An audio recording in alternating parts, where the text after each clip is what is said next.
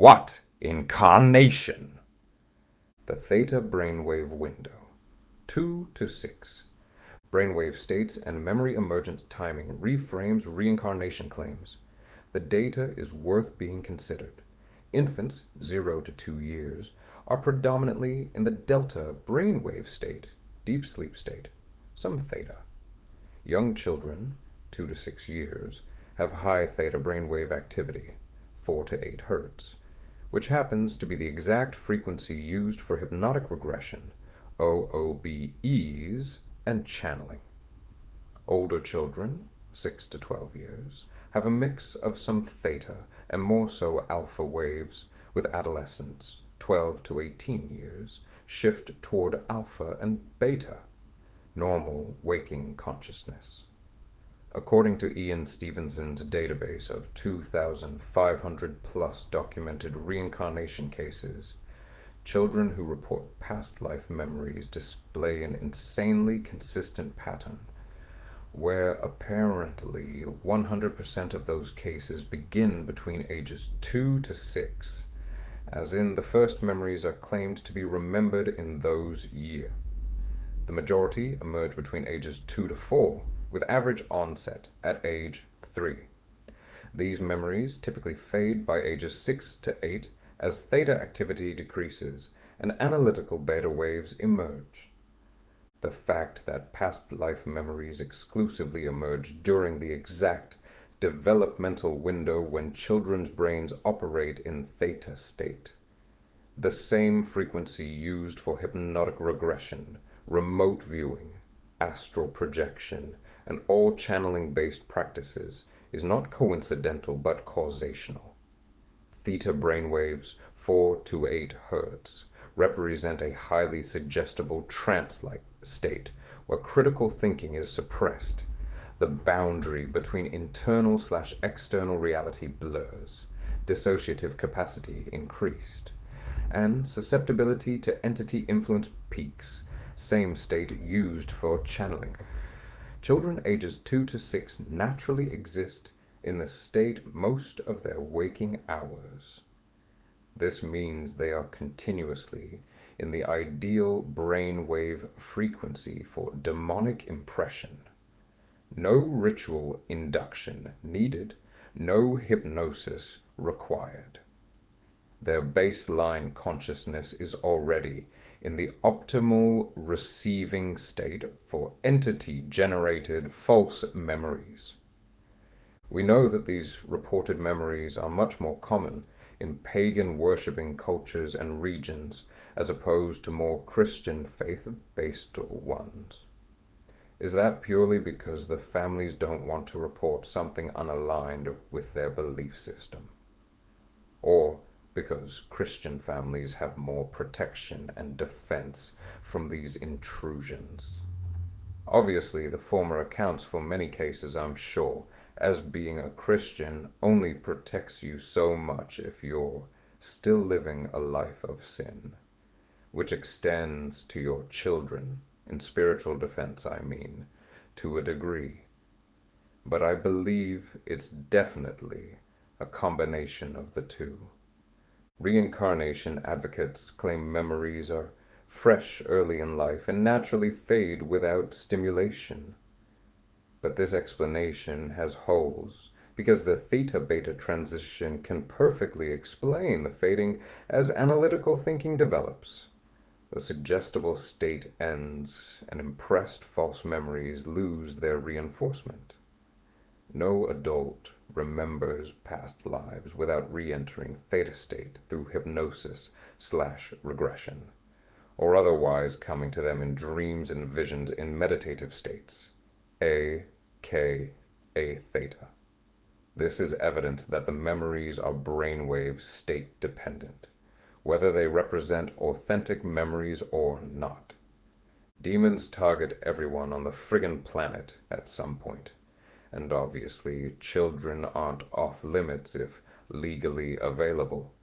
During the theta window years, they are ripe for false memory implantation. I really don't like saying children are ripe for anything. It sounds weird now that I'm rereading it. but I need to fill in the gaps with some meta-material, I suppose. They are ideal targets for this phenomenon because there won't be any conscious resistance. Children lack discernment and a theological framework, except my future son, of course. They obviously have a high imaginative receptivity, and they will accept fantastical narratives easily. If the parents believe in reincarnation, they will often reinforce the memories instead of correcting them. In societies largely accepting of reincarnation, India, Southeast Asia, parts of Africa, these memories build collective false cosmology, birthmarks, demonic opportunism, or direct marking. Stevenson's most compelling evidence for reincarnation involves birthmarks corresponding to fatal wounds from alleged past lives. According to his research, approximately 30% of his 2,500-plus cases involve birthmarks or birth defects matching the previous personality's wounds. A few cases are honestly pretty specific, with bullet entry/exit wounds, knife scars, surgical marks. Medical records were obtained in some cases documenting the deceased person's actual wounds. Strategy 1. Exploiting natural birthmarks. A barely schizophrenic explanation. Demons identify children with birthmarks and fabricate matching past life deaths. This would require observing the child's birthmark. Demons have constant access to those they're assigned to or targeting. Searching their records for deceased persons with corresponding fatal wounds. Impressing the death memory during the child's theta window years and providing verifiable details about the deceased person to make the case evidential.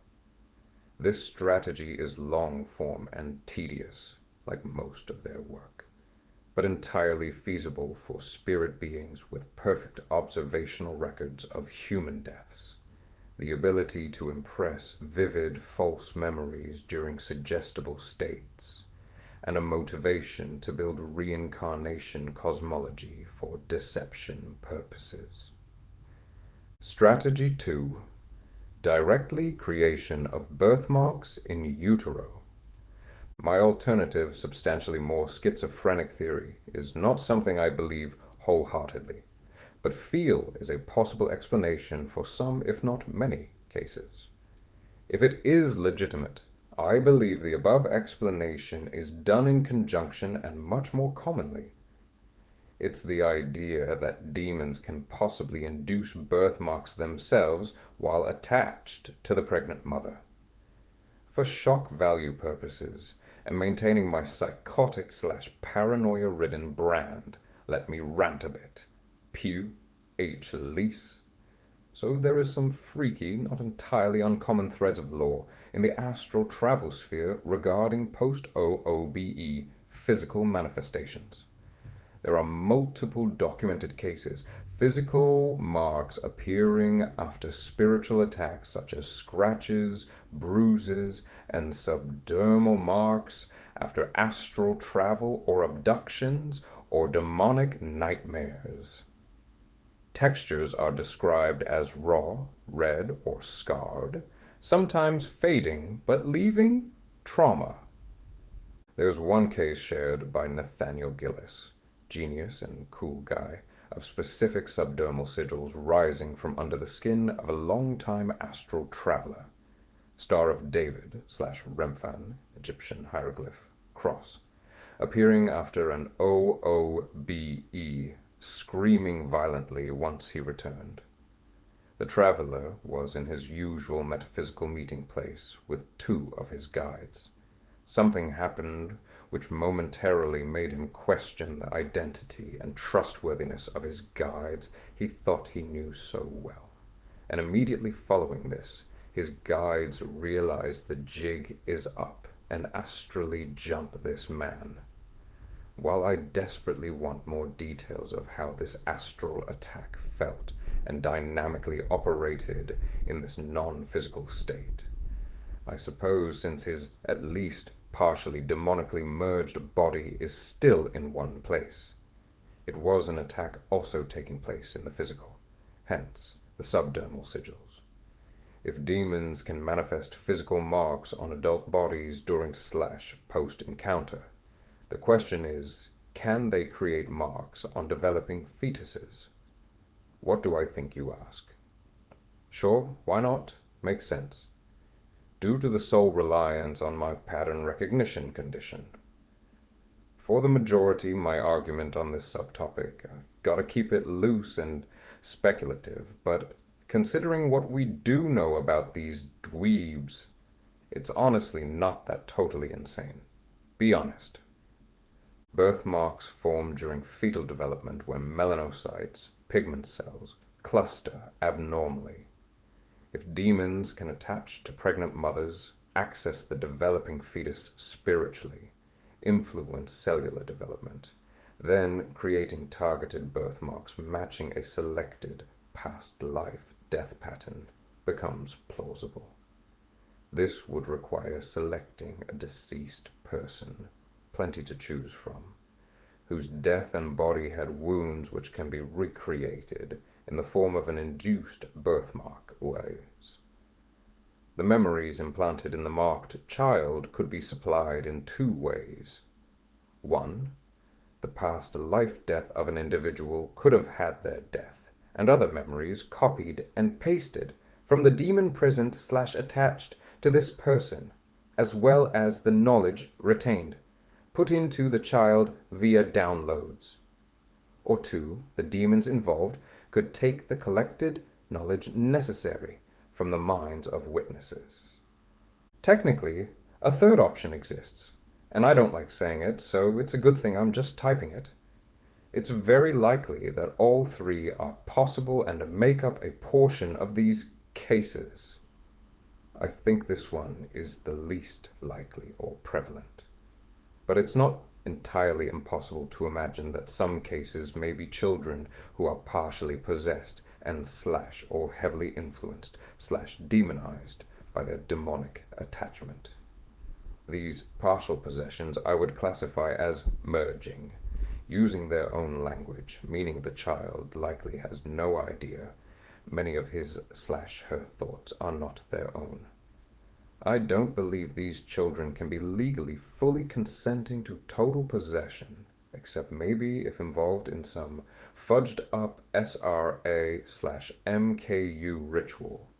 But heavy influence is much easier and highly undetectable to someone ignorant of spiritual warfare, such as children. Also, the dead person of the previous life could have died at any point in the last few hundred years according to reincarnation law. But in Stevenson's statistics, typically max out around a 12 to 25-year gap, with 16 months being the average gap in all of his collected cases and 5 years being the max interval for the bulk of cases. The smaller the gap, the better, since it would be more likely the child could meet with his past relatives and get documented groups' testimonies, solidifying the lore. So either demons are exploiting children's natural birthmarks or inducing birthmarks when able, or both. For the latter, I assume is reserved for special cases where demons want to create especially convincing evidence. The fact that birthmark correlation is only 30% suggests the first strategy is more common. Not all children have conveniently located birthmarks. Cultural correlation supports demonic targeting. Stevenson's birthmark cases are heavily concentrated in cultures with strong reincarnation beliefs. This suggests demons prioritize creating birthmark evidence in regions where it will be culturally validated rather than dismissed, maximizing the case's impact on reinforcing false cosmology. On the other side of the coin, these established pro-reincarnation cultures are much more open to spiritual warfare than Christian nations. The Uncle Man. One of Stevenson's freakiest yet convincing cases involves a pre-death prediction of reincarnation with specific birthmark prophecy. An uncle, close to his niece and her husband, told them before his death that if reincarnation were real, he would like to return as their child. He specified that they would recognize him by birthmarks matching two significant marks from his current life: a large surgical scar on his back, another distinctive mark. Specifics vary by source. After the uncle's death, the couple's next child was born with birthmarks in the exact locations the uncle predicted. This is fucking weird. First of all, why would you tell your niece, "Hey, I really want you to be my mom. Our current relationship dynamic isn't quite cutting it"? This detail actually strengthens the demonic interpretation rather than validating reincarnation. For this to be carried out, demons were likely already attached to members of this family and could have easily influenced the uncle to make this prediction. The desire is a bit more than unnatural, or at least revealing it shamelessly is. Then there comes in the consent laws. It's like when you go to see a psychic to get your fortune read. Let's say this smelly witch predicts that you will break up with your partner in a few months. First of all, this idea, if from an authentic psychic, is coming from the demonic. So there could be something they know happening down the road which could easily cause this, giving them the appearance of accessing the future, when it's really just massive and deep data collection and analysis. Think about how much your phone and algorithm knows about you just from your search history and what you buy. Now imagine if it could read your thoughts and see all of your memories along with most of the planets. You could make quite a few prophetic-seeming predictions. They don't have to be right all the time, as people focus on the hits more so than the misses. Also, if you subconsciously accept this, even if just as a possibility, thus accepting it as a potential outcome. This acceptance and belief in this hag's spiritual power acts as an opening to the metaphysical doors, because you're sinning, you fool. Demons are then allowed to go on assignment and work in your life and others who are unprotected to carry out this task and attempt to fulfill the prophecy. Again, manifestation is a popularized conceptual cover-up for these biblical consent laws, inverting a half-truth to appeal to your ego. Remember, the creepy uncle didn't just say, "Maybe I'll be reborn." He identified specific marks and the exact parents. The more receptive they are to the idea, the more likely it is to be allowed to be influenced. The way God set up these metaphysical laws is basically him saying, be careful what you wish for. The marks weren't death-related. Also, the uncle's marks were from surgery and other non-fatal sources, as opposed to wounds that killed him. This actually undermines reincarnation theory, because if we carry even non-fatal wound-related birthmarks of our past life personality, shouldn't birthmarks be way more common? Shouldn't there be a major surplus of bullet wound-looking birthmarks on mass amounts of children in the few years during and after major deadly wars, which are almost always happening, generally concentrated to the areas the past life individual was killed? Shouldn't there be tens of thousands of children born within 1 to 5 years of the Hiroshima/Nagasaki bombings, most of which relatively nearby their place of death as the lore shows, with major distorted birthmarks due to their incredibly violent deaths? There is no report of any patterns like this, which if the reincarnation cosmology was legitimate, there would very likely be some documentation of a phenomenon of this kind. The fact that non-fatal marks also are appearing suggests birthmarks are selectively created to match whatever marks the previous personality had. This points to intelligent design, demonic planning, rather than automatic karmic transference. The uncle's public prediction functioned as open invitation for demons to orchestrate this case. By saying, "I will return as your child with these marks," he essentially gave consent for entities to use his identity post-death. Established criteria demons could fulfill to prove reincarnation created expectation in the family that would interpret any matching marks as confirmation, and this expectation/belief grants additional consent. This is why ex-occultists warn against making such predictions. They function as permission structures demons exploit. Multiple claims to same past life. Split consciousness law. Then you have twins claiming to have the same past life, revealing the split consciousness deception. The Jameson twins are identical twins who claim to have shared psychic abilities like telepathic connection, shared precognitive visions, both predicted September 11th, though evidence is disputed, matching past life memories. Both claim to remember the same previous incarnations. In New Age/reincarnation lore, it sometimes teaches that one soul can split and incarnate in multiple bodies simultaneously, such as in twins. Soul chooses to experience life from two perspectives.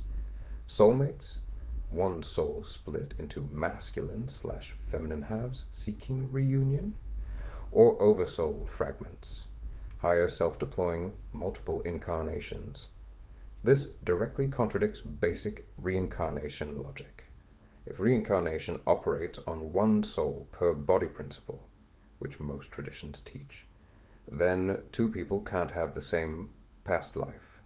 The soul would be in one body or the other, not both. Twins sharing past life memories is evidential of the memories being externally imposed, not actually soul carryovers. The split soul explanation is damage control invented to preserve reincarnation theology despite contradictory evidence. Why would demons fabricate unreasonably convoluted split consciousness cases? Once again, I must intellectually cosplay as an ancient evil demon with too much spare time. Oh boy, here I go again. So, for starters, this concept tests theological boundaries and forces reincarnation believers to expand their cosmology, making it easier to accept the progressively more outlandish material coming down the road. The complexity it's building can appear more sophisticated and true as the elaborate nature increases. It's also a form of cross-validation, seeming more believable when the story isn't riding on just one person. It also creates new channeled doctrine, twin souls, oversoul fragments, etc., all simultaneously coming from entities' metaphysical courses. If this wasn't enough, we can't forget about mega super genius Manchurian candidate Kanye West, claiming in a 2025 video to be the reincarnation of both Jesus and Hitler, describing a cycle of racial identities. I start as Jesus, so I was black, but I come back as Hitler, and I'm white. Then I'm so I'm black again. Checkmate, fools. Ian Stevenson's acknowledgement of possession. Despite being the world's leading reincarnation researcher, Ian Stevenson flatly acknowledged that possession by discarnate spirits was a viable alternative explanation for many cases he investigated. I read his entire 20 cases suggestive of reincarnation, hilariously titled. And because I didn't read any of his later works, I didn't know he came to this conclusion himself, finding out only recently as I'm researching. His exact statements are preserved in multiple sources. The distinction between reincarnation and possession becomes blurred. He attempted to define the difference based on timing of association.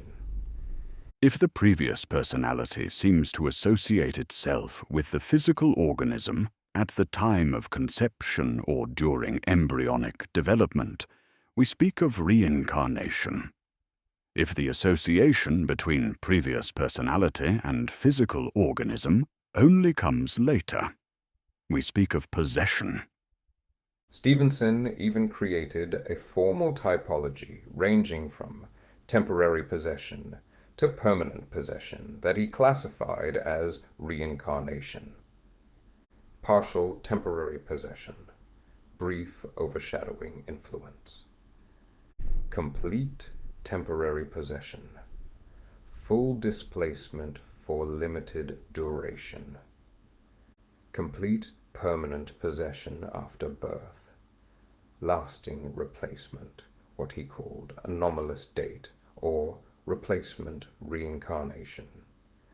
By framing this conceptual view this way, Stevenson essentially admitted that possession and reincarnation exist on a spectrum, meaning the mechanisms are fundamentally similar, differing only in duration and timing of the spirit's association with the body. Replacement reincarnation, possession, disguised. Probably the most theologically disturbing category in Stevenson's research involves replacement reincarnation. Cases where a child dies or becomes severely ill, then returns as a completely different person with past life memories and drastically altered personality.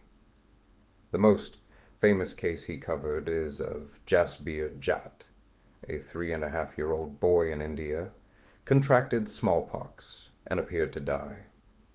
Stevenson's interviews with Jasbir's family and witnesses indicate the period between Jasbir's apparent death and his revival was likely 4 to 6 hours. The family had even begun funeral preparations. Jasbir suddenly showed signs of life, movement, or breathing, just as the cremation process was about to begin, shocking the family. He fully revived shortly after and began exhibiting behaviors and memories of a man named Sobha Ram, a 22-year-old man from a neighboring village who died in a fall from a cart. Not sure how that happens. The death of Ram occurred in a nearby village around the same time. No exact date is recorded, but it is stated based on accounts of villagers to be within 2 to 14 days from Jasbir's revival. He refused to eat food prepared by his own family, claimed they were the wrong caste. He didn't recognize his parents or surroundings. He claimed his name was Sobha Ram, and he lived in a different village. He spoke of dying in a chariot accident, head injury from fall. He displayed much more mature behavior and mannerisms than before illness, and of course provided specific verifiable details about Sobha Ram's life and death, which were later verified by Stevenson. Honestly, sounds like a bitchy and ungrateful demon took over or merged thoroughly with Jasbir in this state where, if nothing else, the trauma of dying or nearly dying could have opened him up. Stevenson also noted that Jasbir had intermission memories, claiming he met a holy man after Sobha Ram's death who escorted him to possess Jasbir's body. This admission of spirit-guided possession undermines the reincarnation explanation entirely. So why did Sobha's soul somehow skip the usual steps of life planning, as opposed to reincarnating by the typical means? Or did a demon take over or merge thoroughly to carry out this mission of becoming a reincarnation poster child? A third option could only be this traumatic event is what altered his personality so much. But that doesn't explain the coinciding memories and adamant declaration of being this specific man who just died nearby, leading me to believe the demonic are involved to some degree, trying to use this kid as means to orchestrate a narrative, which obviously gained attention, being one of Stevenson's most famous and convincing cases. Reincarnation believers claim Jasbir's soul left during the illness. Sober Ram's soul entered the vacant body, creating a walk-in or replacement situation. If the Bible isn't full of shit, then this is a case of possession of a vulnerable, sick child. Jasbir became severely ill with smallpox, creating physical/spiritual weakness. During the crisis, his consciousness was suppressed/dissociated, appeared dead. A demon, possibly the same one attached to Sobaram at death, took control of the body. The demon possessed detailed knowledge of Sobaram's life. The demon impressed Sobaram's memories and identity onto Jasbir's consciousness, creating a false memory overlay. Jasbir's original personality was suppressed, not replaced by another human soul, but dominated by demonic control. This fits possession better than reincarnation, as sudden personality replacement after illness/crisis is classic possession onset pattern. The refusal of family's food, cast excuse, mirrors demonic attempts to isolate victims. The lack of recognition of the family is supposed to suggest the current personality isn't Jasbir's, when it could easily be demonic theater to promote the story. And the mature behavior in a child's body makes sense, as demons are ancient beings with vast experience. Sumitra and Shiva. The case: 17-year-old Sumitra appeared to die on July 19, 1985. Upon revival, claimed to be Shiva Tripathi, who died from being literally pushed into a moving train exactly 2 months earlier. She maintained the Shiva identity for rest of life. Died 1998. Stevenson investigated this case extensively and documented Sumitra's transformation in a paper titled A Case of the Possession Type in India.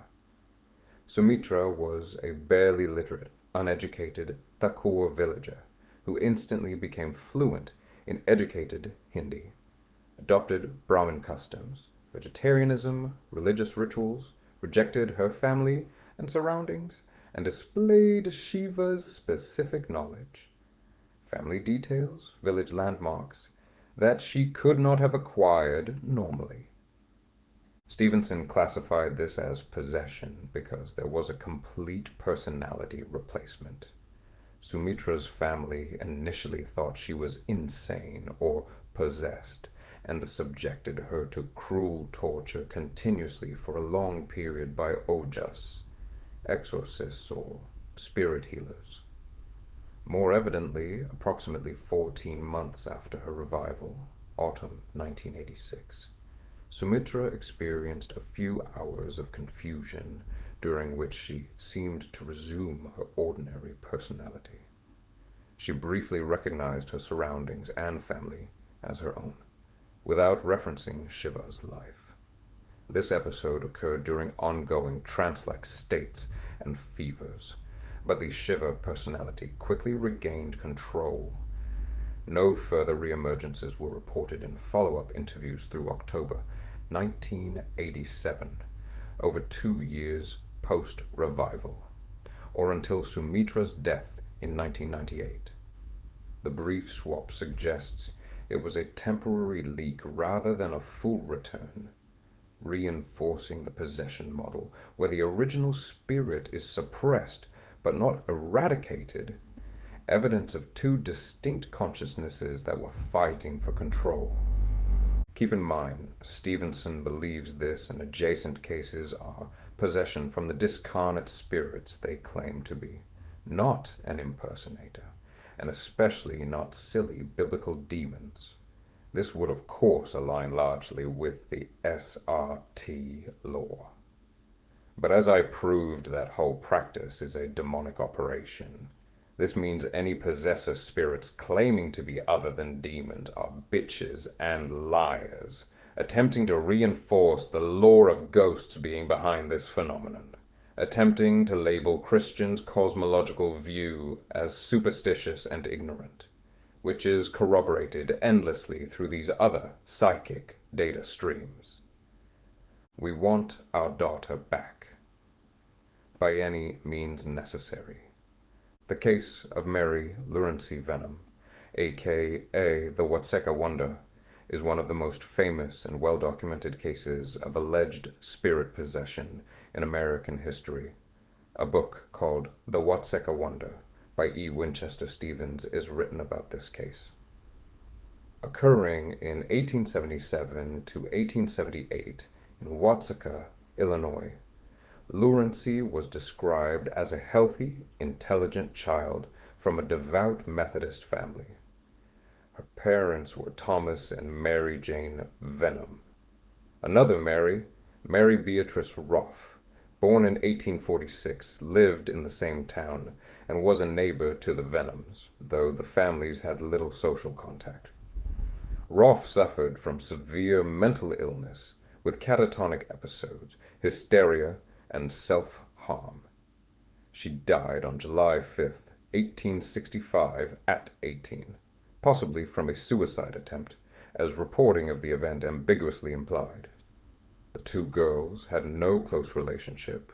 Mary Roff was 17 years older, and Lurency was only 2 when Roff died, eliminating explanations like suggestion or prior knowledge. In July 1877, at age 14, Lurency started experiencing violent seizures, fainting spells, and trance states, similar to epilepsy or hysteria. Common diagnoses then. She would fall into cataleptic fits, speak in unknown voices, claim visions of angels and heaven, and converse with dead relatives. She became violent, refused food, and expressed suicidal ideation. Local doctors treated her with sedatives and bloodletting. Unsurprisingly, none of that helped. Her parents were desperate and consulted the neighborhood spiritualists, which just so happened to be Mr. and Mrs. Asa Roff, Mary Roff's parents, who believed Lurency was possessed by their deceased daughter. On January 31st, 1878, during a trance induced by the Roffs and a medium, Dr. E. W. Hopkins, Lurency's voice changed dramatically. She declared herself to be Mary Roff, describing how her spirit had been wandering unhappily and entered Lurency's body to find rest. This marked the full onset of the possession. For the next 3.5 months, Mary's personality was completely supplanted by Mary, her mother. Mary was so upset, nobody in the house could be described as merry about this. Okay, I'm done, I swear. Anyways, dead Mary R. was cheerful, mature, and ladylike, unlike Lurency's usual tomboy vibes. She adopted Roth's habits, her specific diet, as a love for certain foods, phobias, and mannerisms. New dead Mary rejected Lurency's family, calling them strangers, and demanded to return to the Roth home. So on February 11th, 1878, Mary really freaking did move in with the Roths, living as their daughter for 3 months. She revealed private family secrets, like the location of Mary's hidden love letters and a specific dress with a tear, along with many other things only the original Mary Roth could know. These were confirmed by over 50 witnesses. She participated in daily life seamlessly. Laurency's parents visited, and Mary treated them politely, but as acquaintances. The period was monitored by doctors, Dr. Robert Alcott, and clergy who noted no signs of deception, as in from Laurency. Mary attended church, helped with chores, and showed no seizures. Laurency's health improved dramatically under the possession. She went from being demonically harassed to giving up / losing control to a possessing demon. Of course her health improved. They got what they wanted, you fools. On May 21st, 1878, Mary announced her spirit must leave, as Laurency's body was healing and ready to resume control. She said goodbye to the Ruffs, predicting a smooth transition. And after a brief trance, Laurency awoke as herself, confused but healthy. She had no memory of the possession period, or the Ruff family, or the acquired knowledge, and her seizures never returned. She lived a normal life, marrying in 1886, raising children, and dying in 1953 at age 90. Stevenson, in works like 20 Cases Suggestive of Reincarnation, 1966, and his 1989 paper on possession-type cases, analyzed the Laurency case as strong evidence for temporary possession by a discarnate, not demonic, personality. He praised its documentation for having oversigned 100 affidavits. It seems to me the entire goal here was to create a story and generate lore around a ghost possessing a living human, to deter possession cases away from demonic, as well as it not being some inherently evil act. This is why the possessing entity was a model citizen during her stay, leaving peacefully, with some fanfare of course.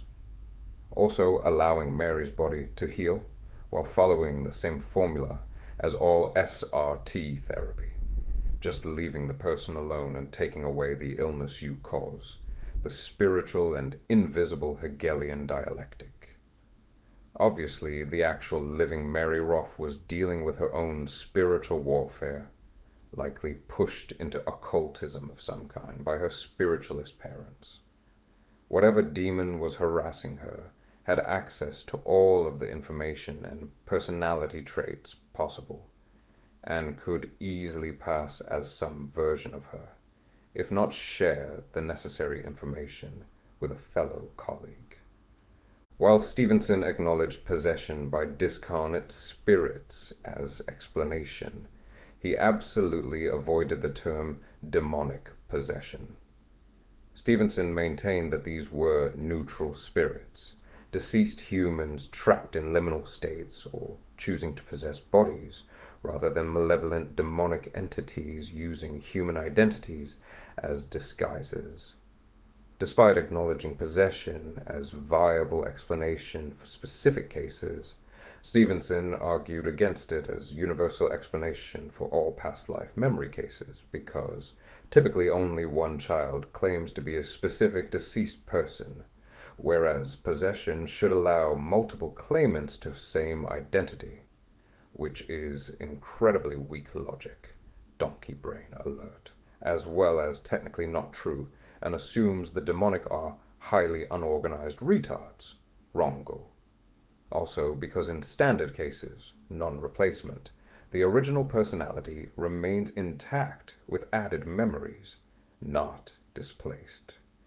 So, by that logic, memories can only be implanted via possession, as opposed to a receptive and legally open trance state, which we already know is false. No one wants to believe this can happen to young children, obviously, let alone discuss it, but why couldn't it? Biblically, yes, demonic possession can affect children, though it's less common. There is the passage of the boy with seizures, where a demon caused convulsions from childhood. Children are of course typically less targeted, due to there being less sin to exploit, as demons often enter through habitual sin/rebellion. Then factor in parental spiritual covering, which provides protection when parents walk in righteousness. Their developmental immaturity makes them less useful for demons' purposes, though the theta window makes them perfect candidates for false memory implantation. Even the world's leading reincarnation researcher, who had every professional and personal motivation to defend reincarnation, could not avoid acknowledging possession as a legitimate explanation for substantial chunks of his data. His attempt to redefine possession as a form of reincarnation was semantic manipulation to preserve his life's work. But the admission remains. Foreign spirits can occupy living persons, completely displace original personalities, and persist indefinitely. Which is the exact definition of demonic possession that Scripture warns against. The only question is whether these are disembodied human spirits, Stevenson's neutral interpretation, or demonic losers using human identities as disguises, biblical interpretation. Given that these cases validate reincarnation cosmology, remove God's sovereignty, contradict Scripture, and create spiritual bondage, the endless correlations to previously discussed spirit realm shenanigans proves they are another demonic psyop, not neutral human spirits seeking new bodies. Between life memories, pre-birth planning deception, the vastly documented phenomenon of life between lives regression is another key layer in coordinated deceptions within the reincarnation lore. Through hypnotic regression pioneered primarily by Dr. Michael Newton and expanded by practitioners like Dolores Cannon and Helen Wambach, thousands of subjects have reported very consistent experiences of existence between earthly incarnations. These testimonies describe an entire cosmology of the afterlife that directly contradicts Scripture while building a comprehensive alternative framework that removes God's sovereignty, eliminates the need for Christ's atonement, and positions reincarnation as the mechanism of spiritual evolution. Dr. Michael Newton's work in Journey of Souls and its sequel Destiny of Souls share the narrative structure that subsequent practitioners have largely validated through their own subjects. Newton claimed to have regressed thousands of subjects into the period between death and rebirth, documenting experiences without deviation from a coherent narrative that he interpreted as evidence of genuine soul memories rather than a constructed and controlled fantasy. According to Newton's compiled testimonies, souls upon leaving the physical body at death are typically met by guide figures who escort them through various stages of the afterlife realm.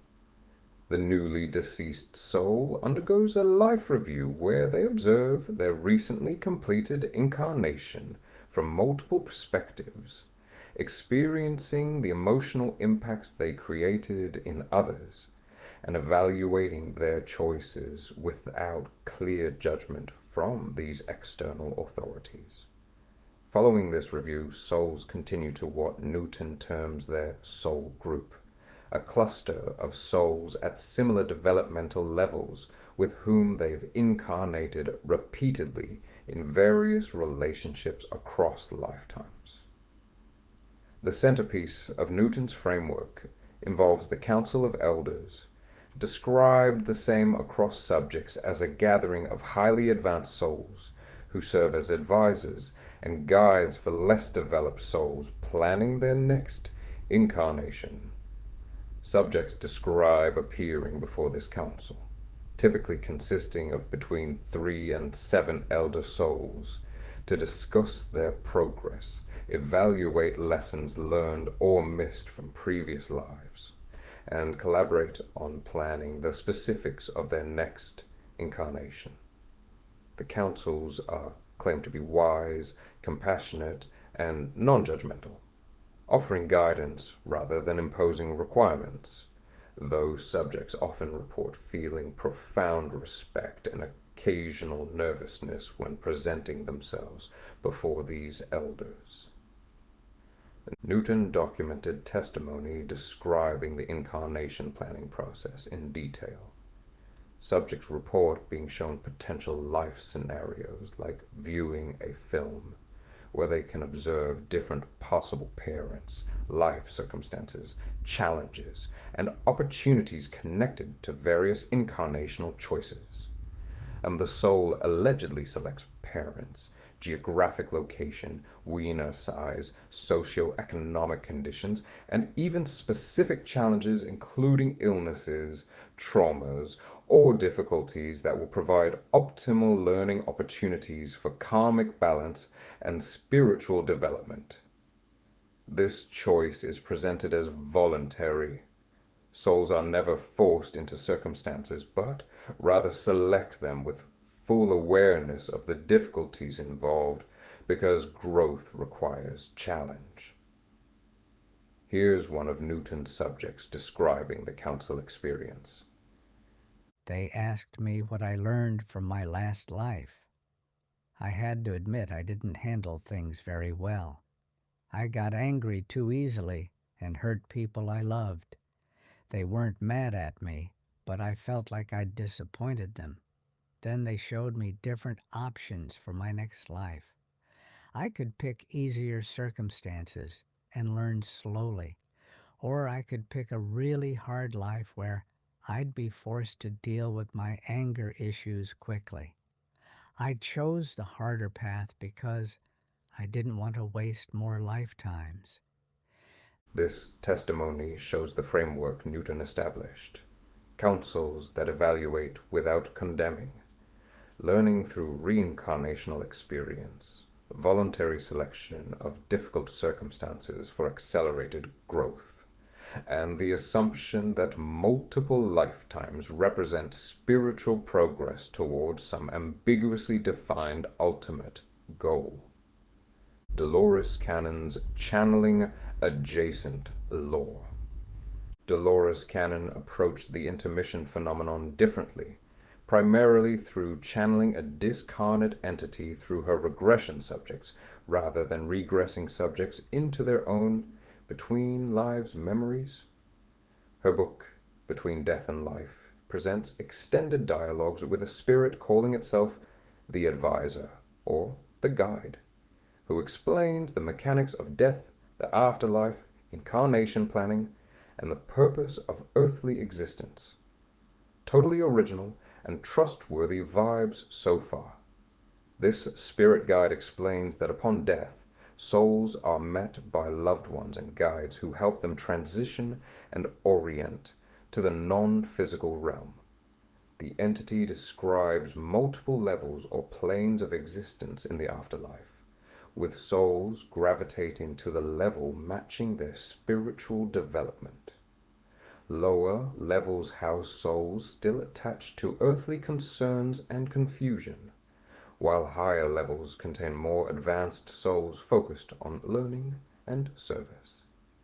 Between these levels exist what Cannon's Guide calls resting areas, where souls recover from difficult incarnations before resuming their work developing. The guide describes the life review process in terms nearly identical to Newton's findings, but adds that this review isn't conducted by external judges, but rather by the soul itself with assistance from guides.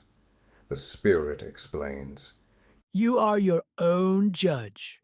No one condemns you.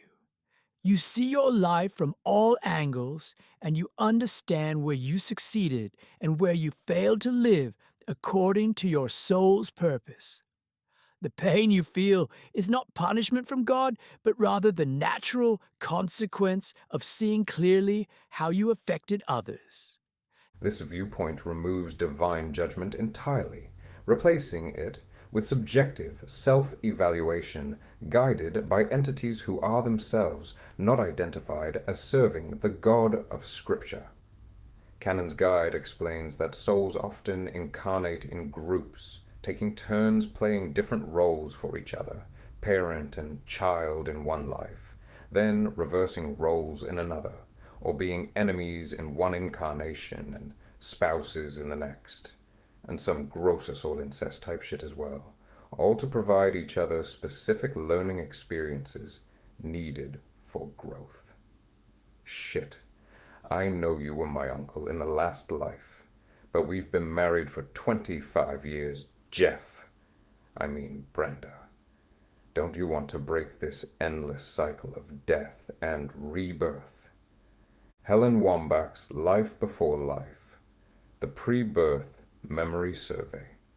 Helen Wambach took a different methodological approach, conducting large-scale group regressions and compiling statistical data from hundreds of subjects who reported memories of existence before their current birth. Her book Life Before Life presents findings from over 750 cases where subjects under hypnosis were regressed to the period between death in a previous life and birth into their current life. Wambach's research focused on gathering quantifiable data about pre-birth experiences and comparing responses across large numbers of subjects to identify consistent patterns. Her findings aligned substantially with Newton's more detailed case studies, though her statistical goals meant less narrative detail from individual subjects. Approximately 81% of Wambach's subjects reported having memories of planning their current incarnation, including choosing parents, selecting specific life circumstances, and agreeing to particular challenges or learning opportunities they would face. One major consistency Wambach documented involved subjects' reported emotions about entering their current incarnation.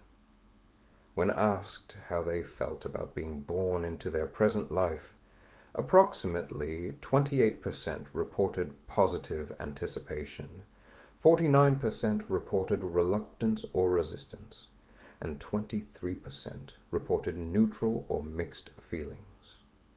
The dominant admission of reluctance was interpreted by Wambach as evidence that souls understand incarnation is challenging work. They accept the necessity, but don't eagerly embrace the difficulties involved. Subjects described recognizing the importance of the lessons available through their chosen life circumstances, while simultaneously dreading the limitations and the sufferings of physical existence. Way too coordinated to be coincidence. The unbroken alignment between Newton's detailed case studies, Canon's channeled spirit teachings, and Wambach's statistical survey creates what appears to be overwhelming evidence for the objective reality of these between-lives experiences. When thousands of subjects across decades of research, conducted by different researchers using different methodologies, report essentially identical cosmologies, including councils of elders, life reviews, pre-birth planning sessions, soul groups, and voluntary selection of difficult circumstances for spiritual growth. Skeptics struggle to explain this consistency through cultural conditioning alone. Yet, from a biblical perspective, this consistency is exactly what we would expect from coordinated demonic deception rather than genuine memory recovery. Within the Life Between Lives regression community, testimonies align with precision on the existence of these councils, soul groups, life planning sessions, and karmic learning through reincarnation. Yet when compared to other sources claiming knowledge of the afterlife, near-death experiences, channeled entities through other mediums, O.O.B.E. explorations of post-mortem realms, or even other reincarnation researchers, significant contradictions emerge that prove these aren't objective realities being discovered, but rather customized, false memories being implanted. Despite the internal consistency within life, between lives, regression testimonies, substantial contradictions emerge when comparing these accounts to related phenomena, claiming access to similar knowledge. These incompatibilities reveal the constructed nature of the between lives framework as opposed to its objective truth. Contradiction with pre-birth communications. Elizabeth Carman's research, more on this soon, on pre-birth spirit contact, describes unborn children's souls appearing to future parents in childlike form, speaking simply, playing innocently, and presenting themselves as already attached to or interested in the specific parents. Yet Newton's between lives subjects describe souls existing in spirit form without age characteristics, making sophisticated choices about parents based on karmic needs and learning opportunities, and selecting parents for what those parents can teach them, rather than because of prior attachment. If pre-birth planning sessions involve mature souls making calculated decisions with counsel guidance, why would these same souls appear to their chosen parents as giggling toddlers saying, "Hi, Mommy, it's me, future your kid"? The different presentations reveal different demonic departments, running different operations for different audiences. Expecting parents get cute future babies. Regression subjects get sophisticated council meetings. But both narratives serve reincarnation theology while contradicting each other's specifics. Additionally, none of the recovered pre-life memories recount someone being these soul babies visiting their future mom and what in the fudge was going through their mind. Not one. Contradiction with Swedenborg's afterlife geography. Emanuel Swedenborg's extensive documentation of the spirit world describes souls gravitating to essentially his branding of belief system territories matching their earthly convictions, experiencing environments corresponding to their internal spiritual states, and being involved with communities of similar-minded spirits. He describes no councils of elders, no reincarnation planning, and no temporary afterlife stay before returning to Earth. Instead, he presents the post-mortem realm as permanent residence where spiritual development continues indefinitely within the spiritual dimension. Newton's subjects describe brief afterlife stays primarily focused on reviewing the previous life and planning the next one, with counsels guiding this process toward eventual reincarnation. Both claim detailed knowledge of post-death existence, yet describe fundamentally incompatible systems. If both were accessing objective reality, they should align. Instead, each provides cosmology tailored to its specific theological goals. Swedenborg supporting Christian mysticism with spiritualist adaptations, Newton supporting New Age reincarnation theology. Contradiction with NDE testimonies. Near-death experience, NDE.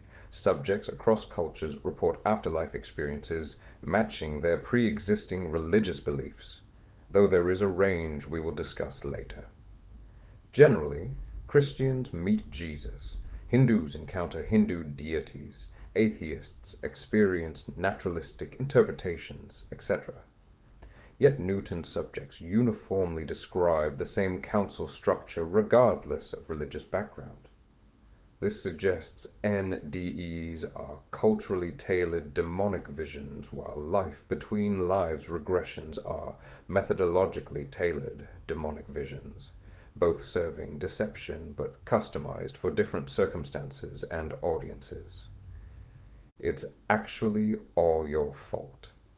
Perhaps the most insidious element of the between lives deception involves how it reframes all human suffering as voluntarily chosen for spiritual benefit.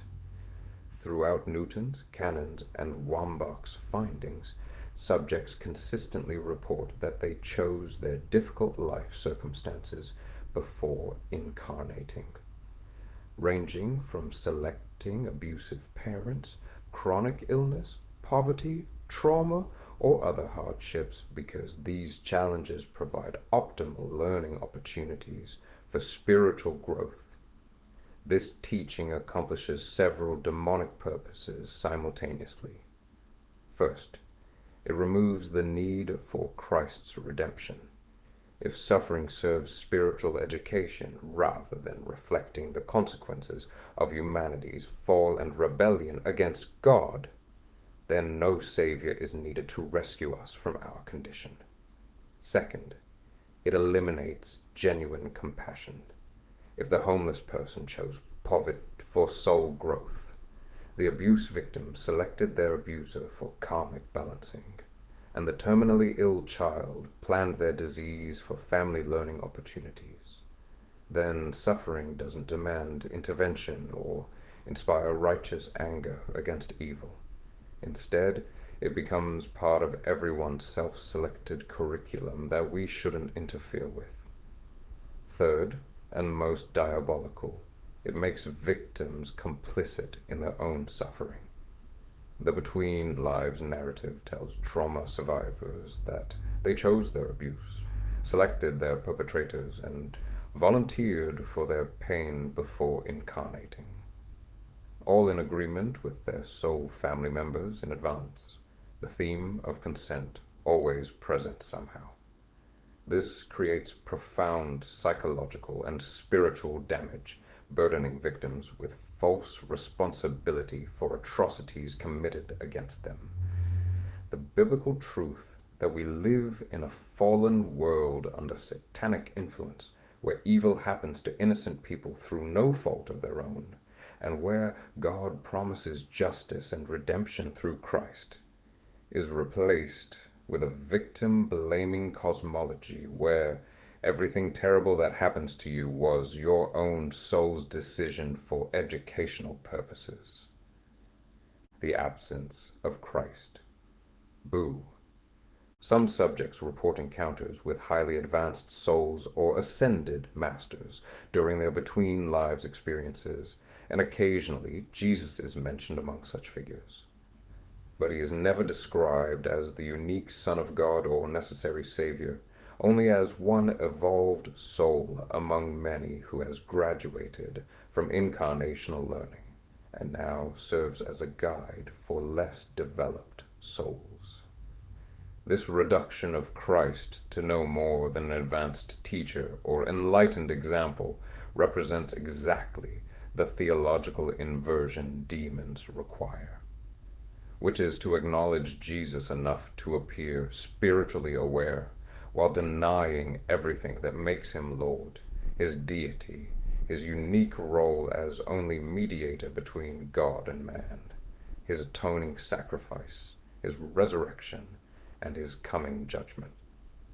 This concept also matches verbatim what a large portion of earlier covered deceptive channeled law pushes on their audience. The council as counterfeit, replacing God's authority. The Council of Elders serves as the functional replacement for God in between lives cosmology.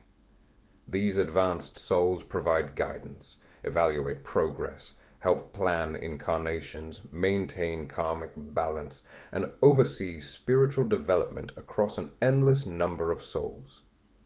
They function as more of a guidance counselor, evaluating without condemning, advising without demanding, maintaining cosmic order without exercising any sovereign authority.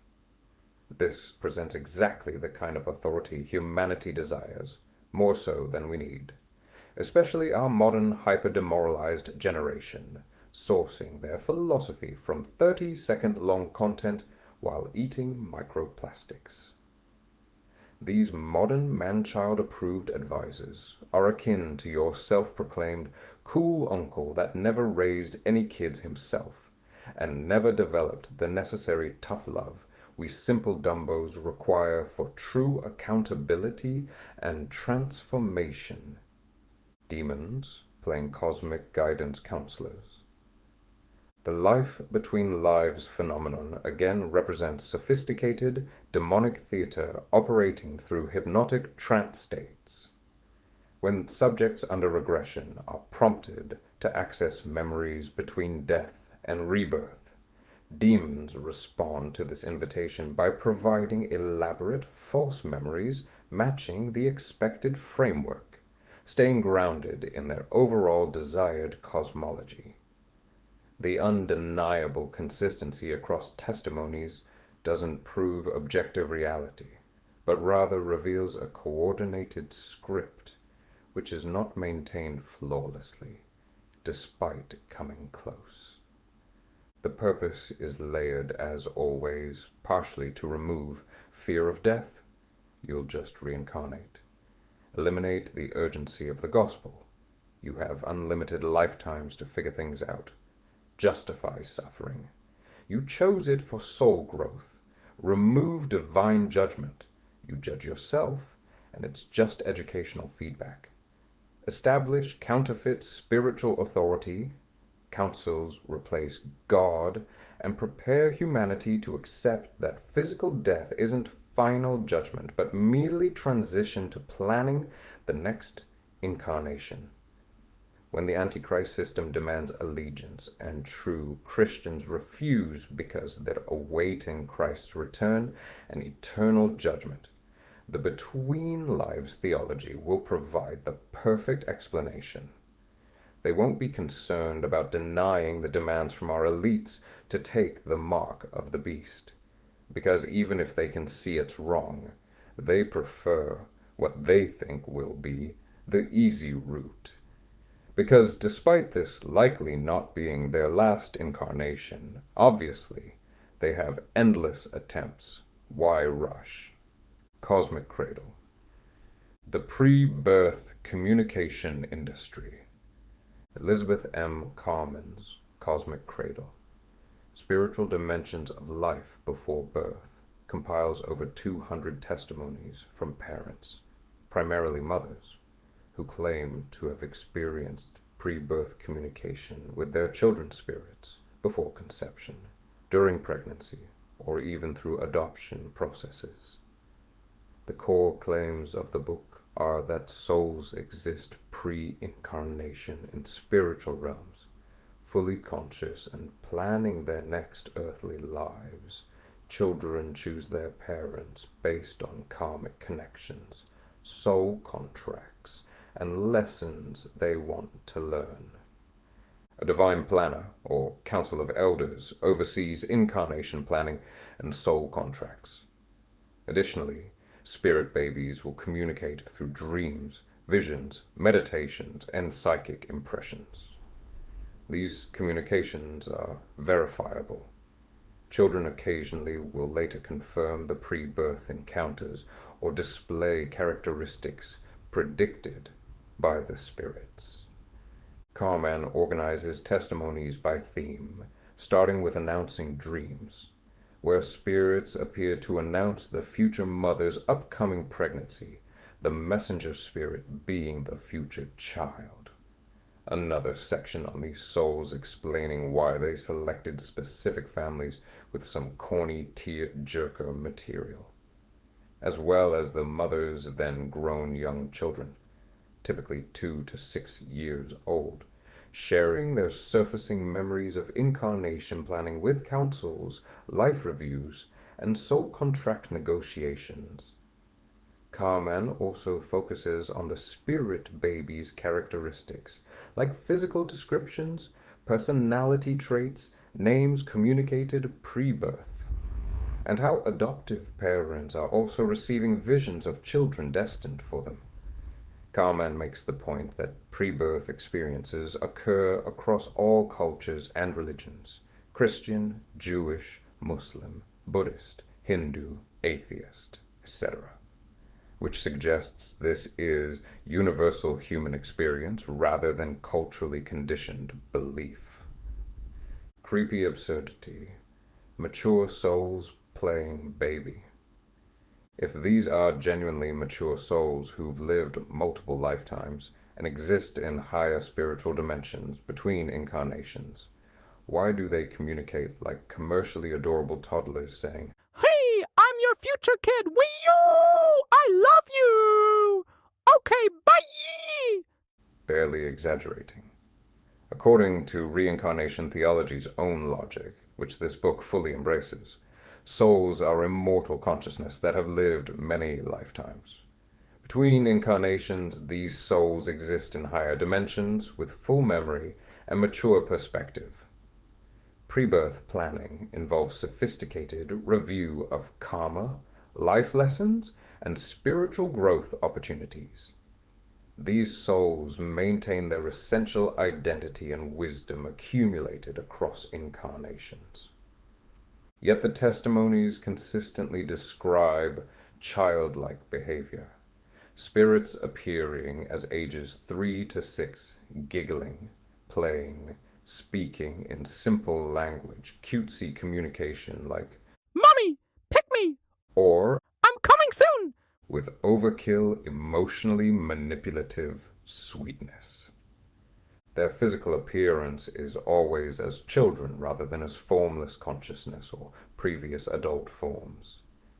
If the mature soul is just masking as a child to avoid a less creepy greeting, yet unauthentically role-playing with child speak, that presents its own creepy layer, which is not even necessary to begin with. This means your future child souls are not only capable of altering their spiritual form, but motivated to perform some strange and unnecessary theater for what? Let you know you have a special soul bond? Is that necessary? Why is that worth the spirit realm allowing mechanisms to normalize reincarnation law? The only reason for beings in the spirit realm to allow these interactions is to promote the concept of reincarnation, which for some reason they really want you to know in various ways. Why do these beings simultaneously want us to believe in reincarnation while fully wiping our memories each go-around? Isn't the memory wipe integral to our testing? There's also the layer of consent farming here. If my overall theory is accurate, then this is another form of manipulation, meant for you to believe and accept reincarnation, which is a diverting path from biblical doctrine, thus a sin, which in turn lowers your protection, allowing the dweebs on assignment to manifest more influence in your life and eventually your new child's life, as your continued belief is giving consent to demons to implant these memories when the time comes. Another self-fulfilling prophecy accomplished by gaming metaphysical law. Soul contracts, Gnostic cosmology rebranded. Throughout Cosmic Cradle, testimonies describe pre-birth planning sessions where souls meet with councils of elders or guides to plan their incarnation. They review karmic debts and lessons needing completion. Also choosing specific parents, life circumstances, challenges to facilitate spiritual growth. And of course sign soul contracts outlining major life events, relationships, and purpose.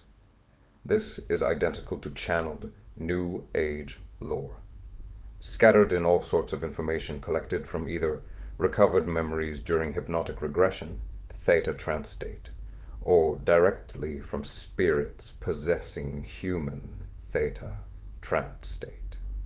Michael Newton's Journey of Souls, Robert Schwartz's Your Soul's Plan, Dolores Cannon's Between Death and Life, The Rare Material, etc. All of these and dozens more revealing pre-birth planning with elder councils who approve incarnation plans, souls choosing hardships and major life events before birth, eliminating the range of our free will, and wanderers/starseeds volunteering for Earth incarnation to assist harvest. The theological problem? Not that it's important or anything, but this entire framework contradicts biblical Christianity. According to God of the universe, there's no reincarnation. Humans die once, then judgment. There isn't any soul contracts. God alone determines our days and circumstances. Also, no councils managing incarnation. Only God holds sovereignty over life and death. By promoting pre-birth planning and soul contracts, demons attempt to remove God's sovereignty where individual souls, not God, choose their lives. A.K.A. you're your own God. It creates justification for suffering due to karmic balancing, saying you chose this for spiritual growth, eliminates any need for redemption. It creates a false sense of control. Humans believe they planned their existence. It of course validates reincarnation, a clear divergence from aligning with true Christianity, despite many so-called Christians meshing the two belief systems, and also builds additional dependency on channeled sources/trance states to access Akashic records of these disincarnate memories and knowledge. So here's how the scheme really operates. Demons observe a couple, especially those open to spirituality/New Age practices, then create highly realistic dream-using abilities to generate convincing VR-like visions, same as B.O.O.B projections, mask as a future child. They can easily provide verifiable details as demons know couples' preferences, can observe genetics, and shape expectations. This establishes bonding before conception. Mother now expects/desires this specific soul baby phony loser and opens the door for additional demonic influence in her and her family's life. Once the child is old enough to speak, the demons fulfill the prophecy that the mother granted permission to by implanting relevant false memories in the child, which of course will be brought up and validate the mother's initial experience, validating reincarnation. No, you're crazy. More real than real. Experiencers consistently describe these dreams as having extraordinary vividness and emotional impact exceeding normal dreams. This is identical to descriptions of every astral traveler's testimonies of their B.O.O.B simulations, many saying it's more real than the physical world. Bruce's painting world projections appears to be normal three-dimensional world, and various SRT/regression patients describing their visuals and recovered memories in the same way.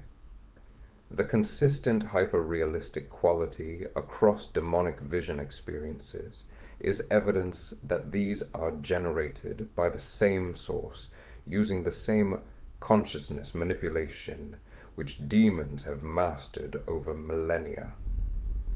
Opening doors.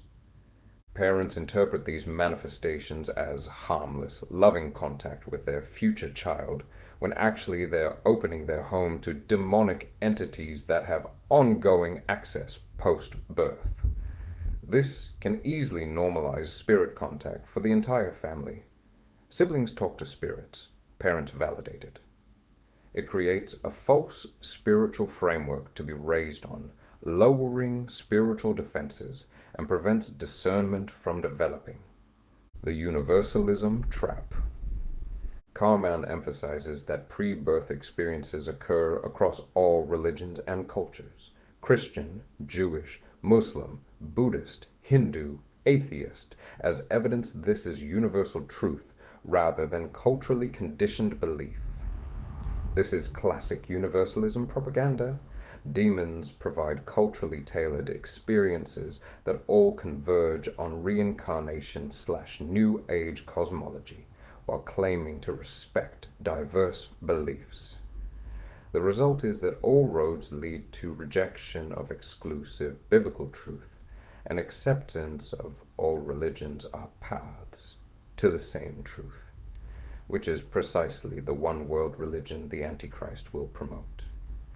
By showing spirit babies appearing to people of all faiths, demons prove to the deceived that no single religion has exclusive truth, and that we should embrace spiritual pluralism. This prepares humanity for end times deception, where biblical Christianity is dismissed as narrow/exclusive/not cool, while demons masquerading as our space brothers unite all faiths under false spiritual unity. Outrageous testimonies. As a child, I knew that all the explanations of where I came from did not resonate with me, although I had no words to explain where I came from. As a young adult, I even tried previous life regressions and got some hits. Even so, they were not my souls. Some were my physical body elementals' previous experiences, and others were experiences of those people near me. This is a quote from a woman named Anelia, who believes she is not a normal human, but a soul construct who had incarnated, coming directly from Source, a.k.a. new God. Akin to a starseed/wanderer, coming here to raise collective vibrations and adjacent lame shit. Except those are souls coming from other planets/species/non-physical realms.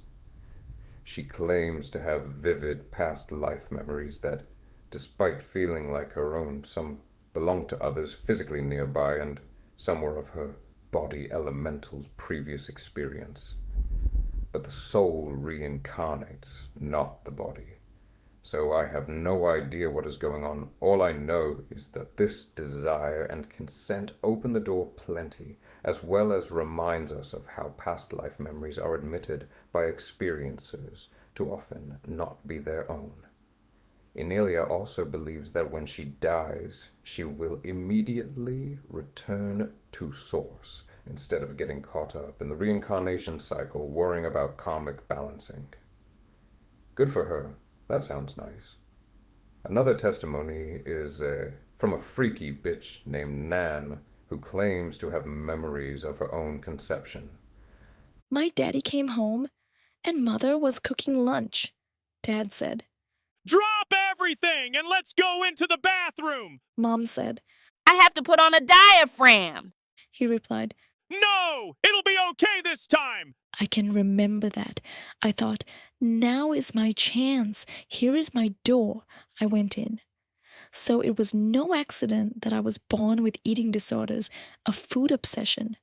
I was conceived at the noon hour, and sex interrupted lunch. For starters, hilarious. 2. That's absolutely the most insane justification for being a fat ass that I've ever heard. Also, gross. Additionally, she mentions her grandma was a seer and prophesied things, and reluctantly told her mom about her dad's affair with her mom's sister, revealing that she's clairvoyant. Nan also describes having an NDE at 2.5, where she died of double pneumonia. Archangel Uriel came to her and asked her if she wanted to stay. Impersonation. Plenty of open doors here. Demons are generationally running amok in this household. Her mom's like, help! I'm getting cucked by the soul of my future unborn fetus. Movie idea.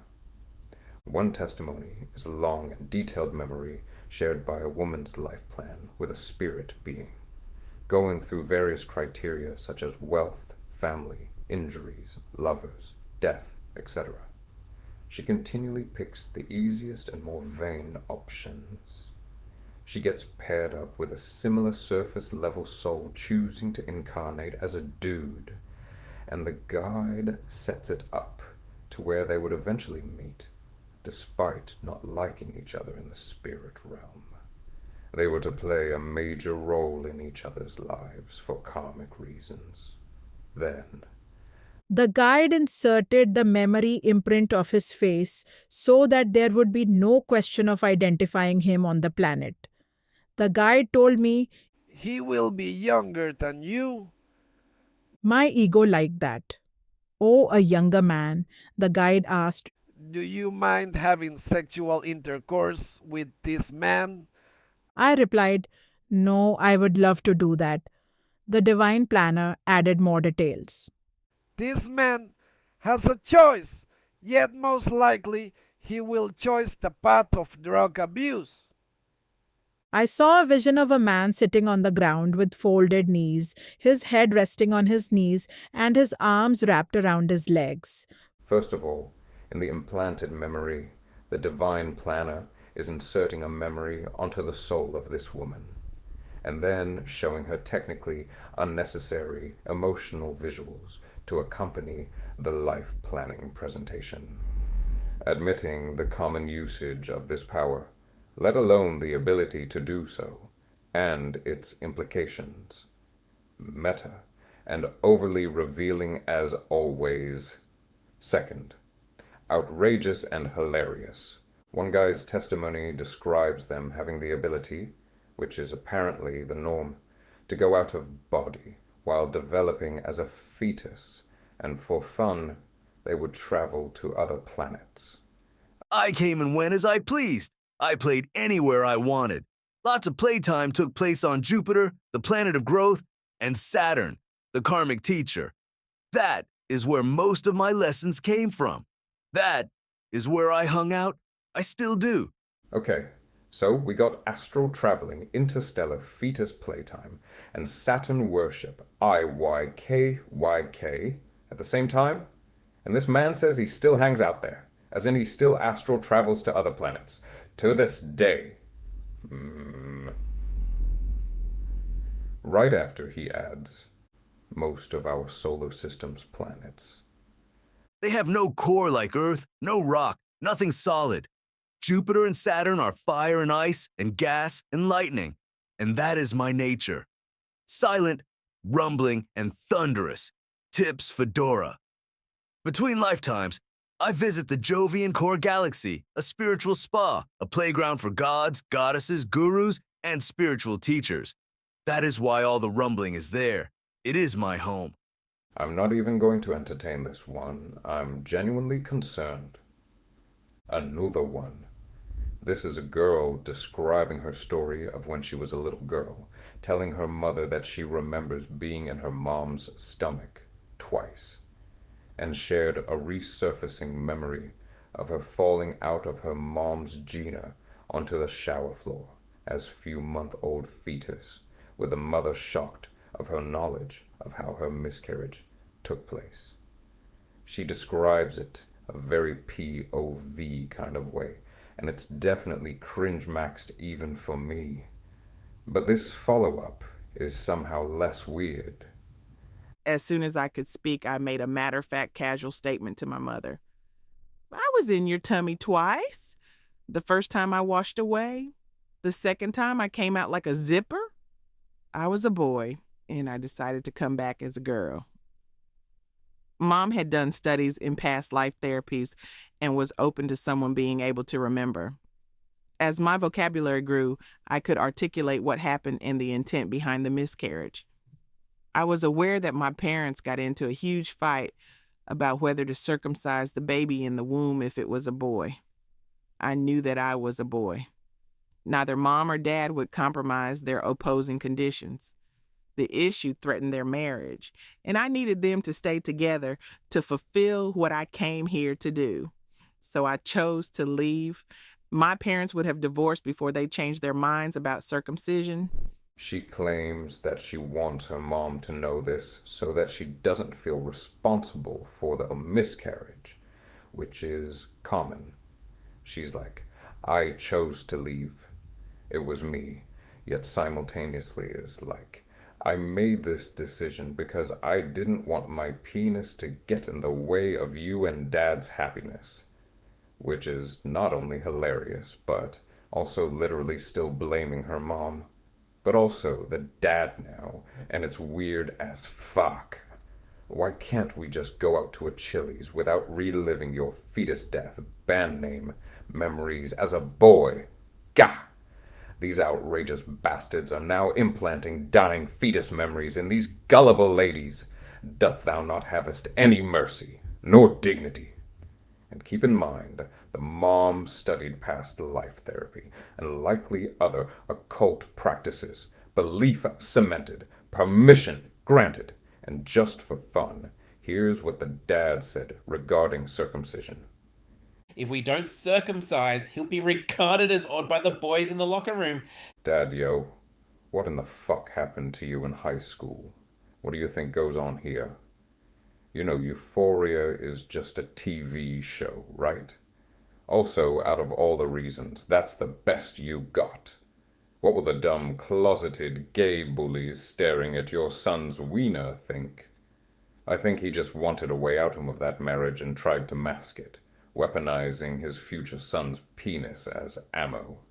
Creative, yet clearly a distraction. These aren't your dumbass kids. These aren't your dumbass kids. They're demons who study human developmental psychology and can easily mimic age-appropriate behavior. They present as children because it's disarming and emotionally manipulative. Parents won't discern / reject entities appearing as their future kids. And sorry, but ladies who I love and respect are the perfect target for this deception. Use childlike language to create bonding and acceptance / belief / consent before birth even occurs. This accomplishes multiple goals at once, but is ultimately carried out to create more lore to validate reincarnation, while appearing wholesome and family-friendly. There's nothing more I hate than inauthentic, pure, wholesome vibes. As someone who identifies as a dedicated good boy, recent transition, hijacking the squeaky clean, family-friendly brand is exactly what the 11th commandment warns us against. You can hijack the music industry. You can hijack the AI surveillance beast system.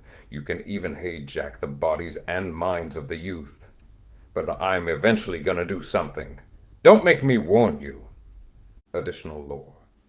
Here are some additional commentary-free quotes that are either insightful or retarded, or insightful and retarded. What's going on here? The last time I saw this person, she was my cousin, and she was a boy.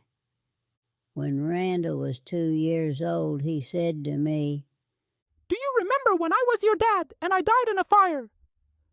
Rebirth planning was like watching a thriller movie.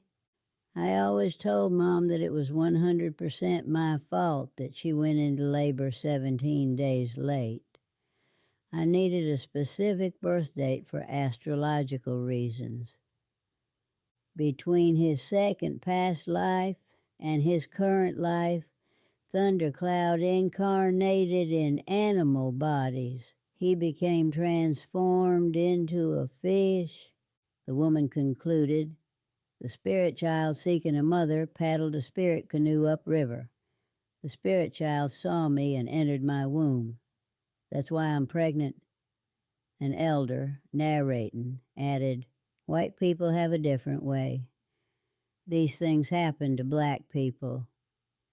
She was a beautiful woman, and he loved her very much.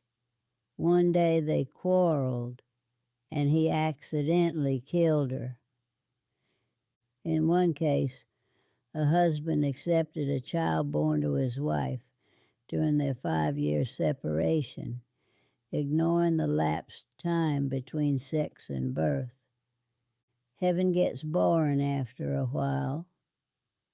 Meditation was part of Elsa's daily routine for spiritual growth. On a mediation retreat with thousands of people, unexpected thoughts came up during meditation.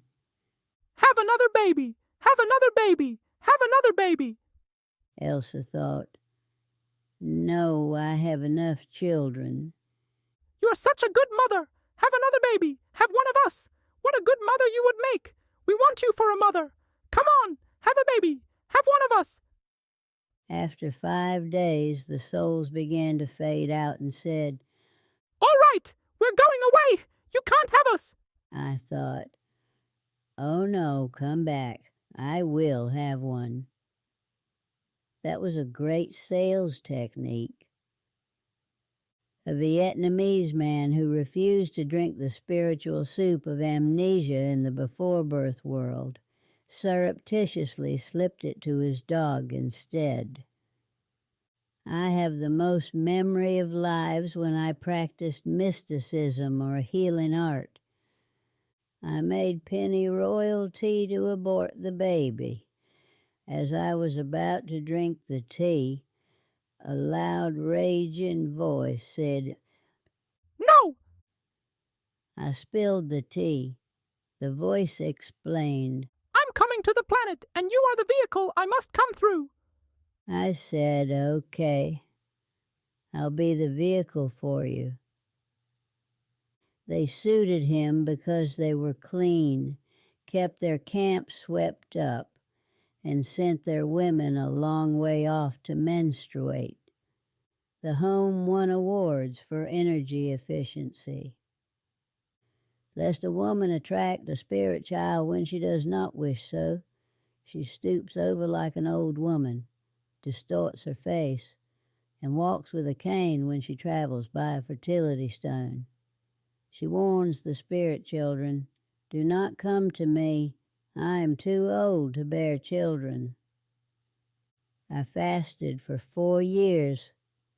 Dad became disabled and in pain. He coped with his PTSD the best way he could. He became suicidal.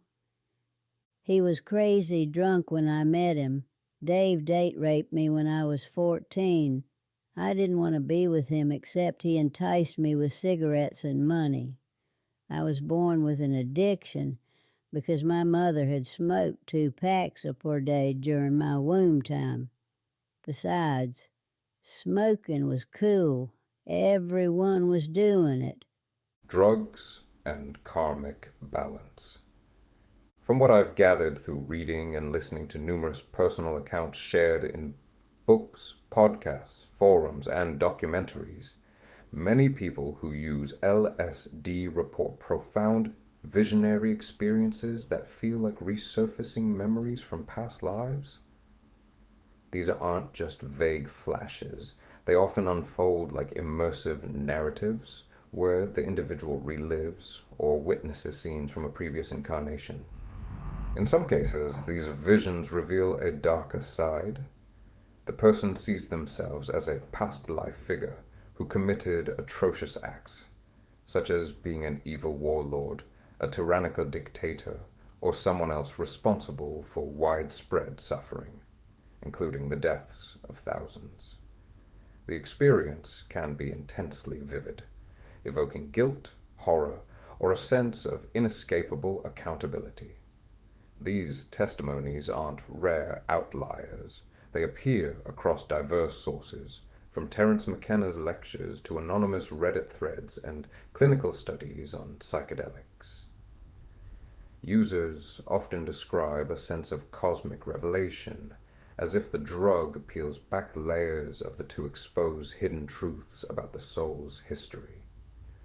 The visions don't always end on a neutral or reflective note. In many accounts, after the past life atrocities are revealed, the experience culminates with an external voice or presence, often perceived as a higher spirit guide or entity, delivering a stern verdict, leaving the user with a lingering sense of doom. It's as if a spiritual overseer has been monitoring the entire hallucinatory journey, waiting until the revelations peak before stepping in to shame and condemn. Even if we entertain the idea that these visions are glimpses of genuine past lives, it implies some form of accompanying other dimensional surveillance. A spirit or higher intelligence is not just facilitating the experience, but actively intervening at its conclusion, proclaiming that the user's current life will be shadowed by retribution, plagued by hardship, misfortune, or inner turmoil as payback for ancient wrongs. But here's where the logic starts to unravel. Assuming this is all true in some metaphysical sense, why bother telling the person at all? If this spirit is a benevolent, or at least neutral force, seeking justice for past incarnations, why reveal the information in such a punitive, non-constructive way? The delivery often comes across as harsh and vindictive, like the scolding of an angry authority figure rather than a wise mentor. It kind of reminds me of the very warlords or dictators depicted in the visions, authoritarian, lacking empathy, small wieners, and more interested in doling out shame than fostering growth. The user is often a confused, vulnerable hippie type, or modern equivalent. Someone exploring psychedelics for enlightenment, healing, or curiosity. They're already in an altered state and highly malleable spiritually. A truly wise spirit, one invested in karmic balance and fairness, might approach this with understanding, offering guidance on how to atone, encouraging self-reflection, or providing tools for positive change. Instead, the message hits like a gotcha, exploiting the moment of vulnerability to instill fear without any roadmap for redemption. Where's the wisdom in that? It raises doubts about the entity's intentions. Is it really about justice, or is there something more manipulative at play? The result of being an egocentric dictator. One testimony found from the Watchtower Online Library, WOL, the official digital library and publication archive of Jehovah's Witnesses. Regardless of my beef with Jehovah's Witnesses, this story is insightful and relevant. It's titled A Desperate Search for the Purpose of Life. Corny, but accurate. It details a man's spiritual journey, beginning with his search for meaning through spiritual experience. He was led to believe by like-minded individuals that drugs like LSD could help him expand his understanding. So he became a regular user of LSD and marijuana, eventually becoming a dealer himself because he saw it as the answer to man's problems via enlightenment. After making decent green Slangenblotter, he still desired truth and meaning above all, and began studying Eastern religions which appealed to him, quickly convincing him of the reality of reincarnation. People he met along the way led him to believe a high enough dose of psychedelics could potentially release his own past incarnation memories. Now expecting this could happen, making him an easy target for deception. Taking their advice, venturing on his largest trip, taking 7 times his normal amount, he decides to stare into the mirror, which is stereotypically advised against. Not long after doing so, he begins to have visions of what he believed were him in a past life. I saw myself as an evil warlord and an egocentric dictator who were responsible for the deaths of thousands of people. Once, while observing such an evil person in the mirror, I heard a voice saying, "You'll have to suffer for these evils that you have done." It was terrifying.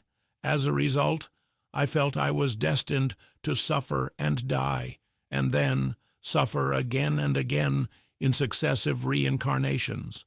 This sent him into an emotional crisis, leading him to constantly consulting with reputedly wise men, which wasn't helpful apparently, as it soon led to a failed suicide attempt. Sad. Desperate for a solution or any answers, he flies to India in Bodh Gaya, where Buddha supposedly gained enlightenment.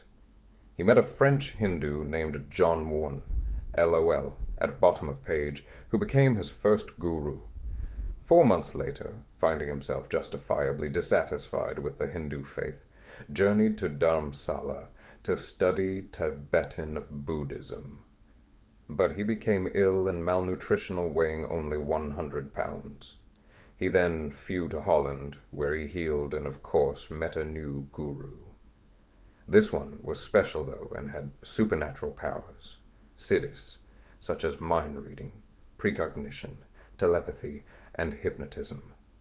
His guru offered him access to his own powers, saying he had connections in the spirit realm, but responded that he was interested in meaning and answers much more than powers.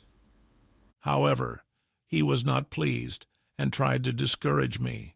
He reminded me of what I had seen in the mirror a few years before, while under the influence of LSD.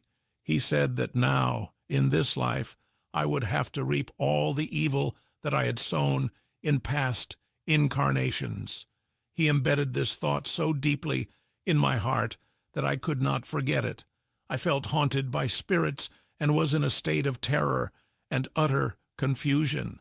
What a wise and powerful man. I will not dwell on the remainder of details due to it becoming less relevant. But it does have a happy ending. After some more studying and pagan bullshit, he returns home, and eventually is impacted deeply by a woman's sincerity, offering him a worldview from Scripture, and sent him on the path of studying the Bible, which healed him of his anguish and burning questions. Yippee. Im a spy. Then you have a handful of adjacent case studies found in Stanislav Grof's book, Realms of the Human Unconscious. These are self-reported clinical cases from Grof's psychotherapy practice, where LSD was used to access transpersonal realms. This first case involves a woman with severe depression, suicidal tendencies, and a criminal history, gun-related. She had undergone 11 months of unsuccessful conventional therapy before being referred to Grof for LSD psychotherapy. The first few sessions uncovered personal traumas like violence and sexual abuse, but the breakthrough came in her third session. About 20 minutes into the LSD session, the woman's face contorted into a mask of evil, becoming severely constricted and unrecognizable. Her hand twisted into a spastic, claw-like shape, seemingly possessed and under demonic control. The atmosphere shifted dramatically, scaring the bejesus out of Grof. A deep, masculine voice emerged from her, distinct from her own, declaring itself as the devil. Classic. The entity spoke directly to Grof.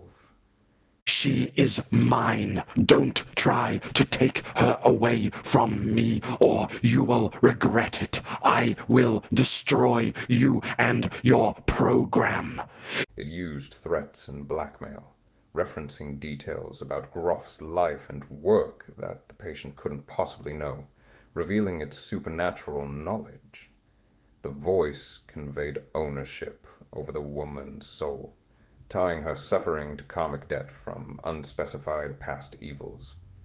The devil's voice implied inescapable suffering, stating the woman was bound to him due to her sins. No explicit past life vision as an evil figure was described, not always necessary to get the point across, it seems. Grof interpreted this as a genuine possession, not just hallucination, buying into the karmic force's narrative. The patient appeared unaware of the episode during the session. Grof, feeling intense fear, poop filling his pants, then meditated on light and love for 2 hours until the possession broke. The woman's face and hand relaxed, and her normal voice returned. Post-session, she felt radiant and free of depression. She was released into the community 2 weeks later, with no recurrence, which Groff described as an instantaneous exorcism. This case highlights how LSD amplified the hijacking of evil forces. A clue I want to put the spotlight on here is where the possessing entity said, "I will destroy you and your program." This outburst clearly signals opposition to LSD research, portraying it as a threat to demonic influence. Yet, this follows the same patterns of previously covered theatrics, as the entity uses the very same psychedelic process to facilitate what appears to be a healing or release, yet one conditioned on accepting a narrative of false beliefs, successfully diluting any true spiritual discernment. Here, the healing reinforces reliance on veil-thinning, consent-granting substances like LSD, which open doors to spiritual realms without proper safeguards. Instead of turning to the metaphysical authority of Christ, whose name has historically commanded expulsion of these sick bastards, participants are lured into equating drugs with divine intervention.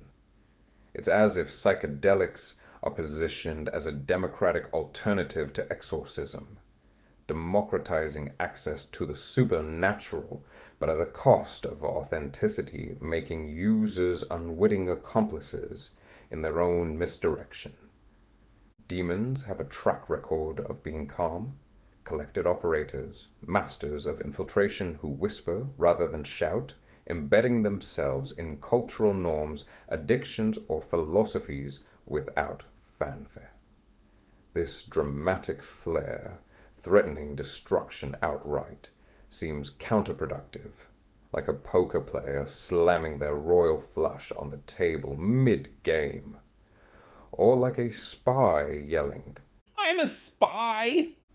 during an interrogation, fine for entertainment, but terrible spycraft. I could see this as a bluff born of desperation. Perhaps the LSD session was inadvertently cornering the entity, forcing a reactive outburst that reveals more than intended. Or possibly the elaborate brand is maintained. The theatrics serve the deception, scaring just enough to validate the experience as real, while ensuring the focus stays on the drug's power, not on invoking Christ's authority to boot these astral squatters for good. SRT's second cousin. Another case involved a woman suffering from chronic, debilitating depression that left her unable to function. She participated in group LSD sessions after initial individual ones revealed birth traumas and emotional blockages. In a follow-up group session the day after reliving her birth, the patient entered a charged state and began shaking violently. This escalated into ecstatic movements, sitting up, gesturing broadly as if in adoration or ritual, then lying back in a state of bliss. She began emitting sounds that evolved into a repetitive chant in an unfamiliar language. The chant was identified by a Jewish psychoanalyst present as perfect Sephardic. Translated, it repeated, "I am suffering, and I will always suffer. I am crying, and I will always cry. I am praying, and I will always pray." And the voice was her own, but altered, as if, I don't know, maybe channeling a melodramatic, ancient entity. The patient obviously had no knowledge of the Sephardic language, and definitely no La Espagnole. The chant directly claimed her eternal suffering, implying a karmic cycle of unending pain and atonement, which would correlate with past lives involving some sort of evil acts. Groff linked this to transpersonal realms, where such voices reveal karmic debts that shadow current lives, focused on retribution over forgiveness. She was encouraged to let the words flow, leading to an eventual release. Her depression resolved completely post-session, transforming her life. Yay. Groff viewed this as a genuine healing, but noted the voice's vindictive tone lacked wisdom or guidance for improvement. Good enough, though, right? Are these psychedelic releases and healings possibly just the less structured cousin of the theatrical spirit releasement therapy? Whatever mental anguish the patient was suffering from was allowed to be healed by these discarnate dweebs in exchange for their belief that it was correlated to these past life crimes, with karmic debt being the all-encompassing explanation, as opposed to an evil spirit metaphysically curb-stomping your soul, as well as to normalize drugs as a safe spiritual tool, luring more souls into vulnerability. It seems they will dangle emotional relief like a carrot, but only if you buy into their karmic debt Ponzi scheme. They spin it as your own ancient screw-ups demanding eternal interest payments in suffering. Why bother with straightforward exorcisms when you can gaslight the patient into believing they're the villain of their own multiverse? But in the psychedelic version, LSD mushrooms or DMT act as the hypnotist, cranking up the drama with vivid visions. The release feels real because, hey, your brain's on fire with serotonin fireworks. But is it healing or just a placebo wrapped in ectoplasm? Meaningless Reddit corroboration. By now, I've come across dozens of other various length testimonies on Reddit, which understandably no one wants to hear, and other forums of people sharing their experiences on LSD, shrooms, or DMT, where they get hypersexual memories of what they assume are from past lives, often involving rape, sodomy, gay stuff, or incest. Some people comment how it's likely repressed trauma, which they all deny being correlated, as some are virgins, respectable, but all clarify they were someone else, and they knew it wasn't from this life, though I'm not denying this could be the source for some cases, of course.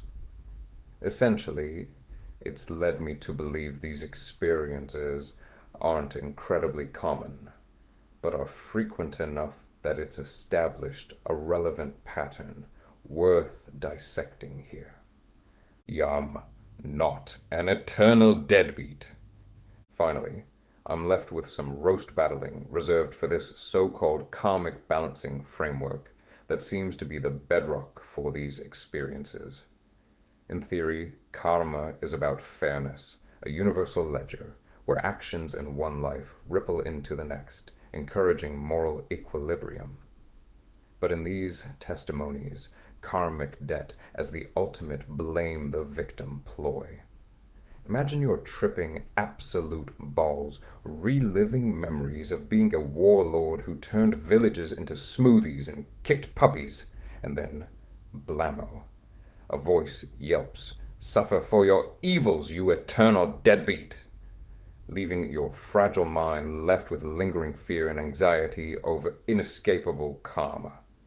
Even if you repent with good deeds in this life, volunteering at soup kitchens, not slapping mouthy women, repressing farts, etc., it's never enough. The debt compounds like student loans from hell, demanding suffering regardless. This stands in stark contrast to more compassionate philosophies of redemption, like those emphasizing repentance, forgiveness, and personal growth. In those models, acknowledging past wrongs, even hypothetical ones, could lead to transformation, dedicating your life to bettering yourself and those around you, turning negative karma into positive momentum. But here, suffering is non-negotiable. It's not a lesson to learn from, but a punishment to endure. This version of karma feels less like balanced justice and more like eternal vendetta, where the scales are tipped toward endless atonement without closure. If the goal is true fairness, why not allow for genuine rehabilitation instead of mandating hardships? If spirits, by extension God, are enforcing karma this way, the moral high ground they're building their empire on is far below sea level. Got EM. Mass dreams of the future. Past life regression, but it's the future.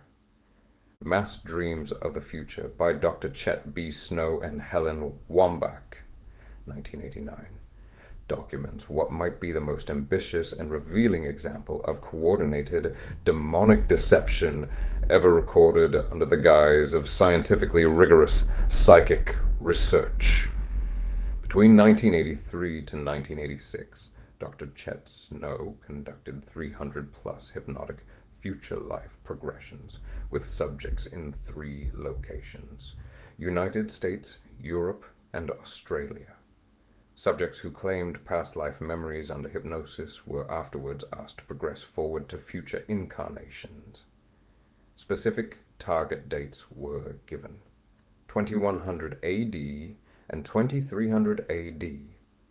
Subjects answered standardized questionnaires about climate, geography, technology, society, diet, clothing, emotions, and interactions with others. Data was compiled statistically across hundreds of subjects to identify consistent patterns. What Snow documented was statistically impossible without coordination.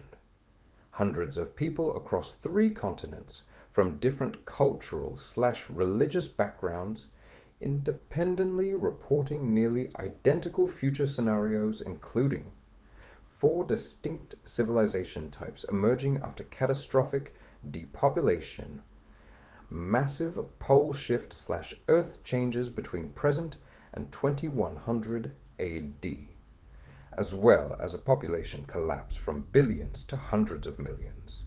There's plenty of alien contact/cooperation with 2 of the 4 civilization types, as well as specific technological, social, and environmental details that matched across subjects.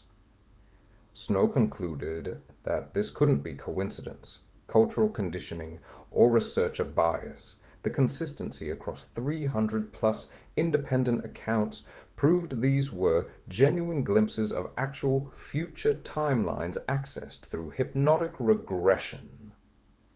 To be clear, these regressions were attempted on over 2,500 patients who had just completed a past life regression and got results just fine.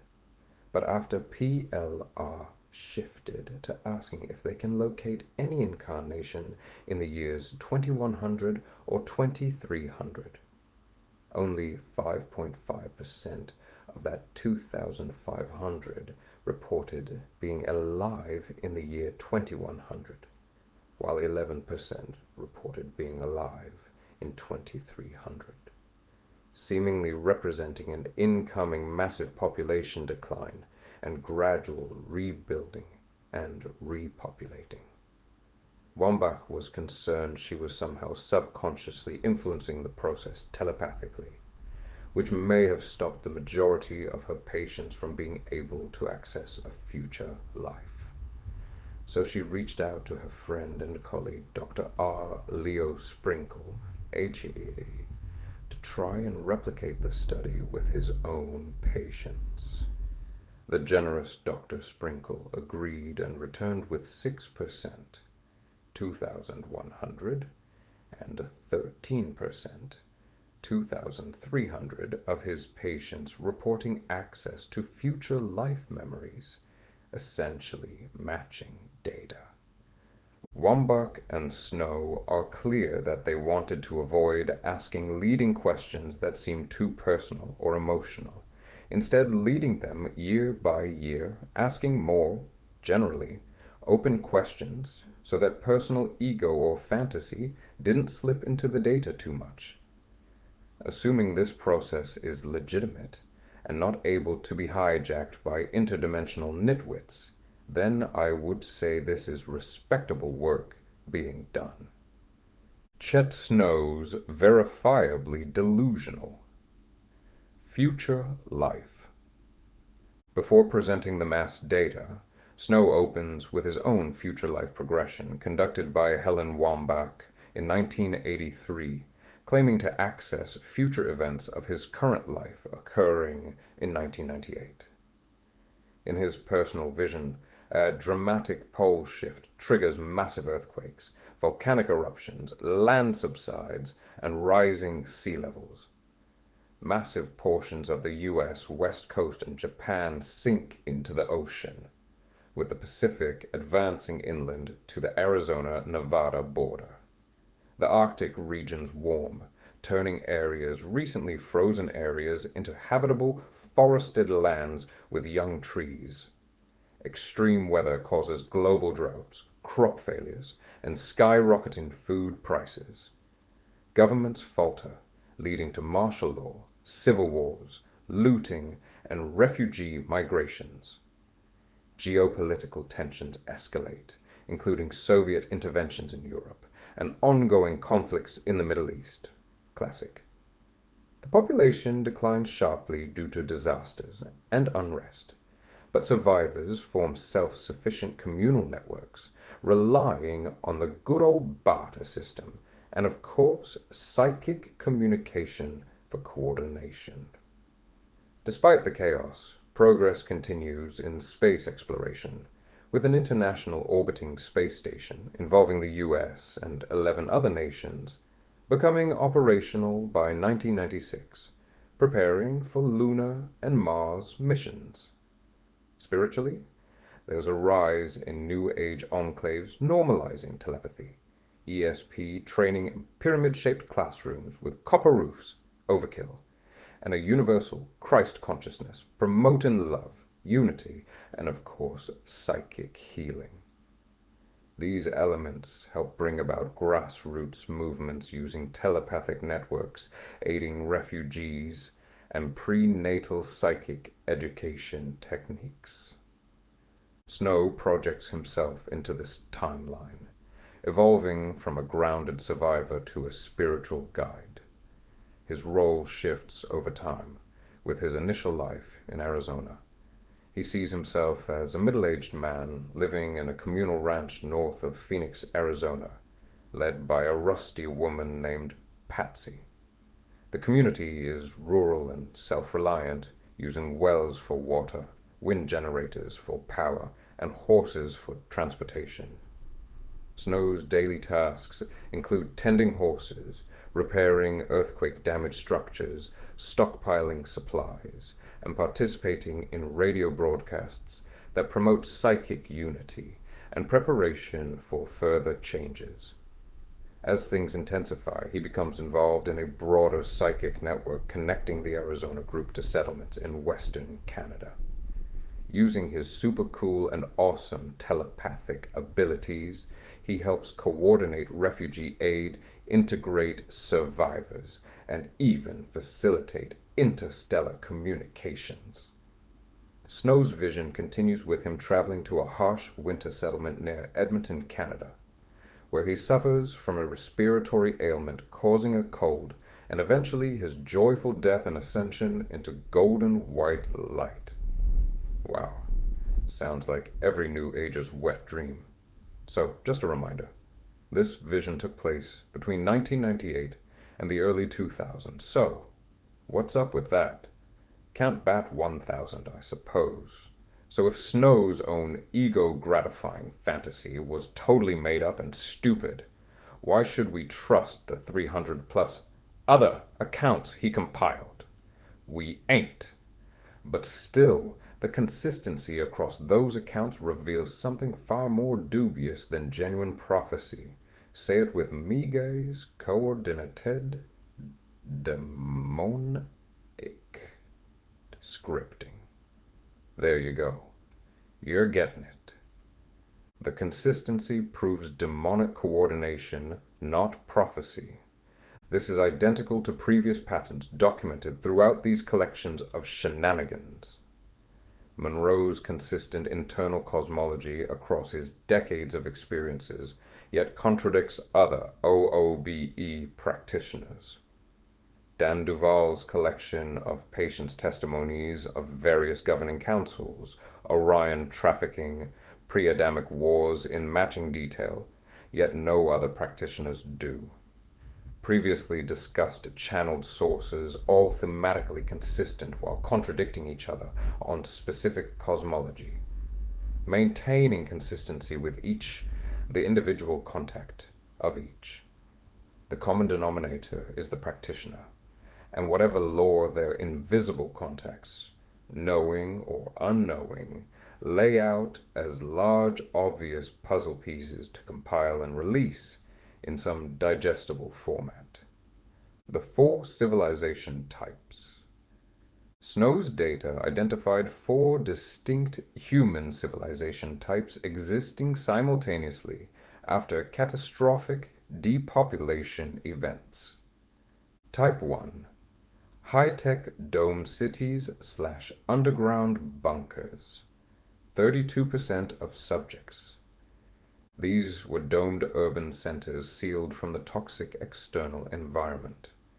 It had the soon-to-be classic advanced AI beast system surveillance technology, constant monitoring, heavily controlled society. Artificial everything, synthetic food, recycled air / water, pills on pills, no natural environment left.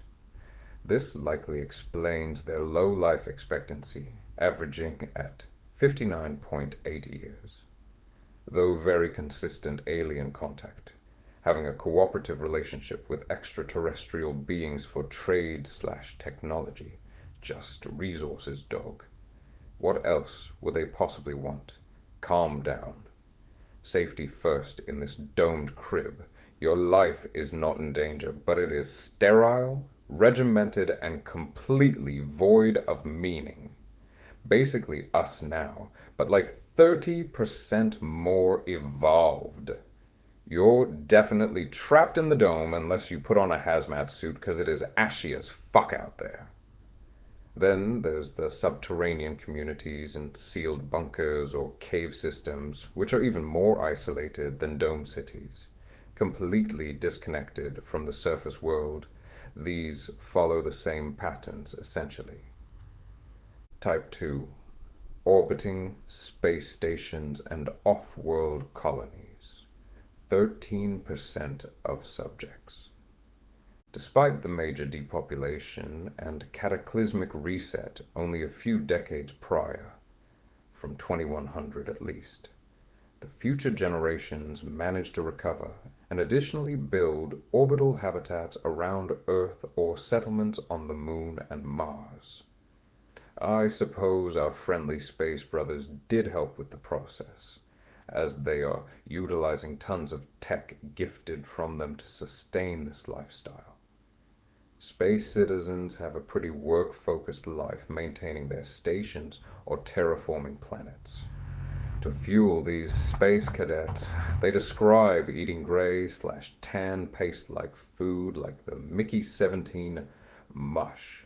They eat this for an average of 75.5 years. They also share the iconic and timeless sterile environment aesthetic, white walls, minimal personal space, utilitarian design. Emotional emptiness is another common theme in these future space communities. But hey, at least they got cool shit like advanced spacecraft with electromagnetic space-time manipulation, life support recyclers, sex robots, holographic tools, psychic imprinting, and interplanetary travel. Type 3. Primitive/isolated survivor communities. 28% of subjects. These are simple, self-reliant groups focused on basic survival in devastated or rural settings. Some nice family values type shit, hard work, and empathy amid scarcity. They range from agrarian rustics to grim urban scavengers in ruins with mixed emotions of sad vibes and responsibility. Lifestyles involve gardening, livestock care, scavenging, and mutual aid with diets of meat, vegetables, and grains, and clothing like traditional suede or denim.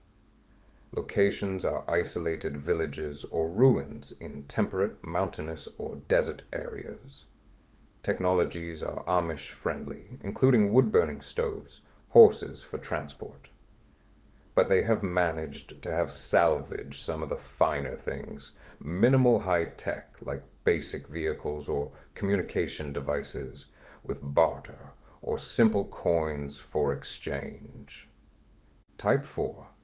Spiritual New Age communities, 27% of subjects. Then we have the fan-favorite New Age communities. Of course, they're spiritually focused, harmonious communities focused on psychic development, ego murder, and living in tune with nature and higher consciousness or whatever. They are all about personal growth, healing, meditation, and telepathic communication, often in self-sufficient groups that aid survivors through empathy and energy work. Work involves farming, gardening, animal care, and artistic pursuits, with plant-based diets, loose robes or tunics for clothing, and overwhelmingly chill vibes, heavy on the peace and fulfillment. This probably contributed to them having the highest life expectancy, averaging at 92.4 years old. Locations are typically rural areas such as mountains, ocean shores, or temperate zones.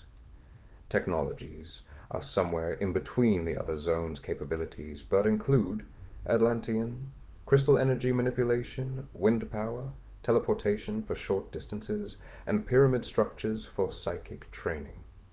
These cool kids require less trade with aliens, but still have pretty consistent hangs. Blatant propaganda, selling New Age as solution. Notice what narrative the demons are crafting, presenting 4 post-apocalyptic options, with the New Age spiritual community as the happiest, most nature-embedded, populous, and of course most psychically evolved. Not to mention having homies from other planets, that's just undeniably cool and deserves little to no further questioning, of course. Now, could this be blatant propaganda? No, how dare I ask such a question? But it is strange how this paints exactly the picture they'd want us to believe. And how did the most popular, by numbers I mean, religion of all time, completely seem to be non-existent in just a few decades? I suppose in this world, Jesus' return didn't play out as the Bible's eschatology predicted, so sticking by it would be pretty silly. Biblical reality. Revelation describes signs and wonders and doctrines of demons, deceiving even the elect, if possible. The alien savior narrative is preparation for fallen angels / Nephilim, presenting as advanced extraterrestrials offering technological salvation from disasters they helped orchestrate.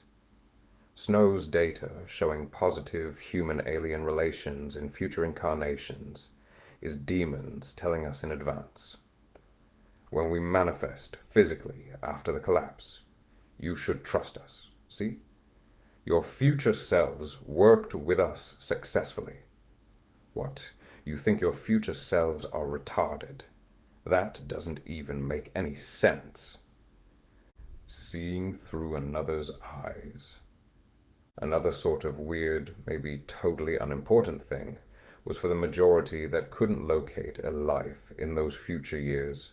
Some were able to, when prompted, locate another person and see through their eyes, apparently having no issue distinguishing from their future-like and using someone else's as a conduit. If these were genuine soul memories of personal future incarnations, the subjects should either have a future life or not. But demons running a simulation can provide someone else's viewpoint when subject has no matching incarnation scripted, as well as prove the visions are external as opposed to internal, and this also demonstrates their observational omnipresence, assuming these are legit memories. They do this because they want to feed more data into the study, while not boosting the population numbers too much. They intentionally need to be sparing in handing out memories to the majority if they want to realistically build this depopulation and regrowth narrative, which requires statistical consistency. When demons don't have a you character in the future scenario, they just show you someone else's perspective instead, proving the entire experience is externally generated, not soul-based memory recall. This is identical to remote viewing. Viewers see through distant locations / people's eyes, channeled visions where entities show practitioners what others experience, OOBEs, etc. There is definitely a difference in the range of perceptions provided for different psychic practices, ranging from strong impressions and downloads to immersive VR-like out-of-body travel. This lore strongly matches Edgar Cayce's readings about the coming pole shift predictions and Earth changes, Atlantean technology returning, advanced civilizations, and spiritual communities thriving post-catastrophe.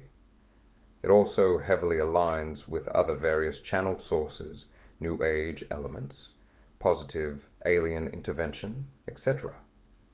Of course, there are contradictions too, such as channeled law, generally pushing a unified one-world government post-cataclysm, as opposed to 4 distinct civilization types.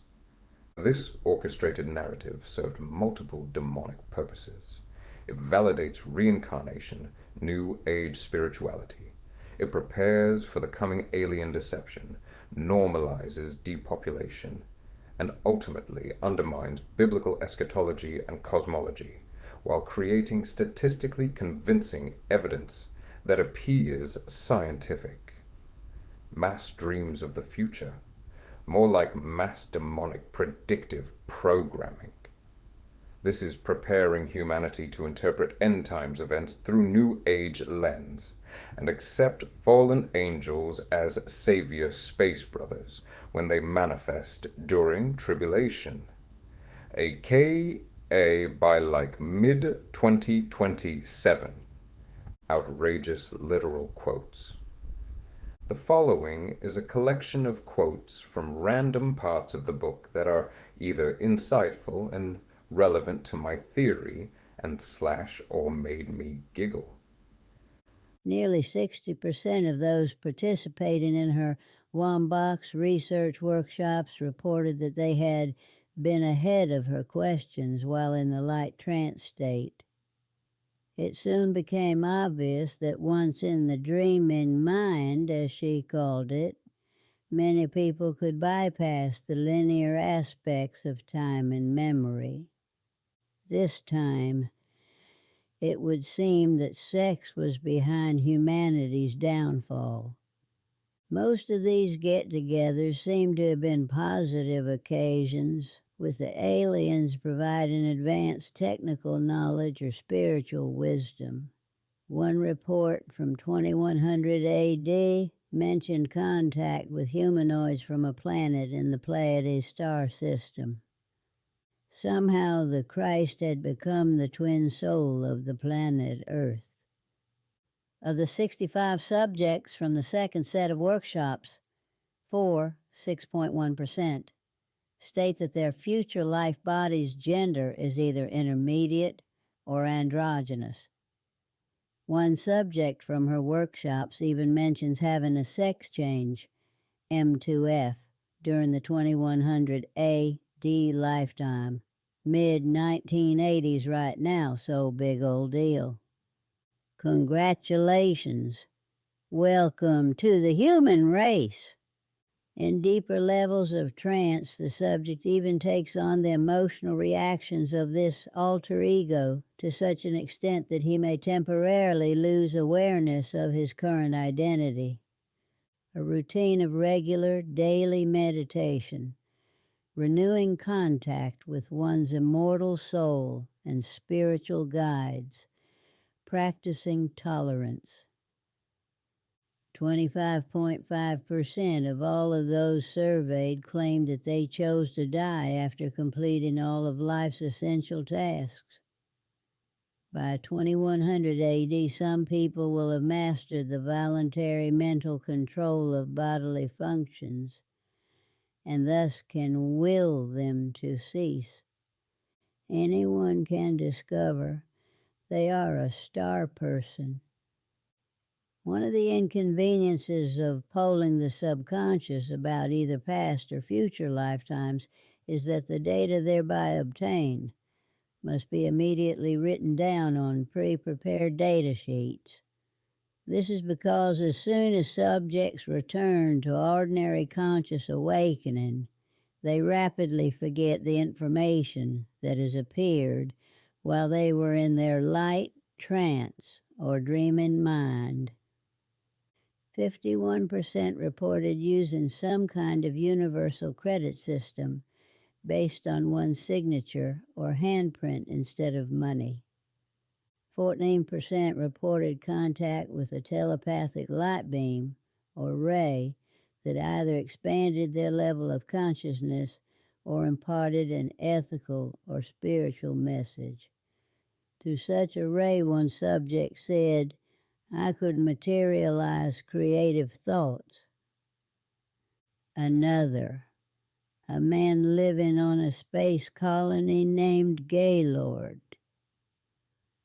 Although the body seemed youthful, the subject reported feeling that it was really quite elderly. Some artificial means were used to keep the exterior appearance young. Walk-ins are by no means limited to extraterrestrial spirits.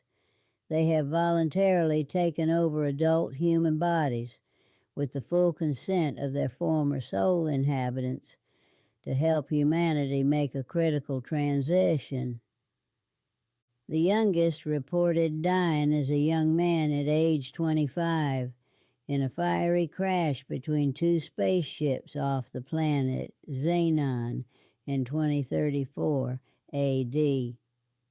I was in a large stadium with what appeared to be thousands of other people. A bright white light came down from above, projecting onto the crowd, illuminating the entire stadium. Happy feelings of serenity and peace came over me. A UFO experience can be both physical and psychic. It is also usually deliberately educational. Unable to detect any visible secondary sex characteristics, such as breasts, he reported that he felt his body was essentially androgynous. Gender didn't seem to matter very much. In her spiritual community, food was eschewed in favor of a musical energy disc, which gave off nourishing vibrations. Many reports coming from individuals contacted by a group loosely known as the Space Brothers or the Ashtar Command. UFO connections have been received psychically by several hundred different individuals over the past 4 decades, using names like Ashtar, Manka, or Haton, purportedly the galaxy's record keeper, and referring to the same intergalactic hierarchical organization said to be headed by no less a personage than Jesus himself, often also called Sananda by these sources. An advance guard of this group, known as Lightworkers, is currently being prepared by UFO and other spiritual contacts They will assist Ashtar and his intergalactic fleet in by shepherding those still unawakened but spiritually developed individuals to safe havens where the pickups can occur. Jan found that her present-day grown daughter will become her spouse in 2030 AD. Another high-tech subject compared his future life to that of a conscious, intelligent machine. Seemingly androgynous, even his name, Synchnotron 2, was mechanical sounding. In this report, he said he died when he deliberately plunged the ship into the sun, possibly to avoid capture by the enemy. Suddenly, after 2300, literally dozens of reports of men and women living a wide variety of lifestyles on faraway planets with such unsure names as Alpha, Centaur, or Zert appeared. One subject said his future life location was simply known as Galaxy 28975. It had been scientifically proven that trees were a transmitter from the Earth to other planets and had become revered. Therefore, logging had become extinct. For convenience, I will use masculine pronouns for his story. Starseeds. What the fudge is that? Starseeds have been called many names, just like all the other made-up bologna we've talked about so far. A few alternatives are wanderers, volunteers, star people, light workers, indigo/crystal/rainbow children, etc. This concept is absolutely central to New Age cosmology, representing what may be the most instantaneous, ego-boosting deception in the playbook. Starseeds are said to be advanced souls from other planets, star systems, or higher dimensions who have voluntarily incarnated on Earth with a specific mission to help humanity ascend to higher consciousness, often called 5D or New Earth, or whatever the fuck, during this critical transition period. You ever feel like you don't quite fit in? Nobody seems to understand just how interesting and cool you are? Well, boy, do I got news for you. Sounds like we got a starseed on our hands. Your kind are said to feel homesick for places they've never been, drawn to stars, and sense they have an important purpose, which is super specific and rare, of course. Many starseeds don't know their origins until awakened through spiritual experiences, hypnotic regression, or channeled messages. Well, shit, I know what I'm doing after brunch. Okay, now that I've contacted my alien papa and he told me exactly what I wanted to hear, I now have confirmation of my alien soul origin. Friggin' awesome. My estranged space papa really wanted to make up for lost time, so he came inside of me and gave me these badass superpowers. Taste my wrath, Sebastian. But Papa said, after I enact vengeance on Sebastian, then I must do some good with my power.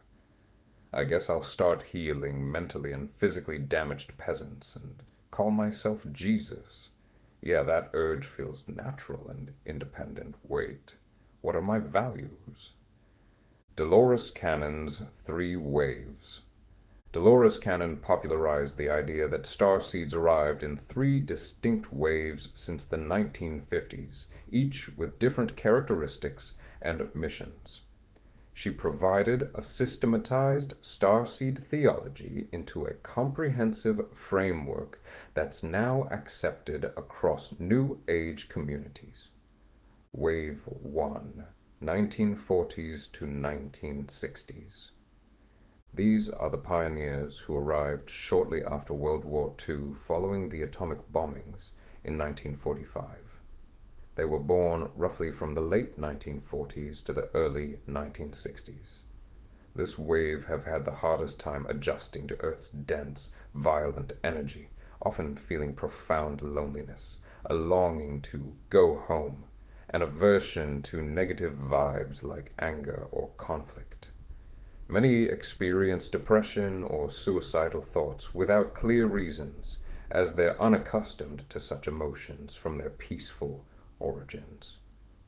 Their role is to blaze trails and anchor higher energies, though they often lead outwardly normal lives while struggling internally. Damn. It's almost as if most of the population then was a starseed. Wow. Almost as generic as a daily horoscope.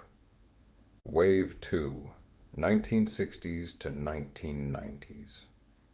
They adapt more easily than the first wave, learning from their experiences, which is strange considering their memories are also wiped upon entry. But that's fine. They're said to act as energy channels or beacons, radiating positive vibrations to influence others subconsciously without direct action. They tend to avoid creating karma through relationships or children, often preferring solitude, remote work, or minimal social interaction. Their presence alone helps shift energies in groups or environments, making them more effective at integration while focusing on service. Wave 3, 1990s to present. These are the newest arrivals, often called crystal children, born from the 1990s onward. They come with pre-adjusted DNA suited to higher frequencies, displaying innate gifts like advanced intuition, empathy, or psychic gifts. Many are misdiagnosed with conditions like ADHD due to boredom in traditional systems. They're seen as the hope of the world, with a natural ability to thrive in the emerging new earth and guide humanity through the transition. Or, yeah. Wow, it's like they're saying everything that I'm reading. This is powerful and clearly defined stuff here. The statistics Canon claims. Through her QHHT quantum healing hypnosis technique sessions, Canon reported that massive numbers of her clients discovered they were starseeds, statistically suggesting that millions of them have incarnated on Earth in recent decades. One of Satan's primary weapons. When someone is told through hypnotic regression, channeled message, or an alien contact that you volunteered for this mission, you agreed before incarnating, several demonic projects are benefiting at once. By claiming you agreed in the pre-birth planning session, same counsels from Cosmic Cradle, demons create a false sense of agency, justification for any and all suffering. You're absolutely pressured with an obligation to continue, guilting you if you resist even the concept. But most of all, your belief and acceptance of this lame Marvel-sounding narrative is precisely what empowers them to additionally embed themselves in elements of your life, if not also hijacking your own consciousness and body. The starseed identity is deliberately flattering. You're not ordinary. You're an advanced alien soul. You're special. You're chosen for important mission. Woo-woo-woo-poo Enesaw-Bega. You're superior, much more evolved than regular humans. We need you. Humanity's ascension depends on you and your broad shoulders. One of these I made up, but you'll never guess which. This nonsense appeals to pride, one of Satan's primary weapons, while appearing humble, slapping on the service to others label. Once someone accepts starseed identity, it replaces your Christian identity. You're not child of God needing redemption. You're advanced alien on mission to help with the vibes. It's a convenient explanation for all of life's difficulties, as opposed to consequences of sin, or even just random free will related happenings. As usual, it validates New Age practices, and also builds a false community, connecting you to other starseeds to reinforce your roles in a freaky echo chamber. Obnoxiously, it justifies a superiority complex under guise of humility. I'm here to serve, but I'm also more advanced. Worst of all, it blocks any chance of biblical conviction and repentance. That means you're on demon time, and they got full access to your validation requiring ass now. Home planet memories, utopian fantasies, and demonic VR. Through hypnotic regression, canons Q, JHT, and the similar methods, Starseeds report detailed memories of home planets with now predictable consistency. Common home planet descriptions of the Pleiades describe crystalline cities with advanced technology seamlessly integrated with nature. There is no conflict, war, poverty, or suffering. Just a chill wave of vibes 24/7. Everyone has a role and fulfills it perfectly, which obviously is impossible without a big heaping pile of telepathic communication. Arcturus is commonly recalled as a realm of highly evolved 5D energetic engineers with advanced spiritual and technological sophistication. Beings are energy-focused, often appearing as light forms or tall blue-toned humanoids which are especially skilled in healing and vibrational engineering. Societies are structured around knowledge sharing and cosmic balance, with environments that blend the physical and etheric realms. Think of vast energy grids and healing chambers. Their purpose on Earth is guiding humanity's ascension, protecting against energetic imbalances, and aiding innovation. Arcturian starseeds often feeling drawn to science, healing, or metaphysical fields.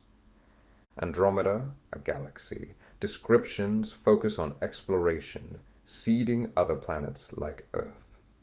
In Keepers of the Garden, clients recalled Andromedans as part of early interventions during Earth's mineral/plant era, assessing and seeding life to sustain development.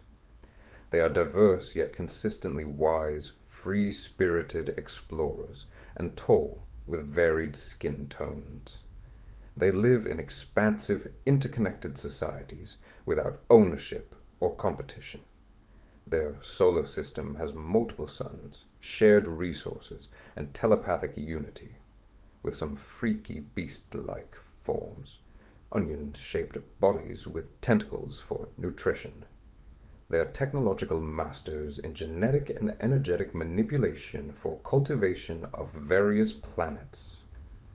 Their Earth mission involves overseeing evolution, preventing extinction events, and relocating or uplifting souls. I'm gonna be honest, I'm sure they're nice dudes, but they are not doing a great job. On an immediately wetter note, serious memories frequently involve advanced aquatic cultures.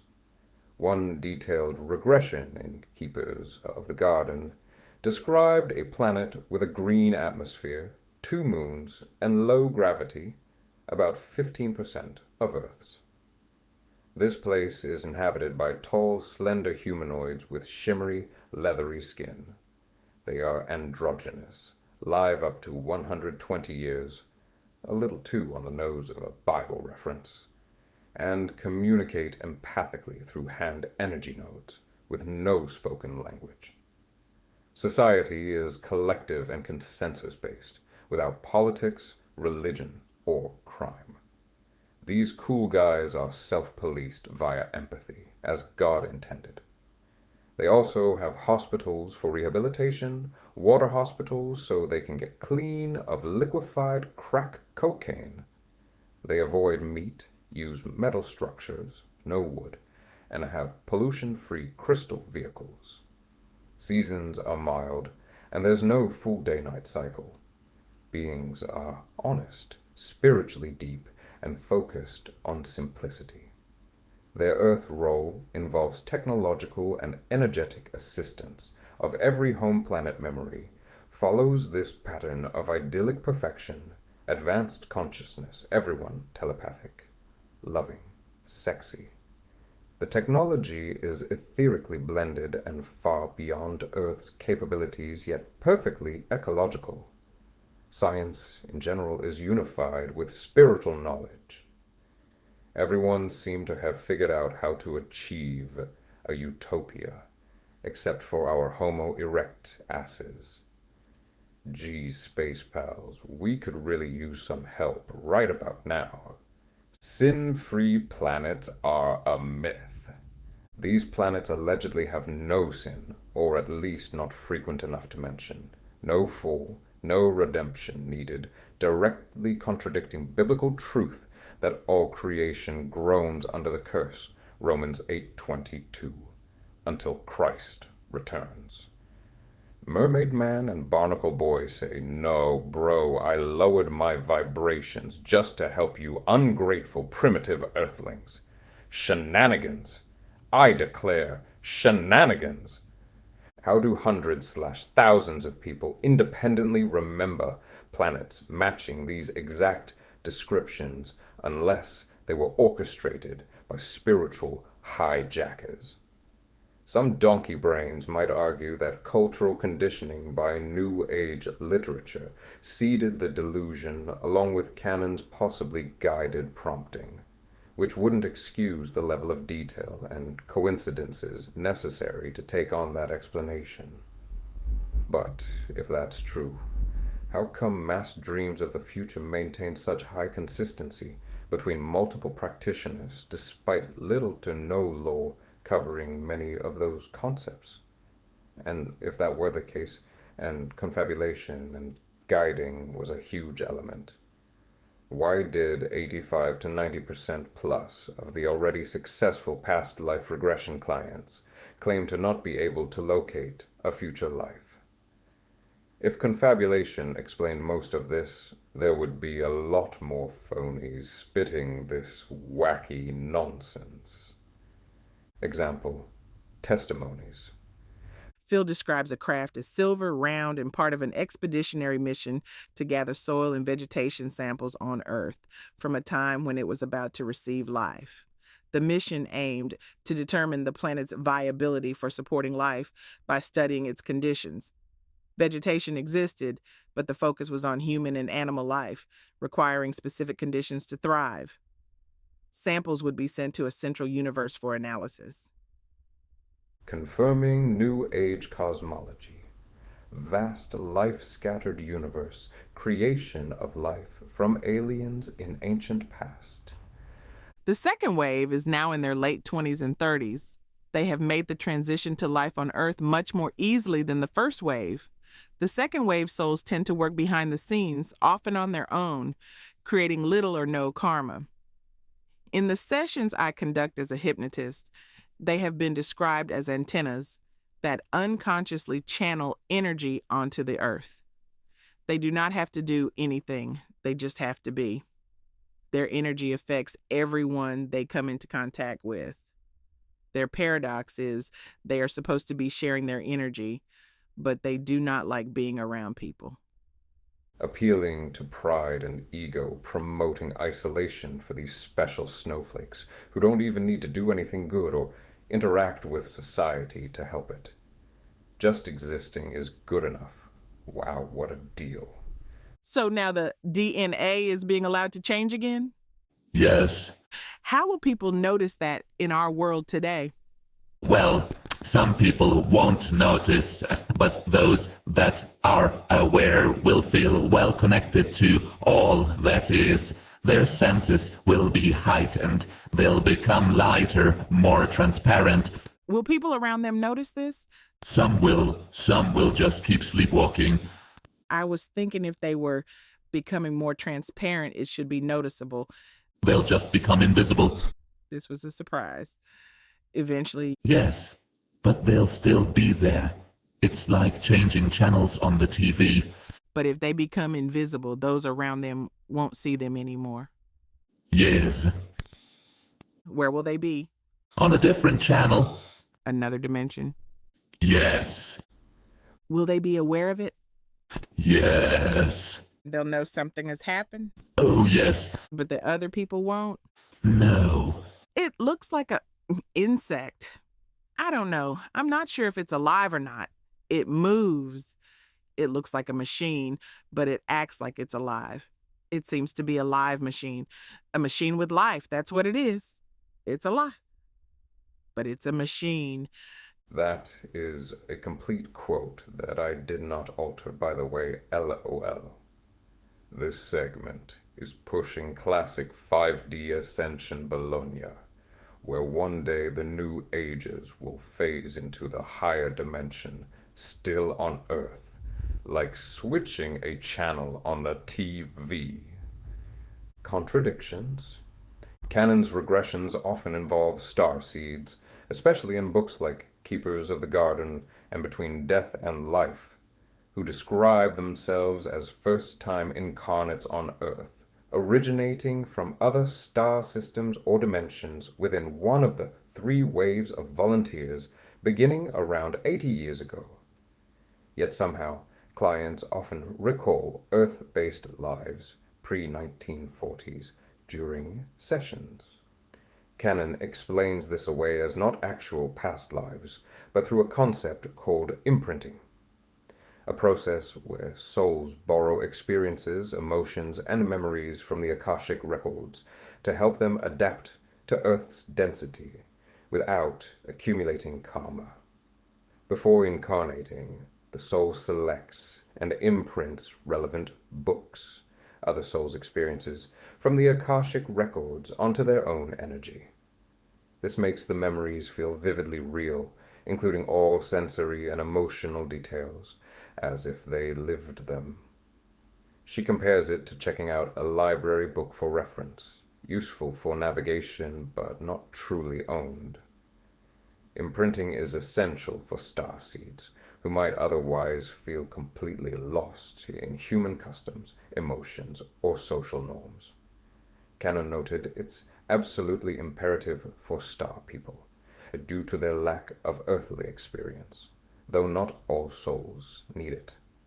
These people consenting and desiring access to past lives get what they wanted, and it seems they always get the typical human past life memories, then down the road in a later session, probably with Dolores, the starseed memories surface. But if they only came to Earth in the last 80 years, they need some way to explain away the previously accessed Earth memories from earlier time periods. Imprinting is the best you fools can do. Abduction research has endless testimonies of Greys, reptilians, mantis beings, and even Nordics, allegedly Pleiadian, engage in traumatic abductions, genetic experiments, and manipulation. If starseeds come from these benevolent civilizations, why are the same alien species associated with these dark projects? The Nephilim Connection, the half-truth cover story. This starseed concept is a half-truth and cover-up for Nephilim bloodlines. Not that I believe all claiming starseed memories truly have Nephilim DNA, but many do. Biblical Nephilim to starseeds, New Age. Hybrid offspring of fallen angels and humans, alien souls incarnating in human bodies. Special abilities and powers, enhanced psychic gifts and abilities. Corrupted human bloodline right arrow, upgraded DNA codes, part of pre-flood deception to part of end times deception. Led to God's judgment, flood to leading to God's judgment, tribulation. The starseed deception serves to rebrand Nephilim bloodlines. Instead of your ancestor was a demon-human hybrid resulting from freaky forbidden sex, it's somehow effectively rebranded as you're an advanced alien soul volunteering to help humanity. Marketing teams really are a different breed of evil. This additionally serves to make the alien alien/human hybrid status, appealing and celebrated to normalize ongoing hybridization, smoothing over the initially jarring reactions when they integrate more openly. Prepare for mass hybrid reveal. When aliens, fallen angels/demons, manifest publicly during tribulation, they'll likely reveal the hybrid breeding program. We've been upgrading humanity for eons. Present hybrids, human/alien hybrids, claiming they are the next evolutionary stage, simultaneously claiming they're starseeds, gaining consent for further influence, while using them as conduits for good press. Anybody who wants to ascend to 5D or whatever is welcome. The mass-produced hybrids are vessels for demonic entities, and by proxy their agenda, like original Nephilim, the incoming workforce for the Antichrist, and a living temptation for normie humans. Don't you want powers like this? Wah wah wah wah wah wah wah wah wah wah wah wah wah wah wah wah. Take the upgrade, fool. When fallen angels manifest claiming to be these alien civilizations, Starseeds will be the first to follow. They've been preconditioned through years of hypnotic regression, channeled messages, and community reinforcement to trust these entities as family. They'll evangelize others. See, I friggin' told you my soul originated from Pleiades. The aliens are here to help us ascend, retard. Just take their DNA upgrade so you can join New Earth too. Yeah? This isn't cosmic volunteering. It's demons harvesting consent through the most effective bait possible. Telling spiritually starved and broken down, confused, overweight people that they're special, chosen alien souls on missions to save humanity, while actually preparing them to accept the mark and worship the beast when he's revealed with great signs and wonders. Matthew 24:24. Likely with aid from his alien allies. Initiation. The book Initiation is a spiritual autobiography that tells the author's journey of self-discovery and mystical awakening, blending her modern life with vivid recollections of a past life as a priestess in ancient Egypt. Through a series of visions and inner experiences, Haich explores esoteric teachings, detailing her initiation into sacred mysteries under the guidance of a high priest. According to Haich, her father in this past life was the Pharaoh of Egypt. Pharaohs in that time were seen as living gods, a mediator between gods and humans. Her uncle was said to be Ptahhotep, the high priest, who appears to be inspired by the historical figure and vizier associated with the instructions of Ptahhotep, a famous ancient Egyptian text of wisdom literature from the Old Kingdom. The time period is never specified, but due to her name dropping her uncle, we could assume it is possibly 5th dynasty, 2494 to 2345 BCE, well before the biblical enslavement of the ancient Israelites. Yet some discussions of the book believe this would have taken place closer to 4500 BC, due to its portrayal as predating known historical records and a highly spiritually advanced Egypt. This would align with speculative ancient civilization lore regarding Atlantis. Despite the time period, it should be taken into account that both of these periods of ancient Egypt were fundamentally at odds with Christian doctrine due to its polytheistic religion, divine kingship, and hierarchical society reliant on forced labor. These elements conflict with Christianity's monotheism, emphasis on love and forgiveness, and view of human equality before God, while some ethical concepts like justice show partial alignment.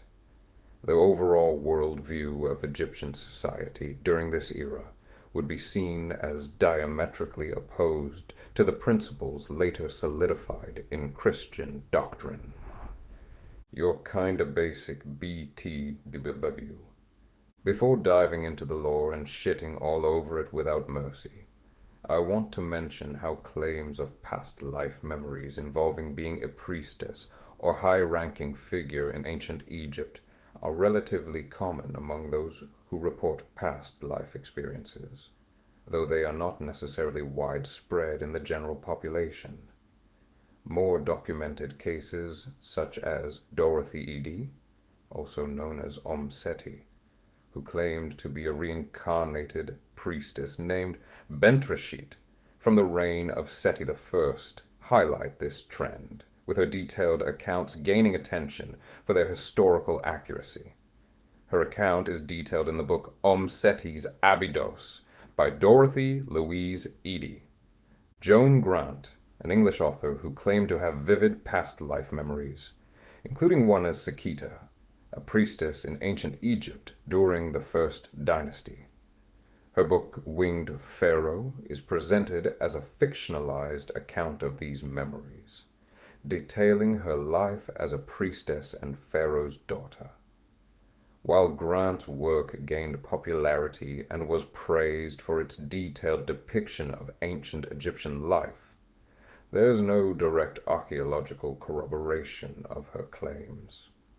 Her memories were primarily conveyed through psychic impressions and automatic writing. In the book The Eagle and the Rose, Rosemary Altea tells of her life as a spiritual medium, dedicating a portion of her book to describing past life visions, including one where she claims to have been a high-ranking spiritual figure in ancient Egypt, possibly a priestess. The American author, known for The Vampire Chronicles, Anna Rice, claimed to have past life memories of being an Egyptian priestess, which influenced a few of her novels. The previously discussed renowned past life regression and hypnotherapist Dolores Cannon, in her book Jesus and the Essence, includes accounts from clients who recalled lives in ancient Egypt as priests, priestesses, or members of the royal court. While the book's primary focus is on alleged past lives connected to biblical times, Cannon briefly references Egyptian incarnations, including one client claiming to be a priestess in the Temple of Isis. Her later works, like the Convoluted Universe series, also mention similar Egyptian past life claims among clients. Scattered throughout Brian Weiss's books on past lives, he detailed around a dozen testimonies of clients' past lives in ancient Egypt, often tied to temples or spiritual practices, with a few being priestesses or high-ranking figures. Then we have Rita E. Freed, in her lesser-known book, The Eternal Light of Egypt, a journey of the soul. Freed, an Egyptologist and museum curator, covers some of her intuitive experiences and a sense of connection to ancient Egypt, including fleeting impressions of a past life as a temple priestess during the New Kingdom. Normandy Ellis, in Awakening, Osiris, the Egyptian Book of the Dead. Ellis, a spiritual teacher and Egyptologist, translates and interprets ancient Egyptian texts while alluding to personal spiritual experiences that include a past life connection to ancient Egypt, specifically as a priestess or scribe in a temple setting. And, while I'm at it, might as well mention that there are even ongoing jokes I hear in X spaces and podcasts with experiencers/abductees joking about their friends having basic past life memories surface where they were an Egyptian priestess or some form of spiritual adept. There's even many online discussions, like on Reddit, revealing a pattern where individuals frequently report dreams or intuitive feelings of being high priests, priestesses, or other prominent figures in ancient Egypt, usually tied to specific deities like Isis or Ammon. And of course, you could argue that these claims may come from cultural exposure, imagination, or psychological factors other than genuine memories, as ancient Egypt is a popular subject in media and education. But I am going somewhere with this. Are these authors specifically being targeted for these potentially implanted false memories so they can be used as additional vessels for promoting the New Age belief system and accompanying reincarnation lore? You'd be way more likely to write about these topics if your past life was someone of importance or wisdom, as opposed to a normie. Definitely appeals to the ego and makes the experiencer of these memories more likely to pursue unlocking many more, which is simultaneously opening the door for increased interference by these tricksters. Surface level philosophy baits grown woman. Soon before her initial past life memories surface, after dabbling in psychic experiments, Elizabeth, in her modern life, is pondering various philosophical questions to herself, comparing her negative thoughts looping to Dante's Inferno. She then feels a presence clairvoyantly near her, soon followed by a familiar voice speaking inside her head. This voice states the world's problems would be majorly alleviated if everyone would just start helping each other, as opposed to themselves, making a pretty surface level and vague statement aligning with the standard New Age philosophy. This statement instantly gains Elizabeth's trust. She declares her only goal is to become a co-worker in the salvation of the world. This nameless being warns her to be careful using those big words. It then thusly states, "To be a co-worker means duty and sacrifice. Then you have to put an end to your imperfections. You must never forget yourself for even a minute. You must always be on guard that you don't do a single thing in contradiction to the eternal laws of life. You may never have personal feelings or consider things from your own personal standpoint. Be careful. It would be better to go on living your personal life like other people than fail as a co-worker, I warn you." Elizabeth takes the bait and claims she is through with her personal life and desires. She declares her allegiance to being a co-worker in the great task. A vague but deliberate enough covenant was then formed. Immediately following was a gap of communication, replaced by an infinitely great love radiating towards me. More evidence of demons' ability to hijack your emotions, especially after consent is given. Before the being departs, it says, "Your self-assurance is well known to me, my child, but don't forget yourself this time." She questions to herself, who was this being that feels so familiar? She questions the meaning behind its emphasis on this time. This is intentionally foreshadowing her near-approaching past life memories resurfacing, where this question is answered. Unsustainably hyper-fixated do-gooder. The next chapter begins with her detailing her daily attempts to analyze every word and action closely to avoid being untruthful or hurtful, ECT, describing it like it's an OCD hyperfixation. I'm all for taking your thoughts captive, but train your heart and asking God for guidance so things can flow naturally, as opposed to expecting perfection and walking on metaphorical eggshells internally all the time. This being is giving her a false sense of moral superiority by living an unsustainable lifestyle, free of the forgiveness and understanding that God offers us. And isn't constant critical self-assessment, well-intentioned or not, just another form of narcissism? Who really knows? I'm just another financially stable, straight white male. I could not have an accurate view of reality, seemingly corroborating past life memories. Anyways, over the next few months, she begins experiencing more and more random downloads of knowledge while in trance states, as well as other strange occurrences, such as randomly being able to see when her eyes are closed, highly symbolic dreams/visions, EKT. One night, a very detailed vision comes to her while in the midst of falling asleep. She wakes up and describes to her husband the painfully real feeling sob story of her as another woman in another time period. She describes her relationship with a man that she loved and their tragic breakup that neither got closure from. Midway through this story, her husband cuts her off, claiming to just then remember the rest of the story, in the point of view of the man, realizing this was both of them in a past life together. He finishes the story and explains the misunderstandings throughout their past that made them realize they are getting a second chance, because their bad luck was largely to blame.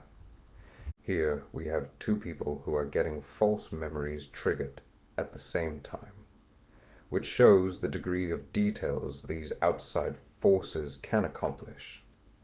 Also, there doesn't seem to be anything lost in translation regarding their individual perspectives. It's a consistent and detailed storyline instantly triggered in two people within moments of each other. Why do this to them? Why go through this effort? Well, here you have a woman of the spiritual New Ager mindset, becoming increasingly so over the years. She seems to genuinely want to be involved in some sort of spiritually positive movement, and can now be utilized as a conduit for whatever downloads they want to drop in her, sharing tons of information she gets from her spiritual sources via her community encounters, and eventually this book. Hard to say whose idea it was. Vivid nightmare, mistaken for real experience. Within days of this shared past life memory experience with her husband, Elizabeth has a much less wholesome paranormal experience. She goes to sleep, and at some point is awoken by a strange noise. After lighting a candle, she immediately lunges toward an apparition that was already carrying her child in its arms, trying to escape. She describes it as a female form, somewhat a caricature of an old witch.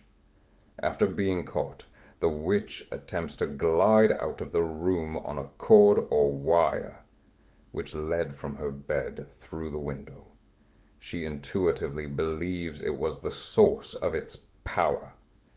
She continues to wrestle her baby back and forth from the witch's arms until she eventually gave up and flew out of the room on this wire.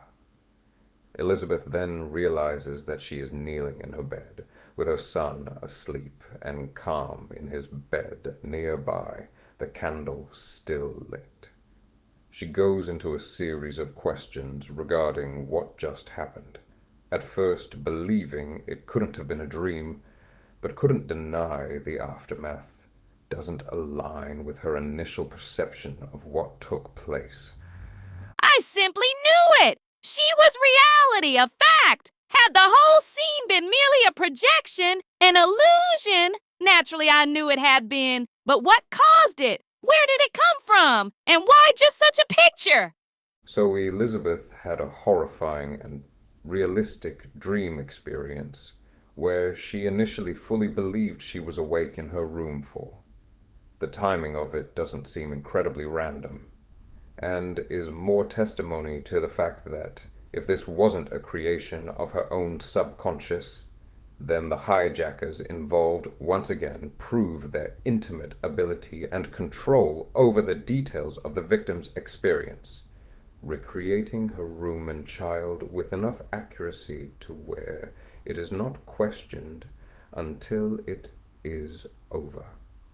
What's clear is her perceptions are not exclusively her own or a creation of her subconscious, and this all comes just days after her first totally legit and unquestionable past life memory.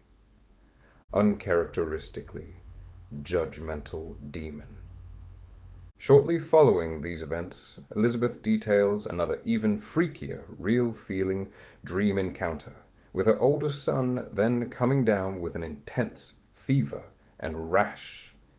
Many things seem to be getting difficult and dark in her life since her declared allegiance to the voice in her head by taking the vow. While recovering, her son tells his mother of his newly intense intuitive feelings of needing to get up every morning to go hunt for his wife and child. He claims to remember being a man in another time and place where everyone is black and quite naked. This is the pre-television era, by the way, so the timing of this chain of events definitely is noteworthy and doesn't feel natural or random to me. A bit more time passes and Elizabeth feels empty despite all her reading, creative projects, and family life, starts questioning her path she's on. That familiar voice comes back to her and says, "You've done nothing, absolutely nothing to alleviate the suffering of others. Being a wife, a mother, a sculptress, all of these things are purely personal matters." As a biblically misogynist man myself, I personally don't agree of motherhood as being personal at all. Think about all of the parents that don't grow up themselves, raising their kids real shitty and spending hardly any quality time with them. These kids are the most problematic and damaging to themselves and others.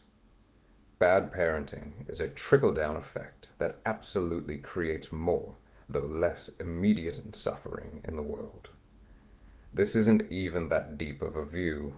I'm making the point that this voice is supposed to be wise and spiritual, yet is manipulative and judgmental. But also kind of bitchy at its delivery, while being completely convincing as a source of truth to Elizabeth. This voice follows up with, "Why are you neglecting your spiritual abilities?" This voice then states that like any skill you wish to develop, you must practice as much as possible. Elizabeth, very soon after, ends up conversing with a seasoned Ayurvedic practitioner, giving her many secrets to their practices and beliefs on healing. He recommends to her taking up yoga and meditation to spiritually progress. She then gets into a routine of these practices and describes the buildup of an intensely immersive and deep meditation experience. This is the prelude to a first past life memory resurfacing as Bata in ancient Egypt. The book from here on shifts back and forth between these two periods. First memories of ancient Egypt, cover history revealed. It begins with her 16th birthday, where she is preparing to be married off to her father, the pharaoh. Not in some freaky, incestuous way, apparently, but due to the death of her mother, the queen, who she now must be the successor for. The pharaoh is thoroughly described as the perfect man and father possible in any fantasy novel. This golden man-god asks his daughter for the one thing she desires as a gift for their wedding. She confidently asserts her desire to becoming initiated just like her father and uncle have been. Her father is clear that she is too young and not yet mature enough and has much of life to experience first. Upset by his refusal, she then visits her uncle, the high priest, highest of all priests specifically, of Egypt, to hopefully get his blessing. After a detailed rant of the potential issues of her quest, He claims the leading reason for denying her is her lack of experience of being in physical love with a man. Until his positive, manly radiation awakens your heart and makes it glow with negative, feminine power, she must experience it before she can attempt to control it. She claims she is ready and doesn't desire romance or physical love, yet he claims she is ignorant to what she is saying. She then makes a third attempt to ask, this time back to her father. He then states that there is a law that when a member of the Sons of God ask to be initiated 3 times, they cannot refuse him or she. How convenient. And so her quest begins. The next day, her father decides to reveal some history to her regarding the Sons of God, and the lore behind them having longer skulls than the average sons of men. He states that races of people with roundish skulls are led and governed by rulers who are spiritually greatly superior to them and have a more graceful figure and elongated cranium. Then covers the history of their less material ancestors, as well as the relationship to the sons of men's ancestors. Once there lived a race on Earth of people very different than the races living today. They manifested completely in the law of the spirit, and not the law of matter like people living today. These people were conscious on the divine plane, and manifested God here on earth, without any admixture of the self-seeking characteristics of the body. Their entire life was based on spirituality, love, and selflessness, and they had no physical appetites, urges, and passions to cast shadows on the spirit. The members of this high race possessed all the secrets of nature. However, other creatures similar to the sons of God were also living on the earth, but with much more material bodies, and on a much lower plane of development. These creatures were ancestors of present-day man. The race of the sons of men you see in our country represent a cross between these two races. The divinely creative power is moving farther and farther into matter, and the power on earth gradually falling more and more into the hands of even more material races, of people who were once under the guidance of higher, more spiritual races. Little by little, the higher race is dying out. They are withdrawing of the place of matter to the spiritual plane, and they will leave humanity alone for a period of time, so that humanity may, without visible guidance, climb upward with its own power. Before leaving the earth, however, the higher race had to implant its special powers in the lower race. Through the operation of laws of heredity, this will enable the lower race, after a long, long process of development, to arise out of matter again. This is why the many sons of the divine race made the great sacrifice of begetting children with the daughters of primitive man. The divine powers of the sons of God and the mighty physical powers of the daughters of men have produced different types of descendants. On the one hand, physical, and on the other, spiritual giants. There have also been physical titans who, from their mother's ancestry, have inherited primitive, underdeveloped brains.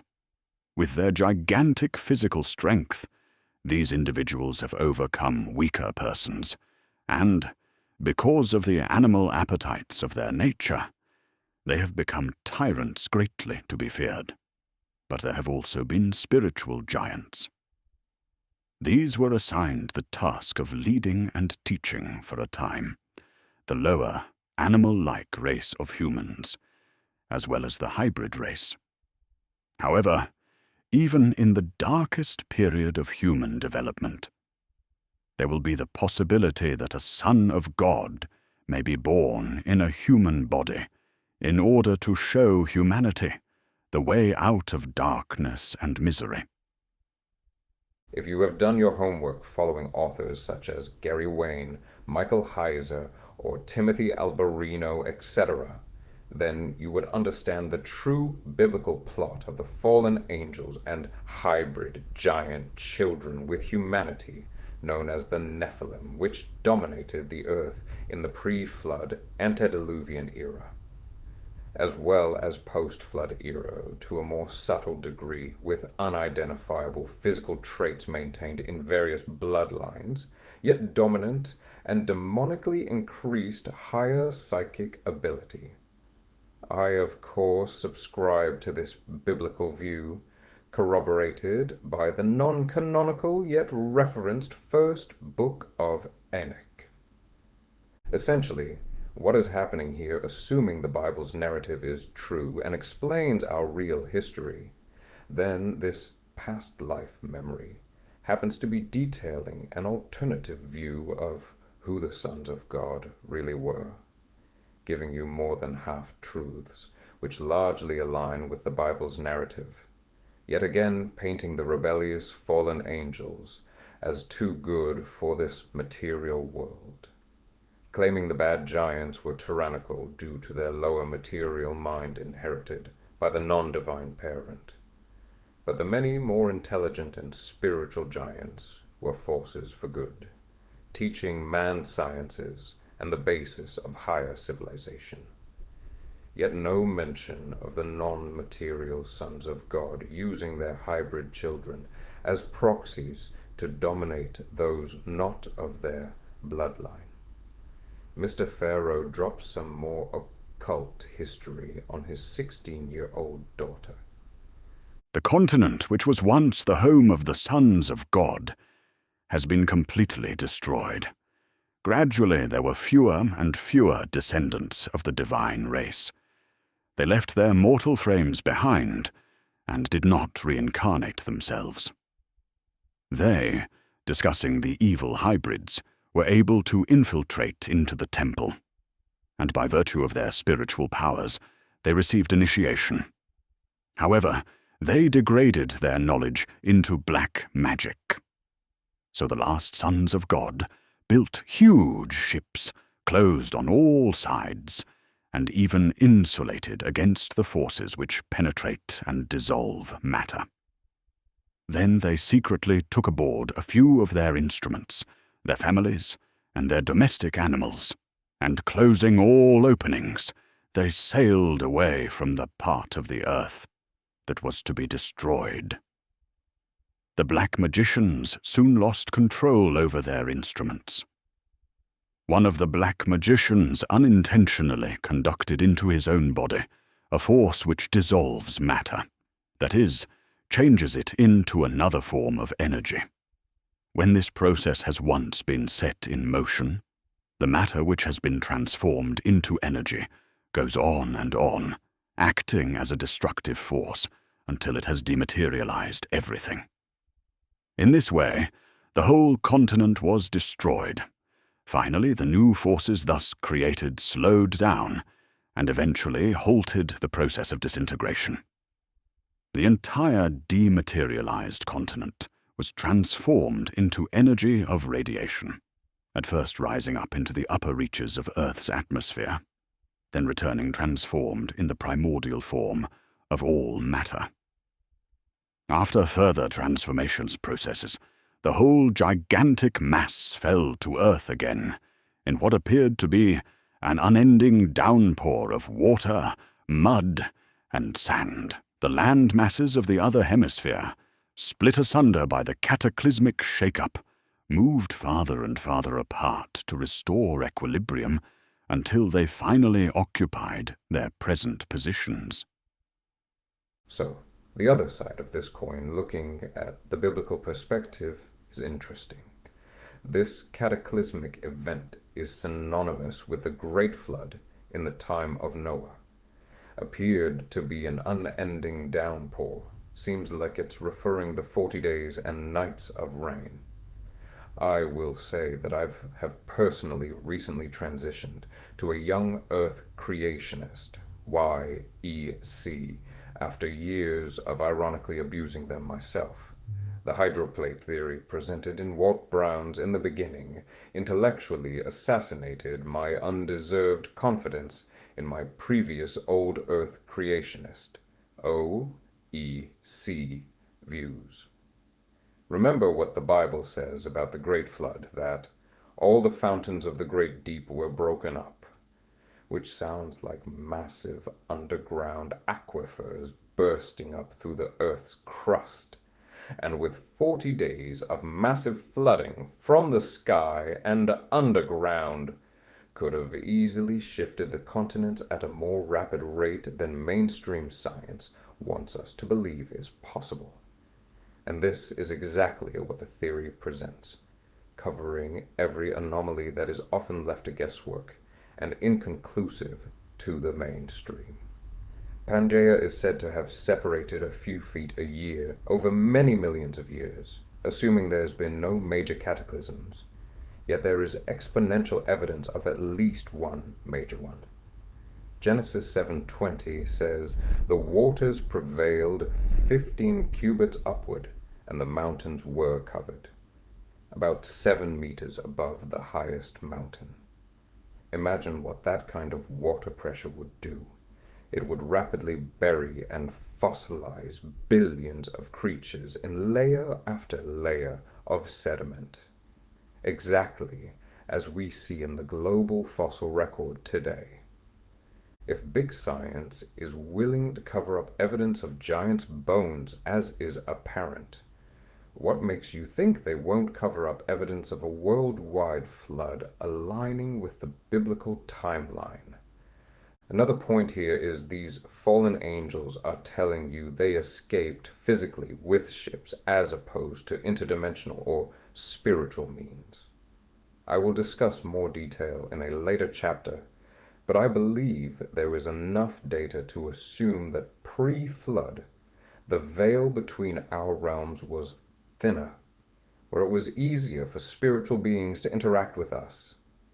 If God reduced our access to spiritual beings due to their previous over-involvement and corruption and potential usurpation of humanity's birthright, I can see the need to limit their influence. Collective sin seems to equate to a general collective permission, which invites these beings into our lives. And if Nephilim were ruling the earth tyrannically, the inhabitants would largely be resorting to their lower selves naturally. The Great Flood acted as a cleansing, a baptism of the earth, a fresh start without mass sin taking place. Is that the element that thinned our veil? Is our modern-day Sodom and Gomorrah-esque culture allowing the old gods to return? Genesis 3:8 suggests God walked in Eden, implying a physical or perceivable presence. After Adam and Eve eat the forbidden fruit from the tree of the knowledge, they are expelled from Eden to prevent access to the tree of life. The fall refers to their disobedience, which introduces sin, mortality, and separation from God's immediate presence. The cherubim and the flaming sword suggest a barrier, cutting off access to Eden and its divine connection. This could be interpreted as Eden falling, or being sealed off from the human realm, aligning with the idea of a dimensional separation. The expulsion and guarded entrance imply a new separation between humanity and the divine or spiritual realm. This could be seen as a thickening of the veil between physical and spiritual dimensions, similar to my pre- and post-flood argument. The Bible discussed multiple angelic falls, Satan's primordial rebellion, pre-Eden, the Watcher's sin in Genesis 6, pre-flood, and later failures by angels assigned to the 69 other nations, judged for corruption or injustice. The fallen are separated from God due to their own sins, cast out of higher realms. Looking at the bigger picture, it doesn't seem like the veil is ever totally open or totally closed. It's implied to be very layered and specifically aligned with whatever state the collective consciousness is at, or morality may be more accurate. Are we manifesting our own reality based on what we deserve, or is God judging us appropriately? Are those two ideas completely synonymous? Lately, manifestation comes off as an inversion tactic to replace God's role, giving the individual the illusion of their own power. In my opinion, we are conduits, not sources. Reeling this tangent back in, I call bullshit on many elements of this story, and currently I'm referring to their need for physical ships to travel to safe areas of the Earth, implying only that continent they were on was in danger, when the Bible tells us all flesh died that moved on the earth.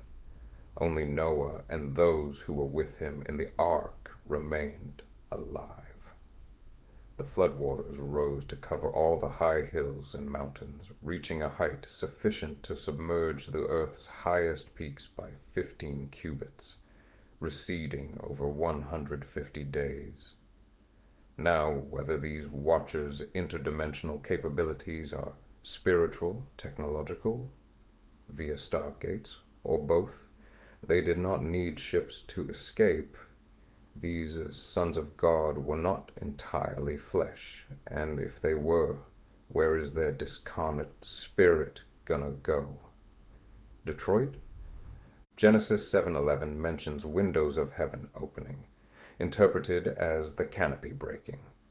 This could contribute to the flood's volume alongside subterranean waters. Also, in Genesis 7:11 is mention of fountains of the great deep. This directly implies that simultaneously as the firmament, expanse/outer space, began raining on Earth, there is a massive subterranean release of water that's been stored in the vast underground caverns. This could have easily been the cause of the Mariana Trench and splitting of Pangaea. We're told it happened many millions of years ago, but we're told a lot of things that don't line up with the vast evidence which corroborates the biblical narrative. You don't have to be a YEC to believe Pangaea split during the flood, as it's synonymous with an OEC views as well. The Bible's minimal descriptions of creation seem to be ambiguous enough at times to allow for a potential gap theory, an unknown mass of time between creation and our current era. Nothing God does is by accident, and I believe this is intentional, as God knew that the secular science realm would eventually aggressively normalize a false worldview that most Christians today generally accept. Too many would fall away from the faith if the Bible was more adamant about a literal young earth and universe. He obviously can understand the optics thousands of years in advance. Circling all the way back to my original point here, is Haitch's sons of God claim they scattered to various corners of the earth while one major continent was demolished, leaving the others spared. This doesn't quite align with the 300+ various cultures, myths, or stories regarding the Great Flood, which covered the entire earth. But I suppose this book came out in the 50s before people were aware of the evidence against these ideas. Even now, when it's available, it's not like you will be taught this in any institution. Frick, I gotta stay on topic. I digress. God wanted us to expand to all corners of the earth and not be under one language or government. He told humans to spread out and replenish the earth, and they ignored him during Nimrod's creation of the Tower of Babel, which again, not exclusively a tall building. God was left with no choice but to scatter our languages, so that left us no choice but to expand. The reason he chose the Israelites? Well, many reasons, and assigned the other 69 nations to his heavenly council was, so we weren't under one rule, one monarchy, where it will be much easier to enslave us. Diversifying cultures helps them compete, so that if one is doing very poorly or mistreating its citizens, you can compare to something better and ideally rise up accordingly. But we've been under an underground one-world government for a while now. It just hasn't fully come to fruition in an open sense. The diversification of today exists through the people and is a mask for elites, but each nation's leader is playing their part to guide us into a NWO, whether they know it or not. Side quest: best explanation for post-flood Nephilim return. According to Rob Skiba, the post-flood Nephilim originated through genetic inheritance carried over from the pre-flood era, specifically via the wives of Noah's sons, without any new incursions of fallen angels mating with humans. He emphasizes that Noah was described as perfect in his generations, implying genetic purity, and extends this to his sons Shem, Ham, and Japheth.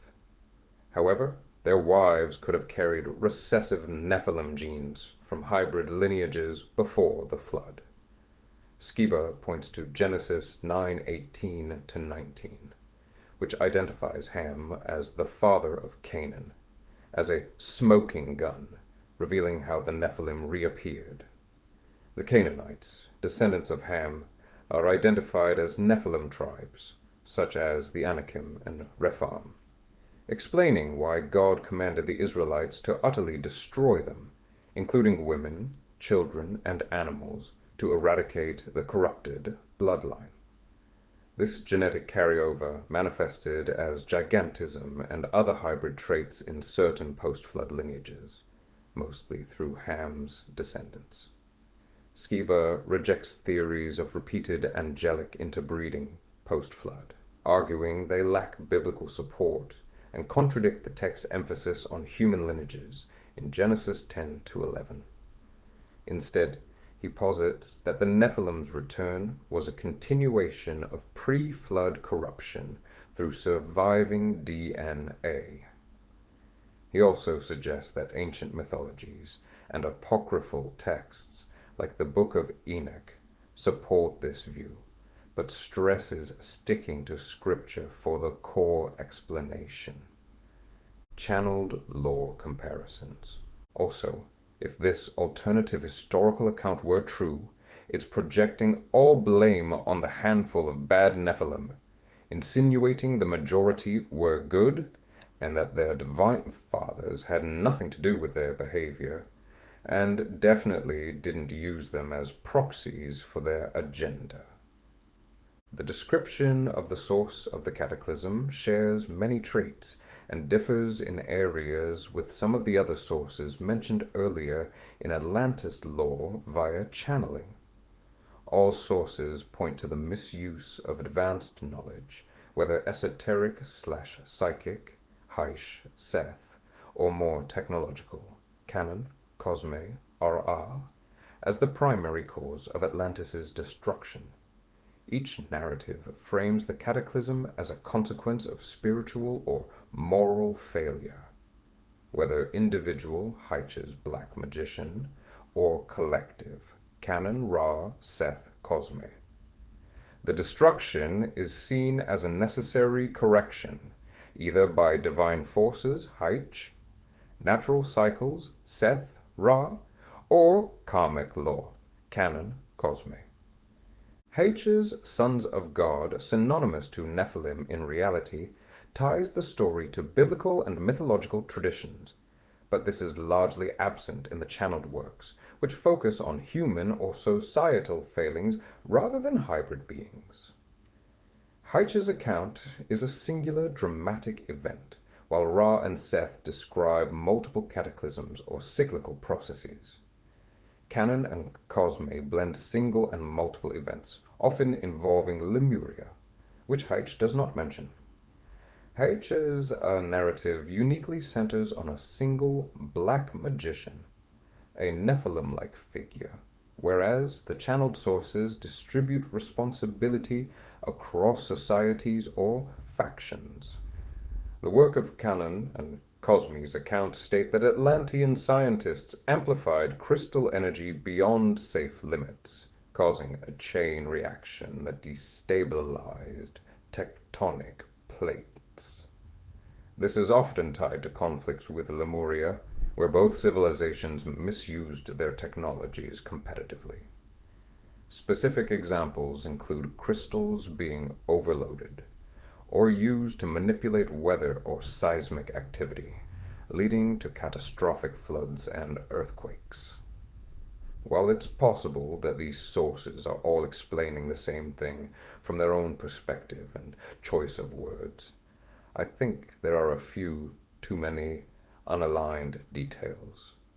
Since antiquity, these beings have used the same tricks and masks on different cultures, always catering a bit to each culture's preconceived notions, and I think this is where the discrepancies show. It seems they just want to keep the general themes intact, because the effect is the same. No one would be able to effectively cross-reference these things until these last few decades anyway. I should have started this project decades ago. I blame myself. I'm 26, age reveal. Also, there will always be some sort of the sons of God ready to make the great sacrifice of descending to earth, being reborn in a human body, and in this way bringing divine light and consolation to humanity. Sounds exactly like the idea of wanderers in the raw material, volunteers in Dolores Cannon's work, speakers in Seth material. Or the more surface level and common names people use is Starseeds and Lightworkers, a cohesive theme with different names across many channeled sources. It seems the demonic attempt to paint a picture of a vastly populated universe with all sorts of intergalactic and spiritual beings and cultures which have different names of all these same things. Hardcore history continues. The Pharaoh isn't nearly done, of course, as his overzealous daughter's brain is exploding with hardcore history. Accurate or not, he's in that flow state and is gonna keep powering through. The sons of God in their ships had special instruments and equipment to stabilize their vessels and keep them horizontal at all times. Thus, they survived the catastrophes and finally landed. In every part of the earth where they set foot, they began a new civilization. With their knowledge, wisdom, and love, they won the hearts of the natives. They became rulers. They were worshipped and revered as gods or demigods. Their first acts were to construct suitable buildings for their secret instruments, in order to insulate them completely from the world. These buildings, which we call pyramids, can now be seen in all the various parts of the earth, where the sons of God fled with the instruments they salvaged. Bata asks, how did they move the giant stones? We can control the gravitational force of the earth at will, neutralizing it or amplifying it, depending on the result we wish to achieve. In this way, we can make an object weightless, or inversely even heavier than it normally is. I think they decided to make the claim that this cataclysm was local to one continent, as opposed to worldwide, because that would make it easier to gloss over the potential high-tech involved that they don't want you to consider. Saying their craft were made impervious to any outside force is already beyond advanced enough, but it gives you the idea they physically were shielded on Earth, as opposed to in an alternate dimension and slasher out in space beyond the chaotic atmosphere. And as far as building the pyramids, I have heard of tech being rediscovered by people like Randall Carlson and others claiming they can change the weight of an object by perfectly matching its frequency or something smarter sounding than that. And that's what the ancients used. And while I'm totally open to that type of tech existing, the fact that this is coming from a known Freemason and planted past life memories makes me question what they may be covering up.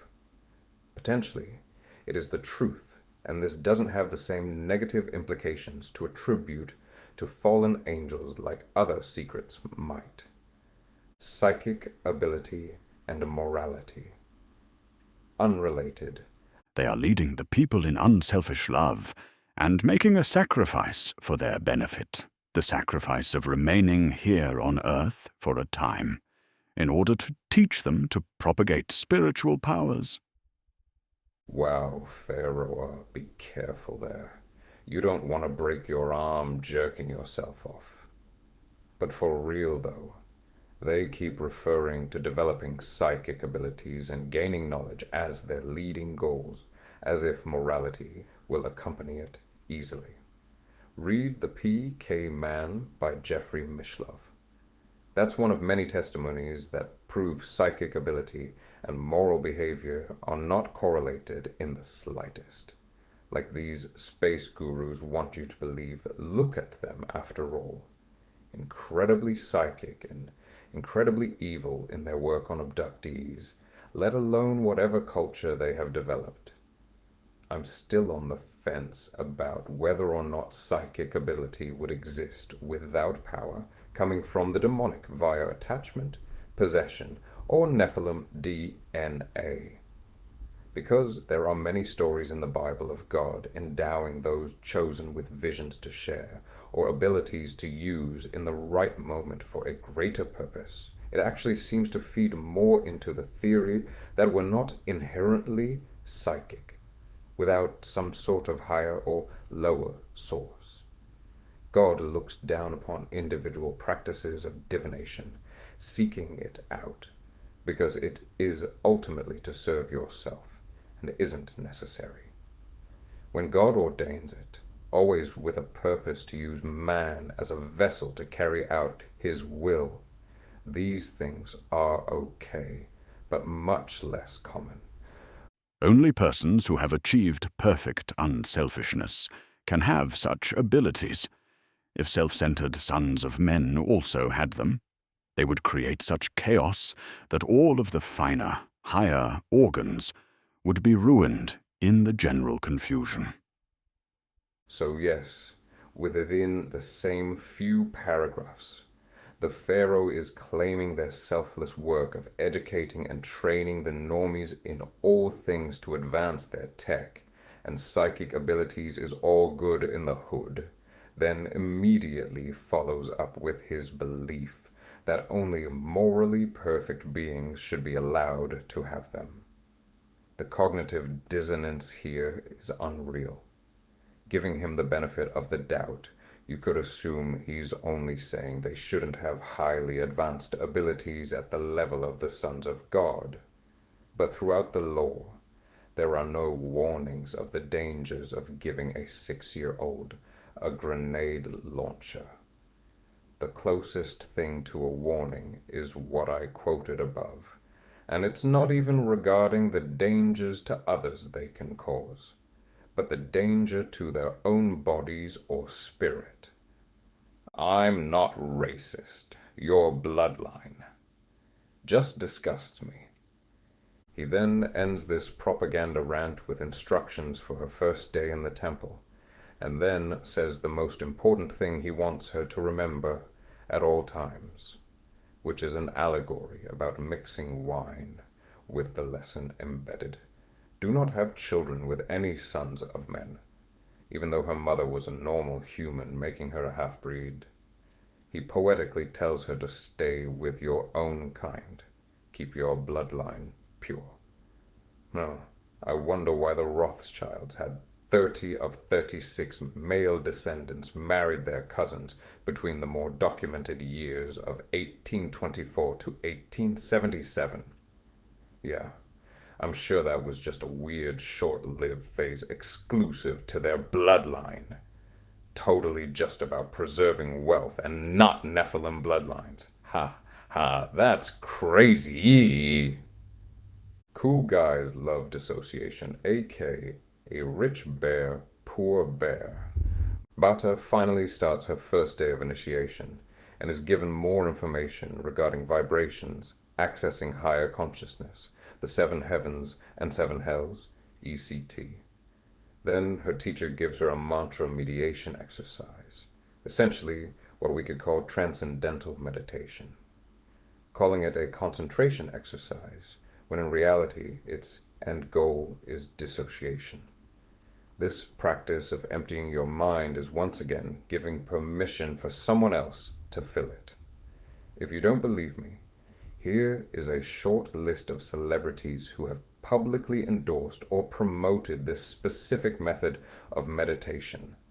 Kendall Jenner, Katy Perry, Russell Brand, Oprah Winfrey, Lady Gaga, Jerry Seinfeld, Tom Hanks, Ellen DeGeneres, Jennifer Lopez, Barbara Streisand, Rosie O'Donnell, and somehow these bastards even got to my bestie David Lynch. If that doesn't convince you it's evil, I literally cannot make a better argument. Relevant? Not sorry.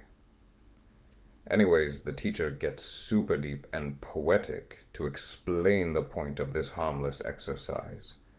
Concentration cannot be a permanent condition, but only a transition between the projected world and being. When you concentrate your thoughts on something, you can't stop with just thinking, because concentration leads you back to yourself, and you just become the very thing you're concentrating on. From thinking, you progress through concentration into a state of being.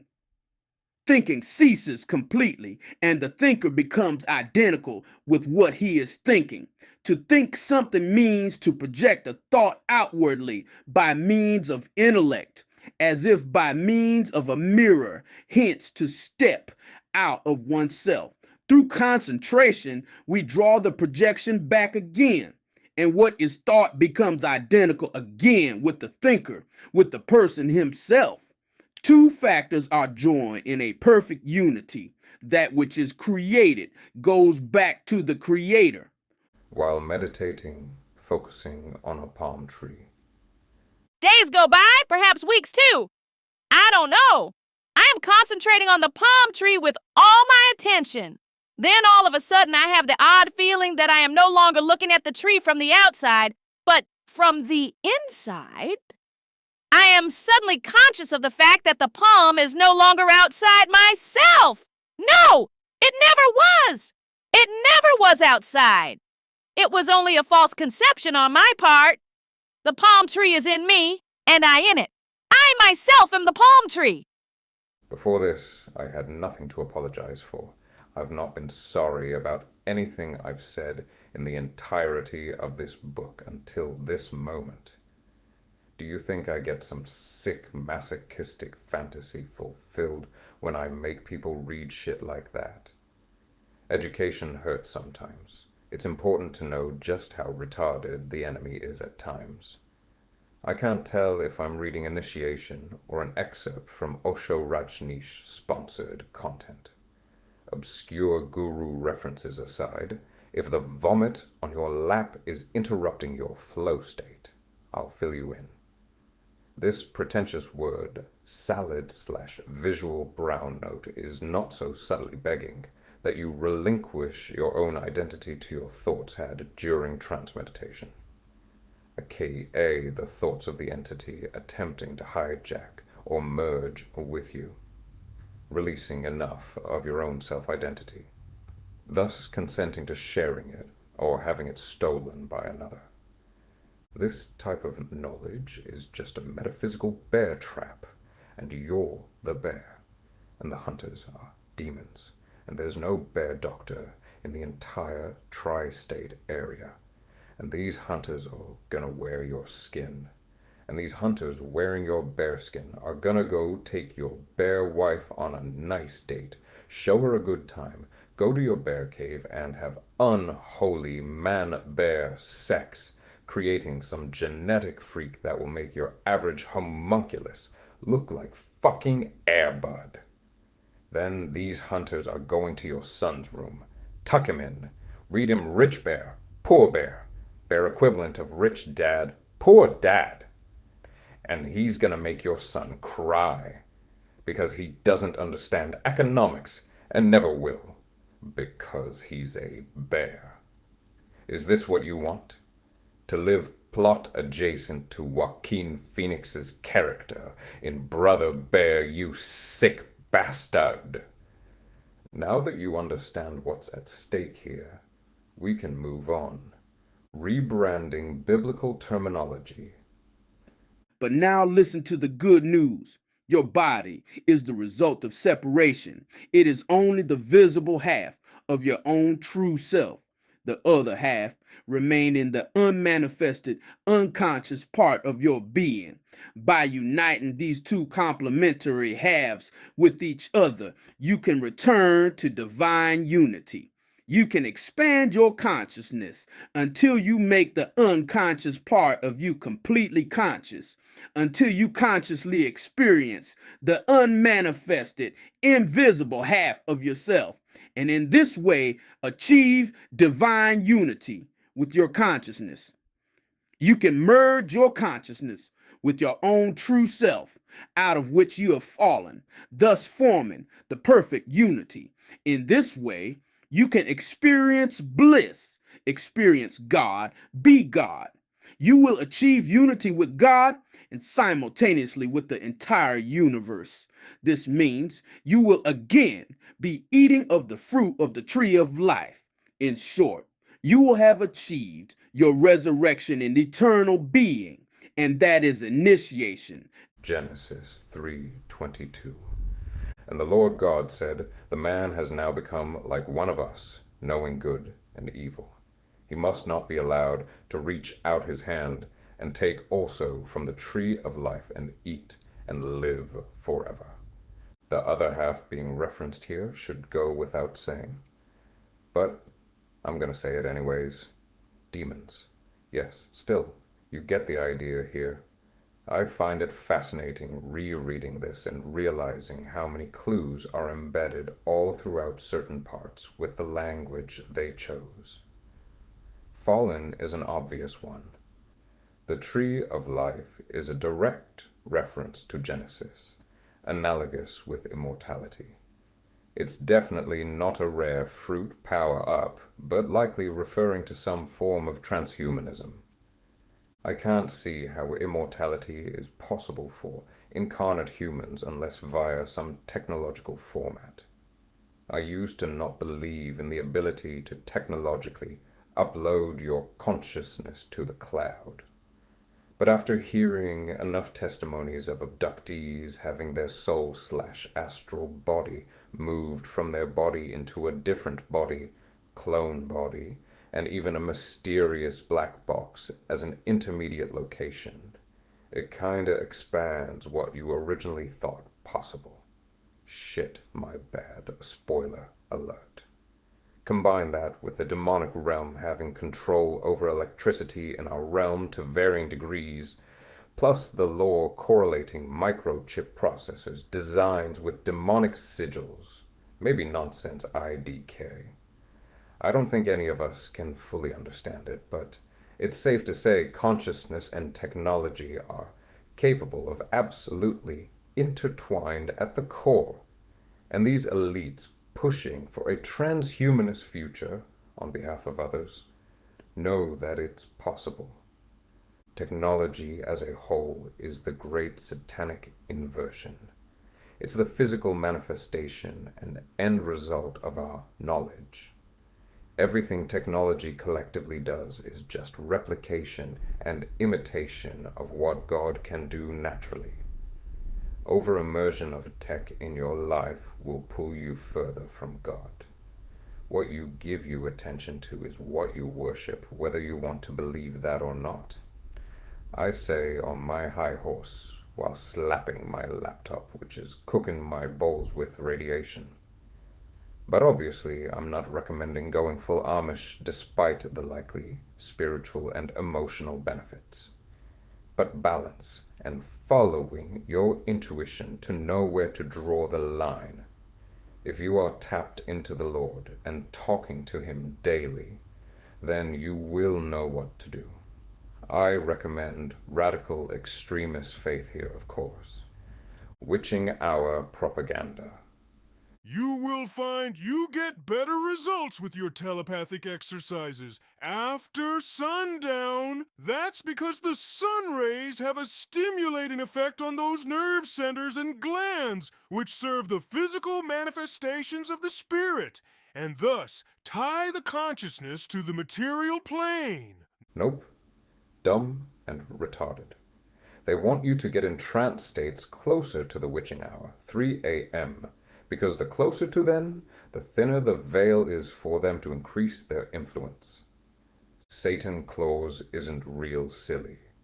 Without man, Satan cannot exist. Satan can only come to life in the consciousness of a person who manifests the law of matter, the law of the flesh, in his spirit, who identifies his consciousness with his person, with his lower nature, with the drives and urges dwelling in the flesh, with the urge of self-preservation and propagation of the species. No living creature has ever met Satan by himself. For without man, Satan has no existence at all. Without man, Satan is only the law of matter. We can meet the living Satan only in the human being. This argument is casually vilifying humans' inherent nature without mention of any potential spiritual roots or influences, as well as framing the act of procreation and self-preservation, aka survival, as somehow synonymous with narcissism. Essentially, anything that keep you focused on the material world is all evil. A half-truth I can understand, yet twisted to push you into a corner and shame you for not dedicating all focus and energy on spiritual development. But what these beings classify as spiritual development is anything that gives them more rights to manifest and take over your sovereignty. This lesson from her uncle Ptahhotep is also claiming the idea of Satan is merely a superstitious creation of the culture. And while I'm open to the idea of Satan being more of a title attributed to various higher-level fallen angels, I obviously can't subscribe to this concept, because it denies essentially everything I'm writing about, and I don't enjoy admitting I'm wrong. So I've decided that I'm still right, for logical reasons, though admittedly not exclusively. But even if this reframing of our idea of Satan is the truth, why go out of your way to rebrand the supposed archetype representation of all the hills to die on? Visionception. Come, my little daughter, says Ptahhotep. Now I'll lay my hand on you, and you'll see pictures of times to come. Ptahhotep leads me to a couch on which the neophytes, under his guidance, practice their ability of moving their consciousness freely through time, intentionally seeking out the past and the future in order to experience them as the present. Ptahhotep bids me lie down, and no sooner has he laid his hand upon my brow than I get the well-known buzzing and prickly feeling in my head. The very next moment, I see pictures which, in the symbolic language of dreams, shows me the significance of events in the distant future. It's like we're in freaking Inception right now. Reminds me of Monroe's astral rotes or simulations, or immersive documentaries swapping their consciousness from one scenario to another. Elizabeth's past life memory is now showing a remote viewing or Akashic record of a future event. On top of that, it's her uncle Ptahhotep essentially jacking into her brain to deliver this, likely because she is not skilled enough to obtain herself. While I'm not denying the legitimacy of passing along visions in this manner, as the Bible references laying on hands for imparting gifts, like all psychic abilities, the source of its power is how you discern the good from the evil and deceptive. And if you study the law, you know that demonic involvement, endowment of siddhis, are substantially more common among the dark side than the minimally interventionist, or at least more subtle, angelic side. If you're pursuing it yourself, as opposed to be used as a vessel by God, kind of gives it away. I just find it an unlikely combo to have this vision inside of a vision, and I am still convinced these past life visions are crafted and implanted into Elizabeth. If true, then we now have additional corroboration that these entities are advanced enough to craft and implant complex detailed visions within the complex detailed visions. Just how many layers can this go? Leonardo DiCaprio did 4? I mainly wanted a somewhat natural segue for that mid-joke, but I should clarify. I more so believe it just takes on that appearance due to the seamless transitions the experiencer experiences. It's not necessarily that they are nesting dulling these series of visions, but transitioning from one vision quickly to the next, in a way that is perceivable as taking place one within the last, like flipping channels on the TV, except nothing good is on. Blatant biblical rebrand. These following segments just so happens to be of a future event from their P.O.V, and it's of the story of Moses, Aaron, and the Egyptian pharaoh in Exodus. Totally not demons trying to rebrand aspects of the Bible. I see the reception room of the pharaoh, a strange hall, and an unknown pharaoh, likely Rameses II or Merneptah, though not named in the Bible, who is not an initiate like my father, but who has a radiation of a very low degree. Before him are two handsome, dignified men, two brothers with noble, magnificent features. From their radiations, I recognize that one is an initiate, Aaron, while the other is only a quick-witted, able speaker, Moses. The initiate is silent, while his brother uses his powers of oratory. He is trying to convince the pharaoh that he should free their people who are working as slaves in the service of the pharaoh and let them leave the country under guidance of these two men. The pharaoh is hard of heart and refuses. He demands a miracle. Then the brother who is doing the talking takes his staff and casts it onto the ground in front of the pharaoh. Instantly, the staff turns into a serpent crawling over the ground. The pharaoh calls his magicians to give the men an answer. They too cast their staffs upon the ground, and these also turn into serpents. But the first serpent devours all the serpents of the magicians. I interpret the vision. The staff represents the intellect, a powerful instrument. But when the intellect is bound to the earth and made to serve purely material ends, it becomes a serpent crawling on the ground, a wily temptress enticing man to selfishness. The two noble brothers struggle unselfishly for their people. In their hands, guile turns into wisdom, which destroys all the selfish arguments of the cowardly magicians. First of all, calling Moses only a quick-witted speaker is kind of a bitch move, but she is otherwise complimentary. Now, obviously, demonic inversion attempts wouldn't take the route of trying to reframe men trying to free slaves as the bad guys, as it's hard to maintain even a synthetic moral high ground after doing so, but they do attempt to symbolically interpret the entire storyline as metaphorically aligned with their belief system, twisting the intended symbology, giving the reader an esoteric, compatible view of Bible scripture. Now the vision changes. The godlessness and selfishness of the Egyptians causes new plagues and afflictions of growing severity. But the Pharaoh still does not yield. He still refuses to liberate the people from their bondage. Finally, the greatest scourge of all descends upon him. All the firstborn people and their animals, and even of Pharaoh's own household, are killed by the angels of God in a single night.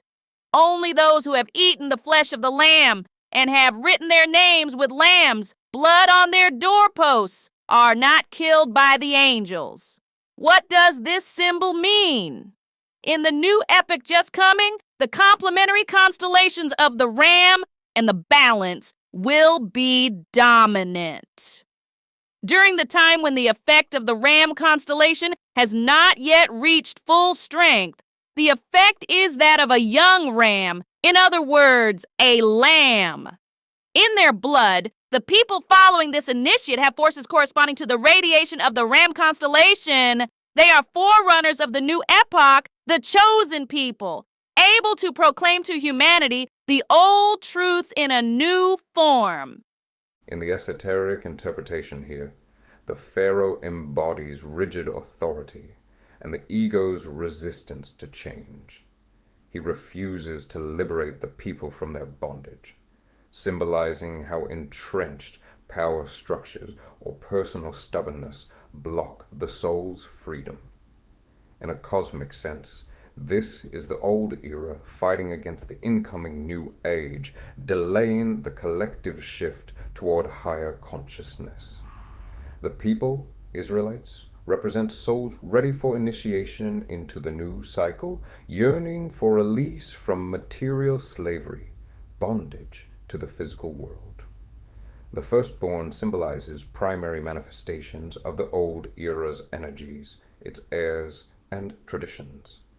Their death by angels of God, divine messengers enforcing cosmic law, signifies the inevitable end of outdated forms to make way for renewal.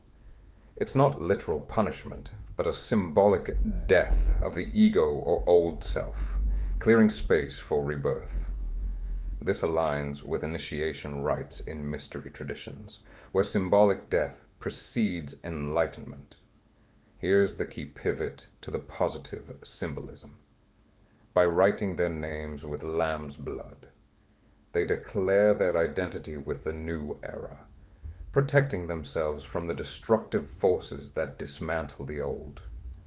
This symbolic lens strips away literalism, revealing the Bible as a timeless manual for initiation, as opposed to a story of God's divine intervention, using men to rise to the occasion and, with his help, accomplish things God could easily accomplish by himself. The 10 plagues, Exodus 7 to 12, from Nile turning to blood, to frogs, gnats, flies, livestock disease, boils, hail, locusts, darkness, and the death of the firstborn, are depicted as targeted divine judgments on Egypt's gods, economy, and Pharaoh's defiance. Each escalates in severity, responding to Pharaoh's refusal to free the Israelites. They're not random afflictions, but punitive acts tied to Israel's enslavement. God declares judgment, and I'm sure there are symbolic elements in play from his perspective, but the esoteric reframing strips away the intended purpose and message, attempting to distort the reader's perception of the biblical narrative. Then I see a new vision. The mighty initiate leads his people out of Egypt, and because the ram is a fiery sign, a pillar of fire moves ahead of him to show him the way. He leads his people out of spiritual darkness prevailing in Egypt at the end of this epoch. The initiate wanders with his people through the desert in the always difficult transitional period between two epochs. Two different ages are never sharply separated from each other, but rather flow into each other gradually. Again, shifting the focus to astrological signs and cosmic transitions, without mentioning what she means by spiritual darkness. No mention of punishment from God being due to Egyptian pagan worship and a prevalent sinful culture. Just a vague darkness. I'm no stranger to the astrological double and triple entendre embedded throughout the Bible. Gospel in the Stars by Joseph Seiss is a great compilation proving the cosmic non-temporal scale God operates from, and it's beautiful and awesome. But these truths are accompanying the Word of God, not the primary area of focus. Not something to be reverse engineered into philosophy that isn't synonymous with the doctrine of the Bible. Elizabeth then describes Moses' descent from the mountain with the first tablets of the Ten Commandments, seeing his people worshipping a golden calf altar, and God's reaction by sending serpents to bite at these pagan worshippers and sicken them. Then healing to those who look upon their brass snake Moses was instructed to make.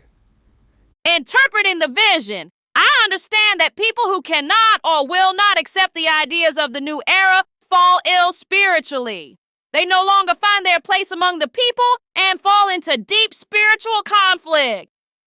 The Bible is clear that God sent snakes to bite the individuals who worshipped and sang at the altar, when God commands them to not worship any god besides himself. The new era, age, way is loose and more open to interacting with and honoring many gods, with a distinct lack of admiration for Yahweh. God's word isn't against advancing with the times, but wants us to maintain respect and dedication to certain values to maintain personal, spiritual, and collective health. This last take is completely backwards and seems like it's saying all progress is good progress. The visions of the future go on. The great initiate leads his people up to the threshold of the new epoch, up to the borders of the promised land. Then he goes up into a mountain and disappears. No one ever finds his body. I know that he has dematerialized himself, just like the last initiated high priests have dematerialized themselves with their secret instruments and apparatus in the Great Pyramid. What in the fuck are you saying, dog? Holy shit, what a massive jump. This technology is referred to quickly in an earlier segment, but she's not saying she saw this in the vision, just that she knows intuitively, like it's an additional part of this download vision. If true, it obviously is painting Moses as an initiate to the same type of mystery teachings that Bata is going through now, gaining knowledge that is antithetical to biblical doctrine with a big focus on reincarnation and harvesting psychic ability. From an ignorant New Ager perspective, you could say Moses has been mischaracterized and was clearly an adept psychic/magician. From a Christian perspective, we know that Moses was a chosen prophet and a vessel for the Lord's will. He only gave him psychic abilities when necessary to further his plans. God was using him as a conduit, maintaining his status as a leader and prophet for God. Moses had no abilities on his own. He did not preach practices of divination. Very much the opposite.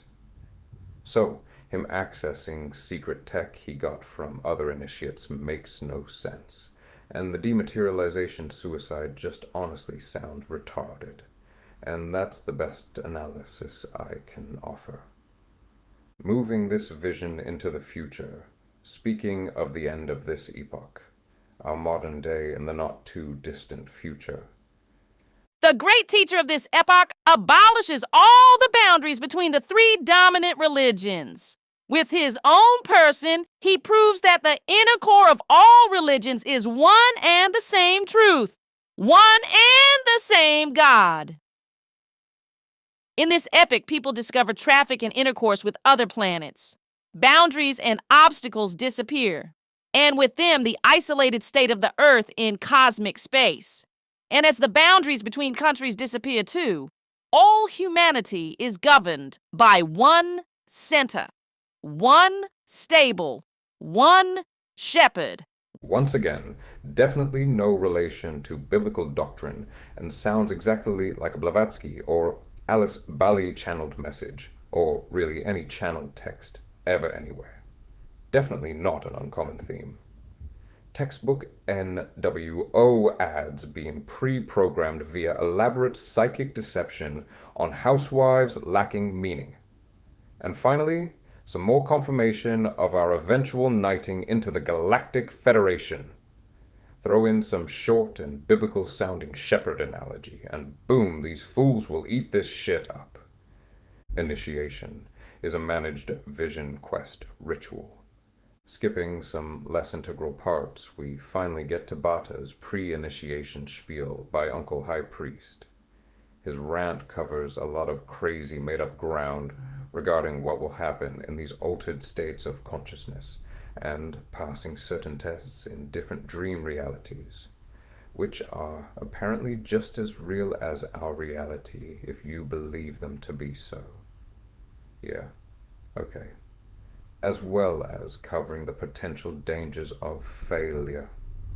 I'll dive into some of the more interesting quotes.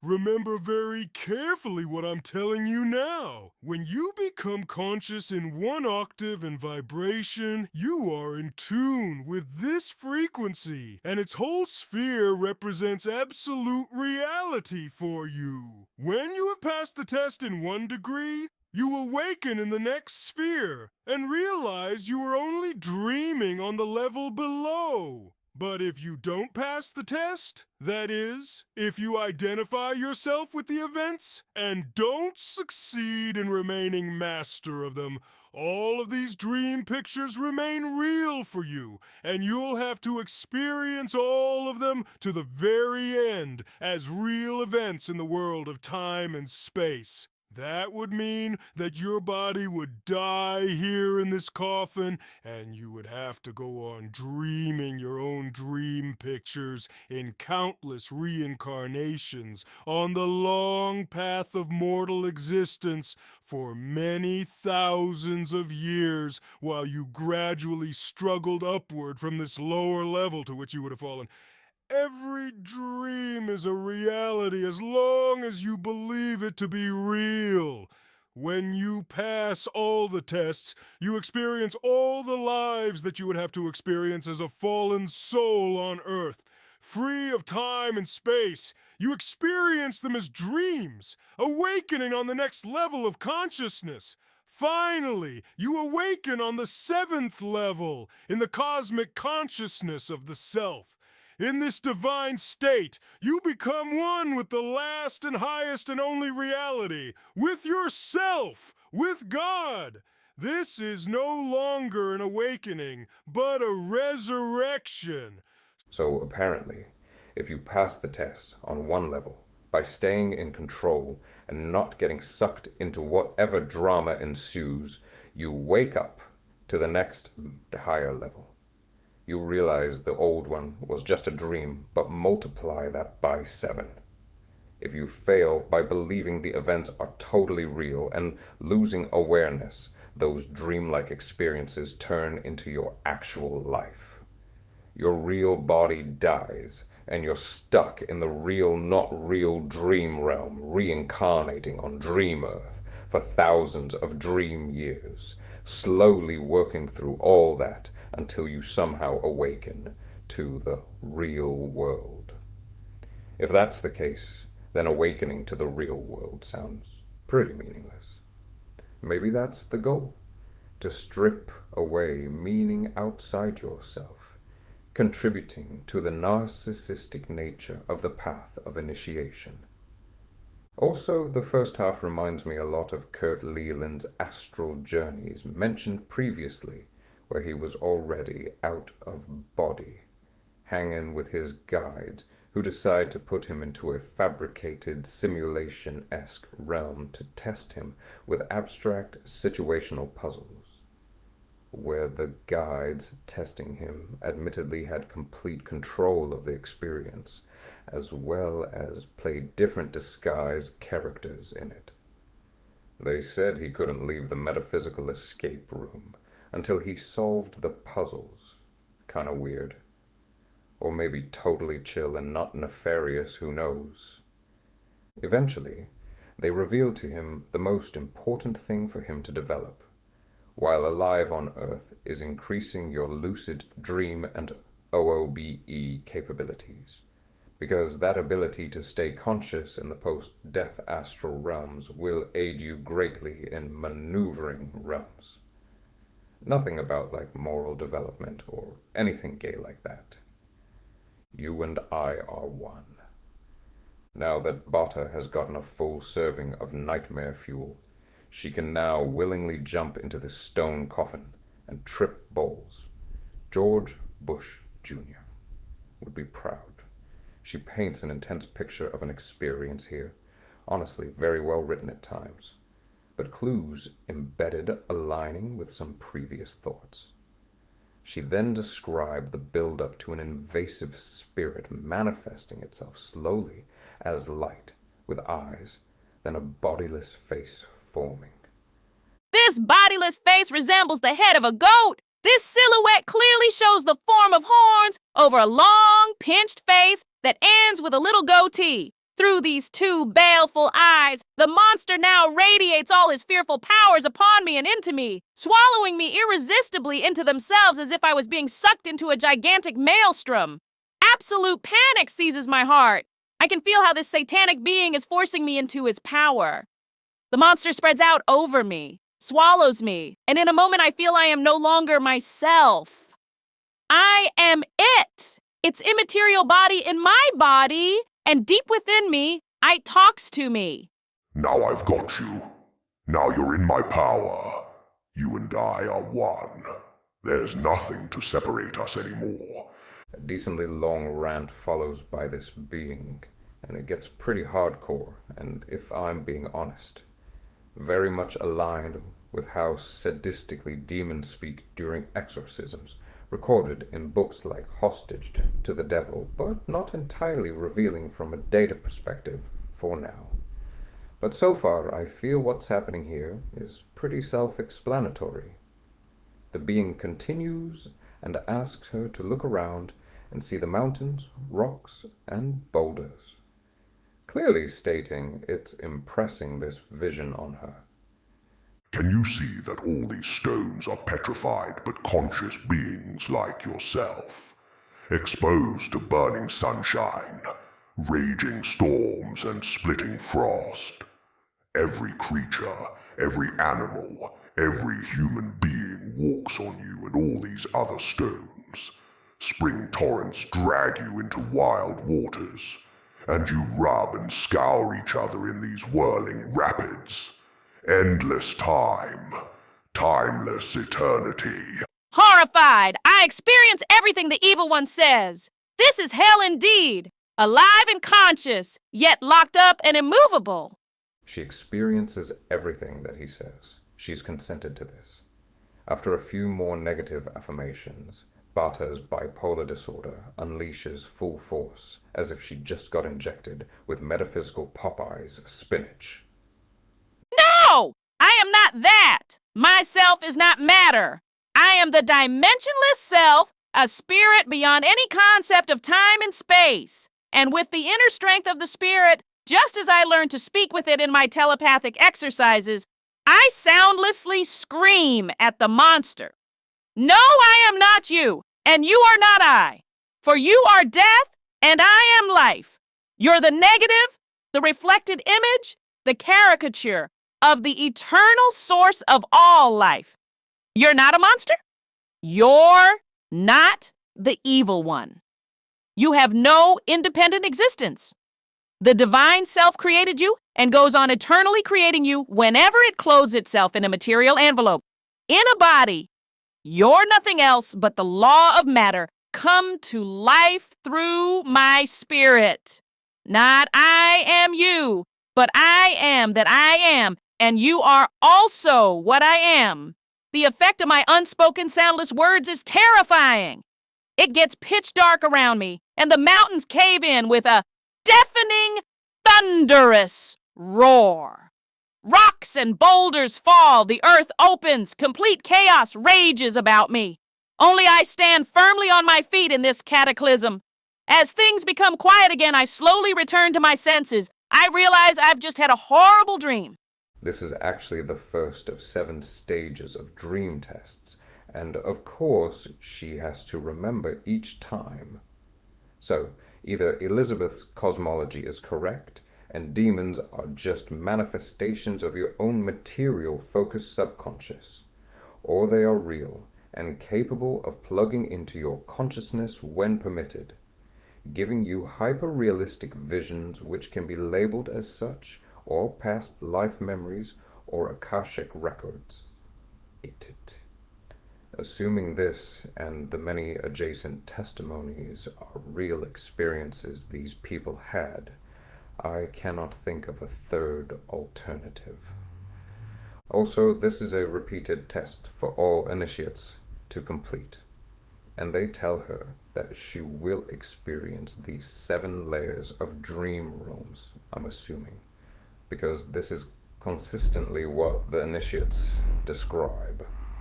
This means it's either because everyone's subconscious is connected to Source, and this is the chosen method of initiation to be had by this being Source, impressing it upon them, or this demon who clearly attaches to her at the very start of this process, just after consenting to a ritual with potential satanic metaphysical implications. And this is the repeated scenario used on various coffin campers. If the latter is the case, then the defeat of this goat dude is pre-planned as more theater to get her to indulge even deeper into her fabricated belief system. A system which truly only benefits their goals of possession and spreading their doctrine. Getting deja vu. Stay back, meaningless flesh. I look about me. I am in a spacious room illuminated by soft, reddish light. Pleasant, well-mannered people offer me tempting delicacies in beautiful dishes and heavenly drinks in magnificent golden vessels. They try to persuade me to eat and drink with them. The beginning of round 2. I just find it interesting how this is exactly how Vicky Joy Anderson describes a relatively common method of consent farming via dream infiltration.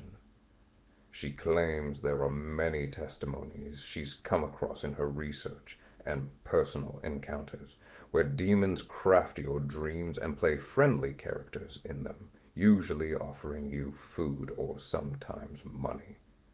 It is initially a gift, but after you eat or spend the money, they come back and ask for something in return, while guiding you into consenting to more encounters with them. Often, this is in only a partially lucid state, like she is in now, which seems to just pass the metaphysical bar as legal. She does claim to believe that the many extras scattered nearby, who are often caught examining her in these scenarios, look away and try to act casual when noticed. She believes they act as witnesses to the complex legalities involved. Seems plausible enough at this point. The remainder of Phase 2 is actually strange and hilarious, but I will have to skip past due to not being the most insightful to commentate on. The situation is her watching people at a party sing and dance and lose themselves to hedonistic behavior, judging them harshly. She is annoyed by a man dancing with his woman, keeps asking, "Are you mine?" with constant positive reassurance from the woman. Then a man says they are just in love. "Come on and dance with me and see how you feel," which leads her to again claim loudly how she will not become tempted by meaningless flesh, turning her dance partner into a flaming spirit monster. After she passes this phase, it ends with, Then I hear a thunderous voice from out of the flames. "You have won. You have passed your test, but watch out. You haven't won because you're stronger than I. You can't be stronger. Because I am the fire of your own self. But watch out, we'll meet again. And with that, everything disappears. Fire, room, smoke, everything. I think it's safe to assume there almost no better way to consent to possession than being convinced your demon is actually just an aspect of your own subconscious.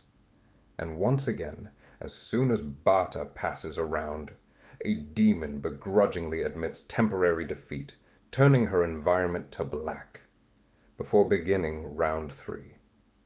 Very structured so far. Phase 3, Weird Bible Obsession.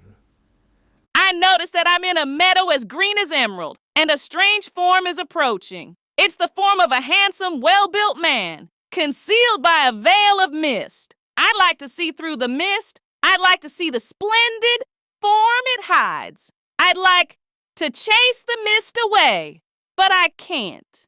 But the man interests me, and so I ask, "Who are you?" With a voice that makes a deep impression on me, he whispers into my ear. Oh, my sweet beloved. I've been looking for you a long, long time. For an eternity. Ever since we fell out of the Garden of Eden and became separated from each other. At last I've found you. Come into my arms. Come, lay your sweet head upon my breast. Come and let us unite in divine unity. Let us merge our beings in heavenly bliss. How glorious that you've kept yourself pure and untouched for me. Elizabeth, first of all, everyone knows what you're thinking, and it's disgusting. Second, the usage of the Garden of Eden is a little too on the nose, once again leaving breadcrumbs of truth with terms like fallen, but reframing it as if they are the many times reincarnated original Adam and Eve. If initiate New Age theology is so opposing to Christianity, then why take so much from it and attempt to invert it? You're kind of obsessed, bro. It's weird. Classic echo fade-out routine. I feel a tremendous force radiating from him to me, and yet he's strange. I don't know him. How could he be my complementary half? No! One never finds the complementary half outside oneself. Tahotep says our complementary half is always behind the manifested form as a mirror image in the unmanifested state. No! No human can be my complementary half. Only the divine unity of the self can bring blissful happiness. I'll find my own complementary half within myself. She screams, "Grrr, I'm a woman, but don't treat me like one." To find your complementary half within yourself, says the handsome man, would mean that you, in your consciousness, were already identical with the divine self. How do you expect to achieve this without me? Without your complementary half? You're forgetting that you are half of a unit, and I am the other half. We are the living reflected images of each other, and we belong together. You carry me about in your subconscious, just as I carry you in mine. Throughout ages and ages of time, our fate brings us together again and again until we make each other conscious within ourselves and experience each other completely in body as well as in the soul. Only in this divine identity can we really be the total consciousness of the whole, of the higher self. How do you think you could escape from facing the fact that we also belong to each other on the earthly plane? How do you expect to get the experience you absolutely need without me? Yeah, I don't seem to recall my subconscious/higher self ever trying to aggressively convince me to consent to merging with it when, like, you're already pretty merged. I mean, how much control do you want? This is way non-temporal, perfect Godhead me. As far as I'm concerned, it's enough to know that you're present in the unconscious side of myself, and I only want to get acquainted with you within myself, but not in the outer world. At these words of mine, the handsome man recedes, and from farther and farther away, his voice comes back to me. I'll go looking for you on the earthly plane. Looking. But there is still something I want to know, so I shout after him. Why is there such a heavy mist about you? So heavy it keeps me from seeing you face to face. From far away into the distance, I hear a voice fading out. The heavy mist is covering your eyes. Not me. It's your lack of experience. That's what's protecting you from me. It has helped you resist me. But we'll meet again. It's really hard for me not to visualize the goofy old man behind the curtain in Wizard of Oz here. The higher self or possible demon didn't get permission to take over her entire body and mind, but still should have 4 more attempts. I love that before its next try, it's going through the effort of leaving with the corny echo, fade out bit. Like, dog, you're not going anywhere, LMAO. Honestly hilarious. Then she's like, wait 1 sec. And the entity is like, I'm not quite gone yet, actually. I can squeeze in 1 more echo. Very Holy Grail-esque energy. I love it. Shift to modern life. After a bit more psychedelic transitional experiences, she seems to wake up from her past life memory of going through initiation before it officially ends and is back as Elizabeth in her real life, though mentally still thinks she is Bata and slowly remembers who and where she is. In the middle of Budapest, World War II, during an invasion. The city is overwhelmed by enemy forces with bombings, air raids, and family members sheltering in cellars. Elizabeth begins recognizing the loved ones in her current life as many of the same people in her life in Egypt, realizing they are her soul family. After recounting a few experiences covering a few weeks of time, she begins to question if maybe her real life as Elizabeth is all part of the initiation in the pyramid. And this is her test where she was told she has to defy death. She's not sure what's real by this point, but continues with her life and survival over the next few months, ignoring Red Flag's Olympic god medalist. One night, while praying before falling asleep, Elizabeth enters another vision or dream. It's her having to climb 7 giant steps, with each one requiring a bit more metaphorical and spiritual skill or understanding than anything physical.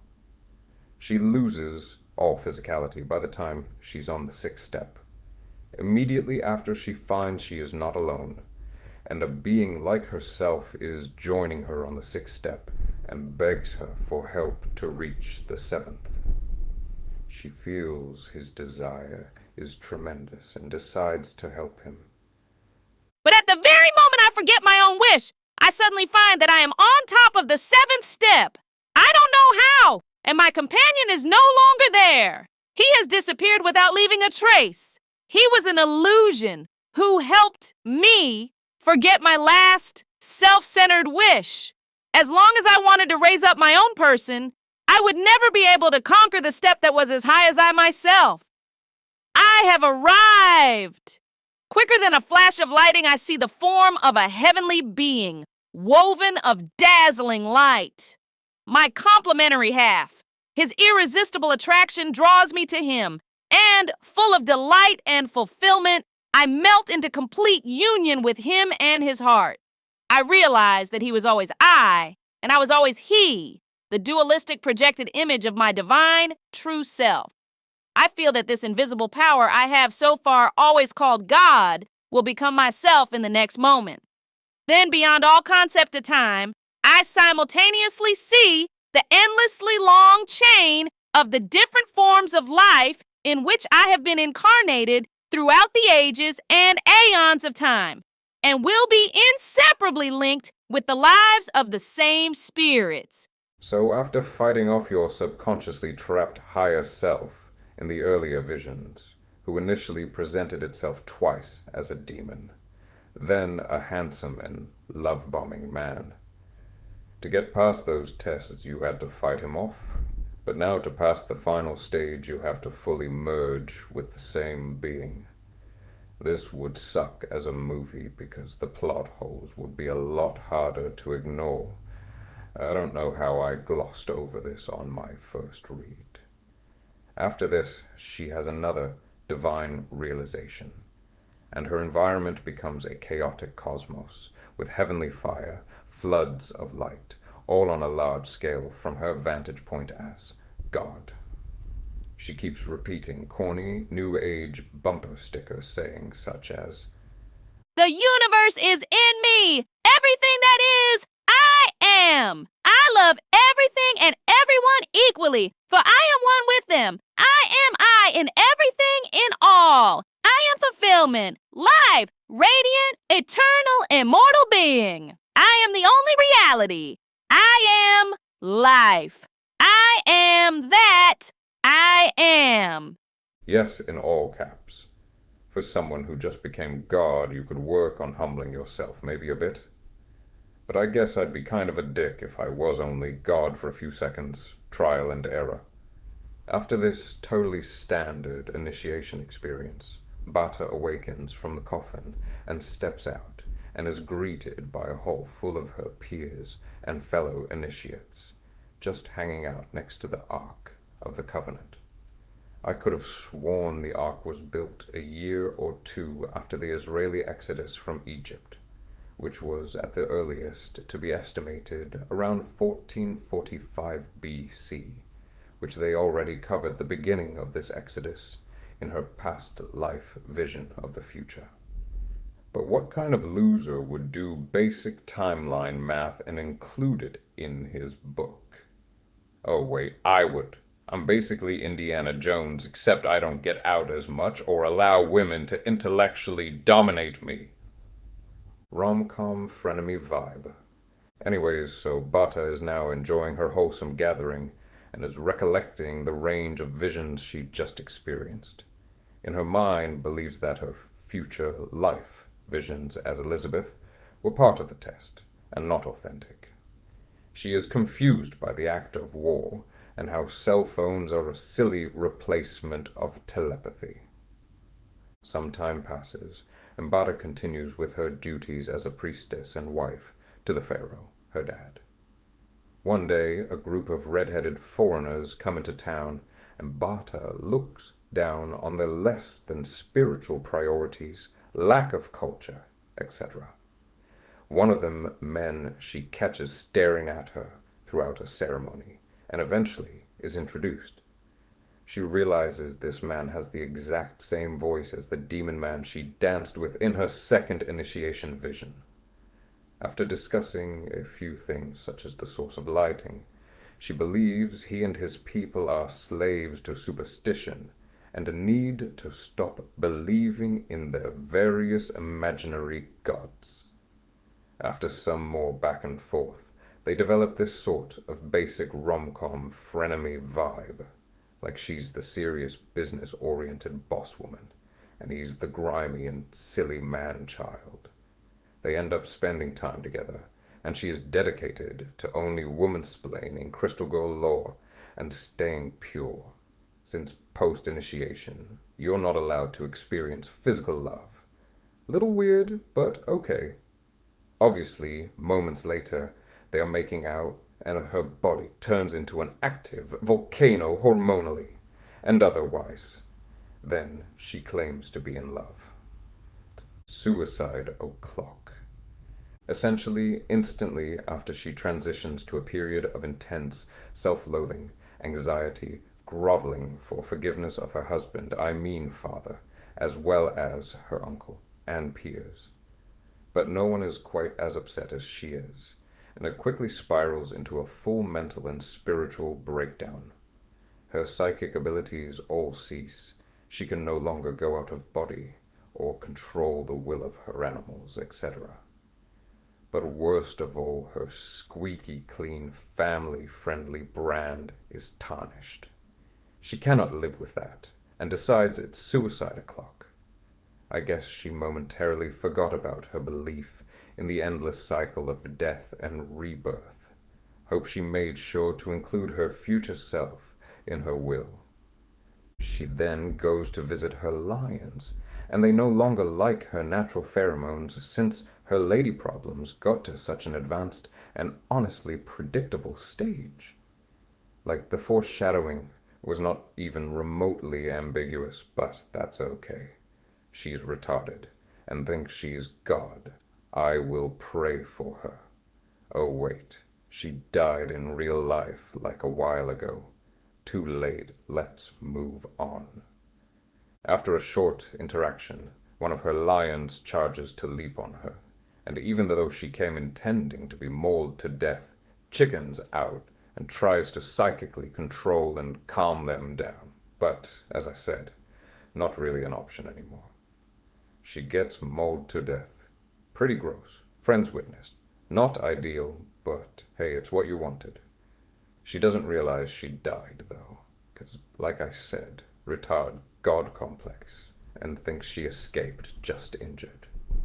Running off and seeing her dead mom, instead of fighting about her daughter marrying her man, she embraces her and doesn't say anything. Her mom soon fades away, and out of body is witnessing her physical body being entombed by slaves. For the first time mentions it and then casually glosses over their pro-slavery society. Not shocked, but she did describe their society as incredibly spiritually pure. How are we supposed to have time to spiritually purify ourselves, working many hours a week? Slave class plus slave owner class equals spiritual purity for many. My Chemical Romance tribute band. So the spirit of the shameless slave owner Bata is now feeling darkness surrounds her. It's probably just the bodies of her slave class getting closer. But in fear, she calls out to her uncle Ptahhotep, who is also God, and asks him how long she must be imprisoned here. He responds with 3,000 years.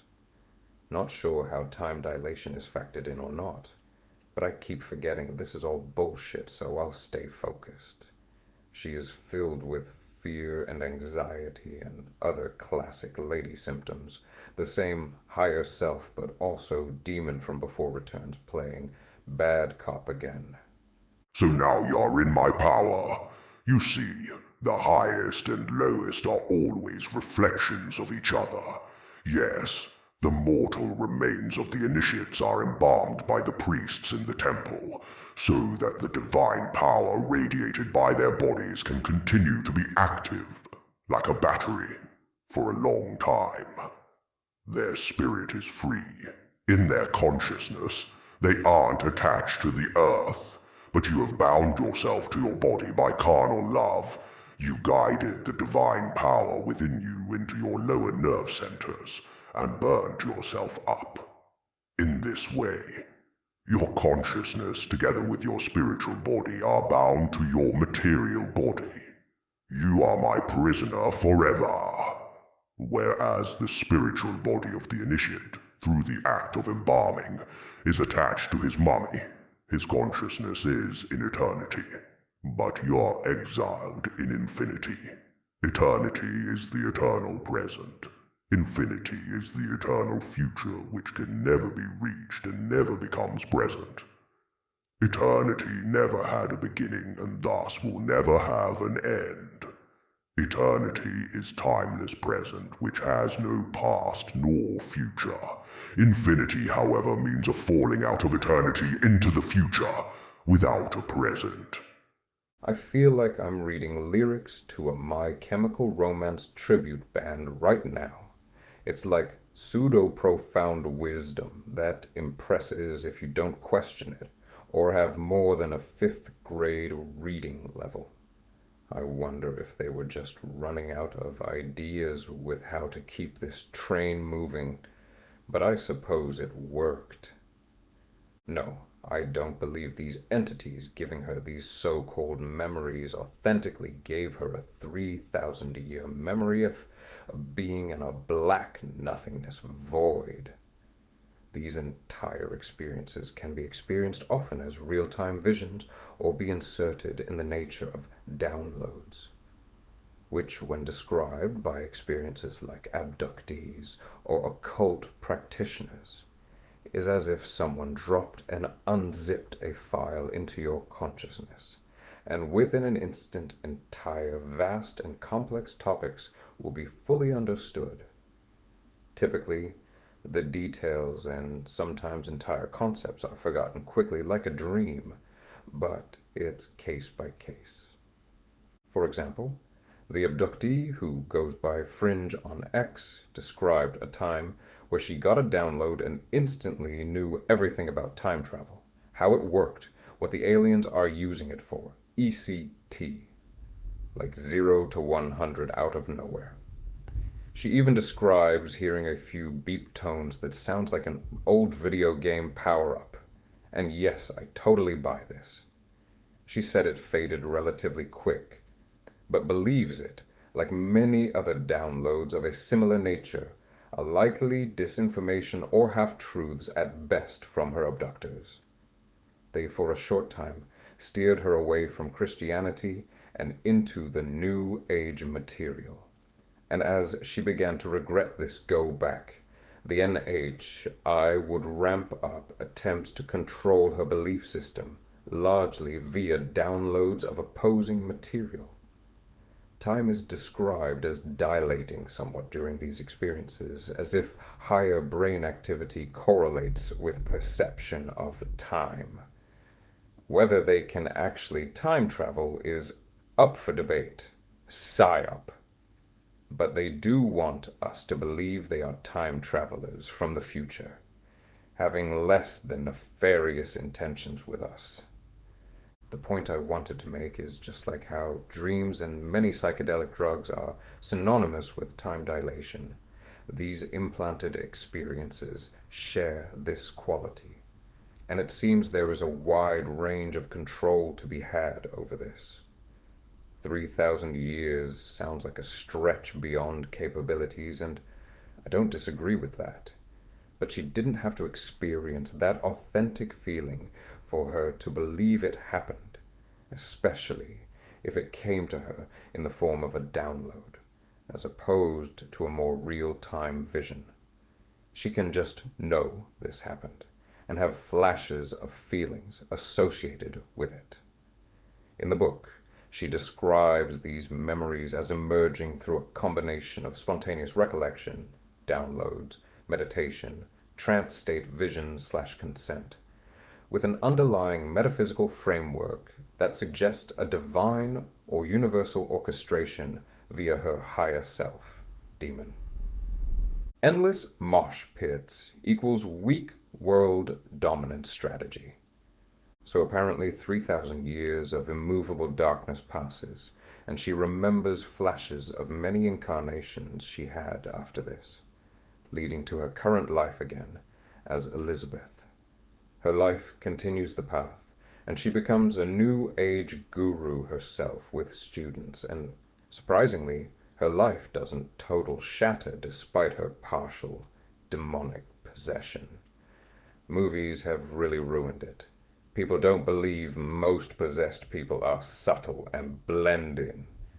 If my whole existence revolved around trying to legally hack my way into someone's consciousness via elaborate, time-consuming means, I wouldn't mess it up and just form mosh pits everywhere I go. That's how you get exorcised. I don't plan on explaining the details of the end, as I covered the most relevant parts to my overall theory. There's more always, but I think I made enough of a case that something is a bit off here. There are many esoteric secret societies all over history since the beginning. Definitely nothing new under the sun. This past life story is obviously trying to frame various initiatory societies as wise and caring people who just happen to do anything they're told for superpowers and occult knowledge. At the higher levels, many of these are surrounded by rumors of ritual practices, which are pretty much exclusively for contacting or working with spirits, regardless of what you think of their origin or intentions. Former secret society whistleblowers have shared testimonies claiming direct involvement. There's Dr. William Schnoebelen, who identifies as a former 33rd degree Mason, describes in interviews and podcasts how higher degrees involve revelations tied to Lucifer worship, stating rituals that open initiates to spiritual influences. He and others like him suggest that the initiation includes oaths or ceremonies that invite demonic forces, framing it as a form of possession, where the initiate aligns with Lucifer as the light-bearer. Broader esoteric explanations connect the 33rd degree to Kundalini awakening, where a serpent energy, aka demonic possession, rises through the spine's 33 vertebrae, transforming the initiate into a god via counterfeit spiritual enlightenment. I know some people who haven't spent much or any effort researching the lore behind past life memories like to explain it away as possibly being an activation of ancestral memories, genetic imprints locked into their DNA, equating it with a stranger subcategory of epigenetics. As long as you don't fall for this false doctrine, I can't complain. But if we don't somewhat normalize the deeper reality here of what's going on, many may find accessing these memories as a harmless side quest, as opposed to a demonic fist bump. It's testimonies like this and many others which should be discussed more, because they are clear evidence by anecdotal standards that these vivid and powerful memories are consent-dependent injected virtual reality juice. Studying the secret space program lore in comparison really gives this whole theory some thick and meaty legs, some chunky thunder thighs, sweaty beef sticks, plump, porky, pillars, hefty, ham hocks. Yeah. Secret Space Program. The Secret Space Program, SSP phenomenon, aka 20 and back, details the most batshit sci-fi 0 to 1000 multi-layered deceptive nonsense so far. It's spare QAnon, but more time travel. It has elements of almost every concept we've shit on throughout this paranoid journey we're on: reincarnation theology, false memory implantation, alien contact, channeled cosmology, consent harvesting, and end times misdirection into a single salvia overdose type framework that serves a very specific purpose of protecting and promoting the Antichrist while neutralizing his most dangerous opposition. The testimonies are highly elaborate and complex in the lore presented, and maintain very consistent patterns across dozens of self-proclaimed whistleblowers. According to their testimonies, hidden within the classified infrastructure of military and corporate black projects exists an elaborate off-world civilization that has been operational since at least the 1960s. These programs allegedly recruit individuals, sometimes as children, typically as young adults, into secret military divisions that operate throughout the solar system and beyond. The recruits serve tours of duty lasting typically 20 years, working on Mars bases, asteroid mining colonies like Ceres, interstellar craft, and various established installations across the solar system. The most paradigm-crumbling element of these testimonies centers on the SSP technology. At the end of their 20-year service, participants are supposedly age-regressed through advanced technology, have their memories suppressed or wiped, and are returned to Earth like 15 minutes after their initial departure, meaning they've lived 20 additional years that nobody remembers, in a timeline that technically never happened in conventional terms. The memories of this service allegedly return gradually through dreams, flashbacks, hypnotic regression, or sudden downloads of information that flood the consciousness without warning. Michael Sala, who has become the primary academic voice megaphoning these testimonies through his Exopolitics Institute, has documented dozens of whistleblowers claiming involvement in programs with names like Solar Warden and Lame, Dark Fleet, Gay, Interplanetary Corporate Conglomerate, Believable, and various Nordic-affiliated missions. Tony Rodriguez, in his book Ceres Colony Cavalier, describes chunks of his 20 years of brutal slave labor on Mars and Ceres Colony, including horrific abuses and trauma that he claims to remember with vivid detail. I actually really like this guy and think he, like most, but not all of these SSP whistleblowers, is very genuine. He has 2 books out regarding his memories recovered. They are absolutely bananas, of course. William Tompkins, who worked at a high level in aerospace and defense industries, documented extensively in Selected by Extraterrestrials 1 to 3 about his alleged briefings on Nordic extraterrestrials helping the U.S. Navy develop secret space capabilities via telepathic communication. Daryl James claims memories of Solar Warden service and interaction with Pleiadian, Tegatine civilizations across different density levels. Michael Gerloff adds his testimony to the growing squad of 20 and backers. Each whistleblower brings variations on the central themes while maintaining consistency of an admittedly convoluted narrative on core elements. Such as the tech involved, Nordic aliens are generally helpful and highly involved. Darker reptilian forces oppose humanity, and Earth stands at a critical juncture requiring disclosure and awakening. Put your cock in my hand, John. Wait, I mean. No, dang. Not again. One of the more revealing elements of SSP testimonies involves the extensive paperwork and contract signing that is allegedly involved. Multiple whistleblowers describe being presented with stacks of documents, non-disclosure agreements, service contracts, liability waivers, and various authorizations that must be signed before entering the program. Gerloff claimed it took him 2 to 4 hours, start to finish, to sign all of the necessary paperwork, and he wasn't reading almost any of it, despite being very able-bodied and literate.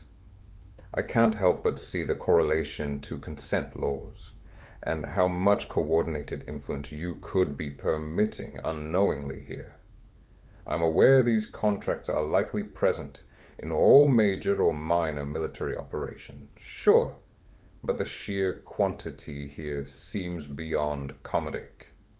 Additionally, what kind of legalities could possibly be relevant to such a deep black project?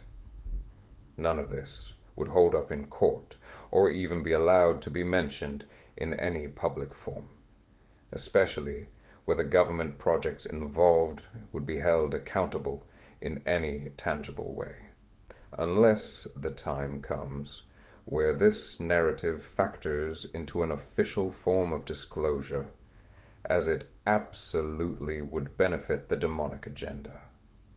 Throughout this research, we've documented how demons require permission, often through seemingly innocuous agreements, rituals, or verbal/mental consent, to establish deeper access and influence.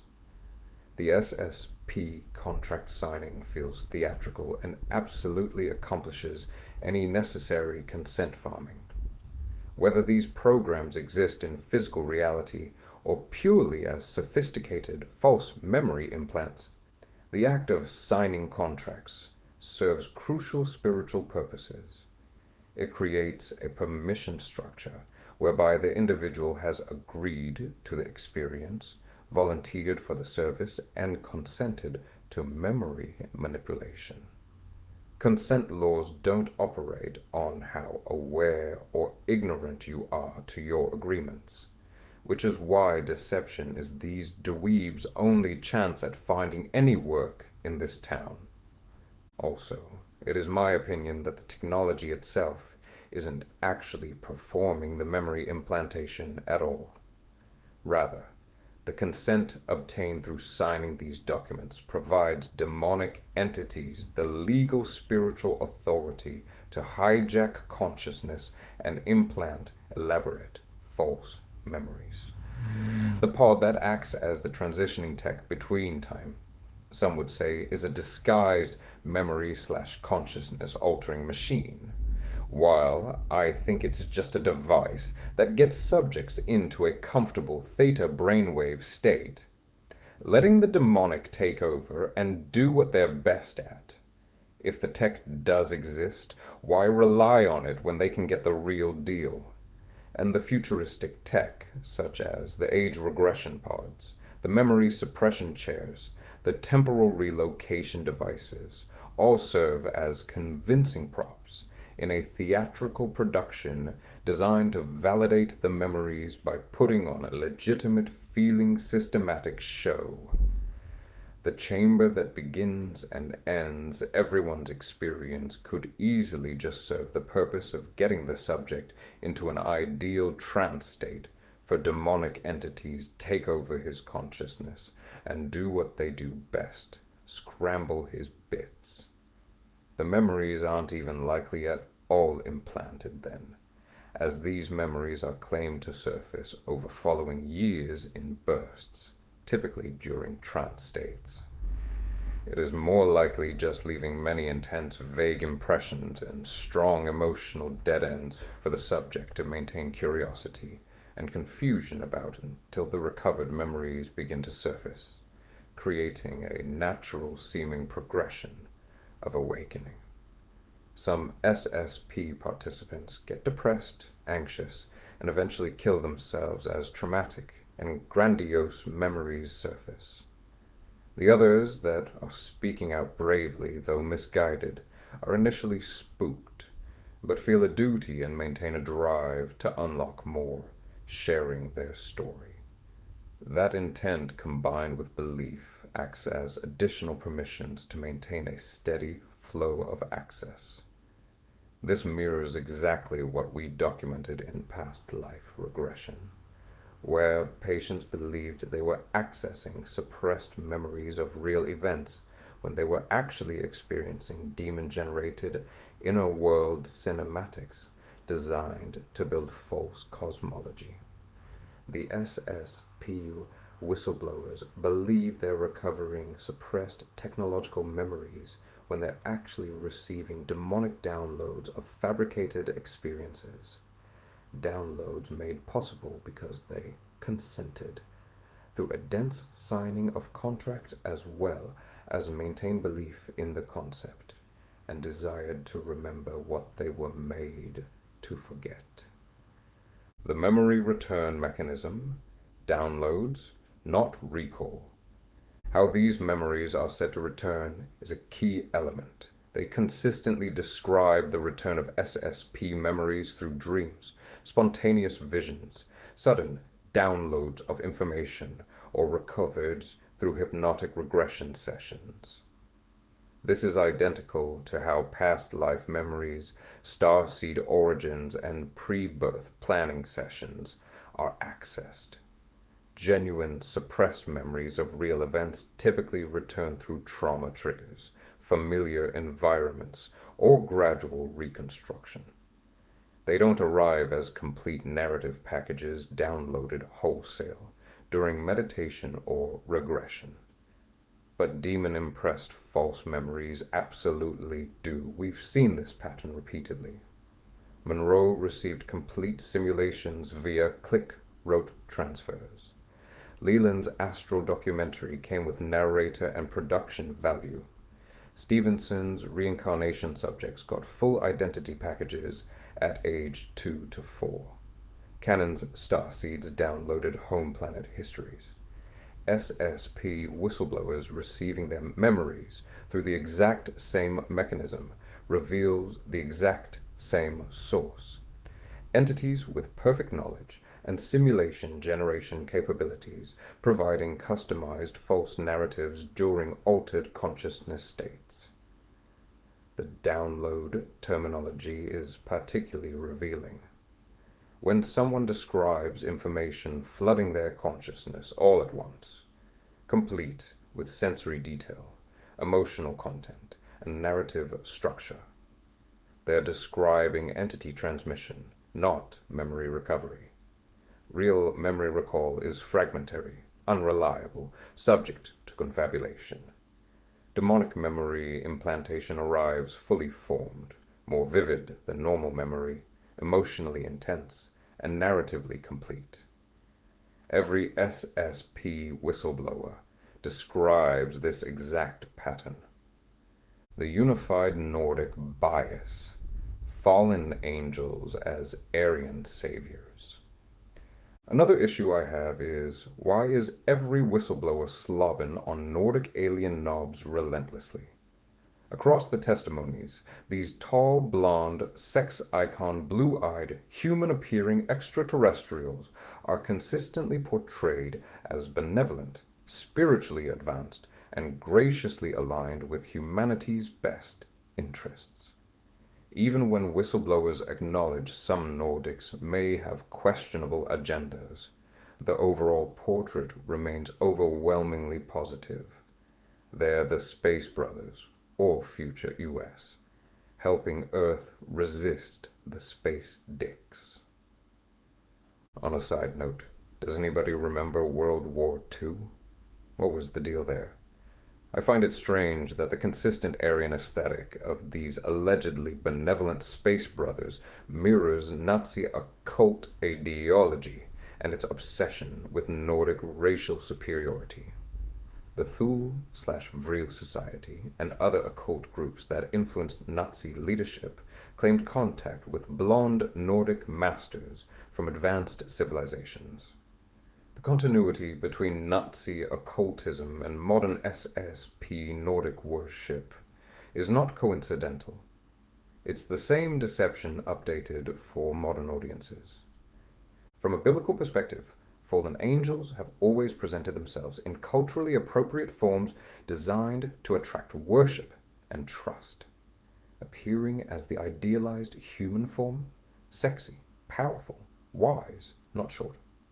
This fits perfectly with their agenda, as the Nordic appearance specifically appeals to Western audiences while portraying these entities as advanced, pure, and superior. That virtually every SSP whistleblower defaults to trusting and promoting Nordics, while demonizing, not literally of course. Reptilians suggest a coordinated narrative, a design to prepare humanity for accepting one faction of fallen angels, Nordics, as saviors from another faction, Reptilians, when in reality both serve the same master, and the entire cosmic conflict is Bologna theater. William Tompkins' books detail extensively the Nordic assistance in developing secret Navy space programs. Daryl James describes close cooperation with Tegatine Pleiadians across multiple worlds. Even testimonies acknowledging Nordic complexity or occasional deception still default to viewing them as generally trustworthy allies. This unanimous positive bias across independent whistleblowers reveals a scripted coordination, demons ensuring their Nordic characters maintain favorable PR across the board. Cosmic scale quarantine. Multiple SSP whistleblowers, including Tony Rodriguez, Dan Cooper, and others, describe a gargantuan cosmological interference. They tell us that ultra-terrestrial entities have established, in the last few decades, a barrier or shield around the solar system, preventing external alien forces from entering or leaving. According to this narrative, Earth is essentially quarantined, and this containment is portrayed in a positive light, as it gives humanity a chance to defeat the negative forces without outside interference or from additional reinforcements. Otherwise, we would have no chance at overcoming Team Space Dicks. This lore serves multiple deceptive purposes. First, it explains why the predicted mass alien arrival keeps getting delayed, because they're blocked by the shield. Second, it creates false hope that humanity has protection and time to prepare. Third, and most importantly, the goofy-ass ultra-terrestrial shield narrative mirrors biblical truth while inverting it. Revelation describes angels holding back judgment, sealing God's servants, and containing demonic forces until appointed times. The SSP version presents a Gnostic alternative where advanced beings, not God, implementing cosmic policy, not divine sovereignty, to manage Earth's transition, not judgment, toward ascension, not redemption. It's taking legitimate spiritual warfare concepts and recasting them in New Age cosmology, where faceless ultra-terrestrials replace God's angels and goals replace biblical eschatology. The claimed purpose of this barrier is that it's giving humanity a chance to defeat dark forces without outside intervention, also removing God from the equation. We don't need Christ's return to defeat evil. No, we need to awaken, remember our power, and work with our Nordic allies to overcome the reptilian bad guys. Yeah, boy! It's salvation through consciousness evolution and alien diplomacy, not repentance and faith in certified cool guy Jesus Christ. The ultra-terrestrial shield is demons' explanation for why their timeline keeps shifting while maintaining the illusion of cosmic oversight without submitting to God's actual sovereignty. The pro-Trump white hat narrative, protecting the Antichrist. Here's where we get dangerous and batshit loco. How could I possibly surpass these already peaking levels of insanity, you ask? It's a good question. No, a great question. One of the greatest questions of all time, perhaps. Trust me, I know.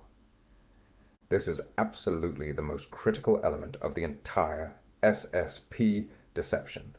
The pervasive promotion of Big Donnie T as a white hat working behind the scenes to defeat the deep state, disclose alien contact, and usher in a new golden age of a freedom and prosperity.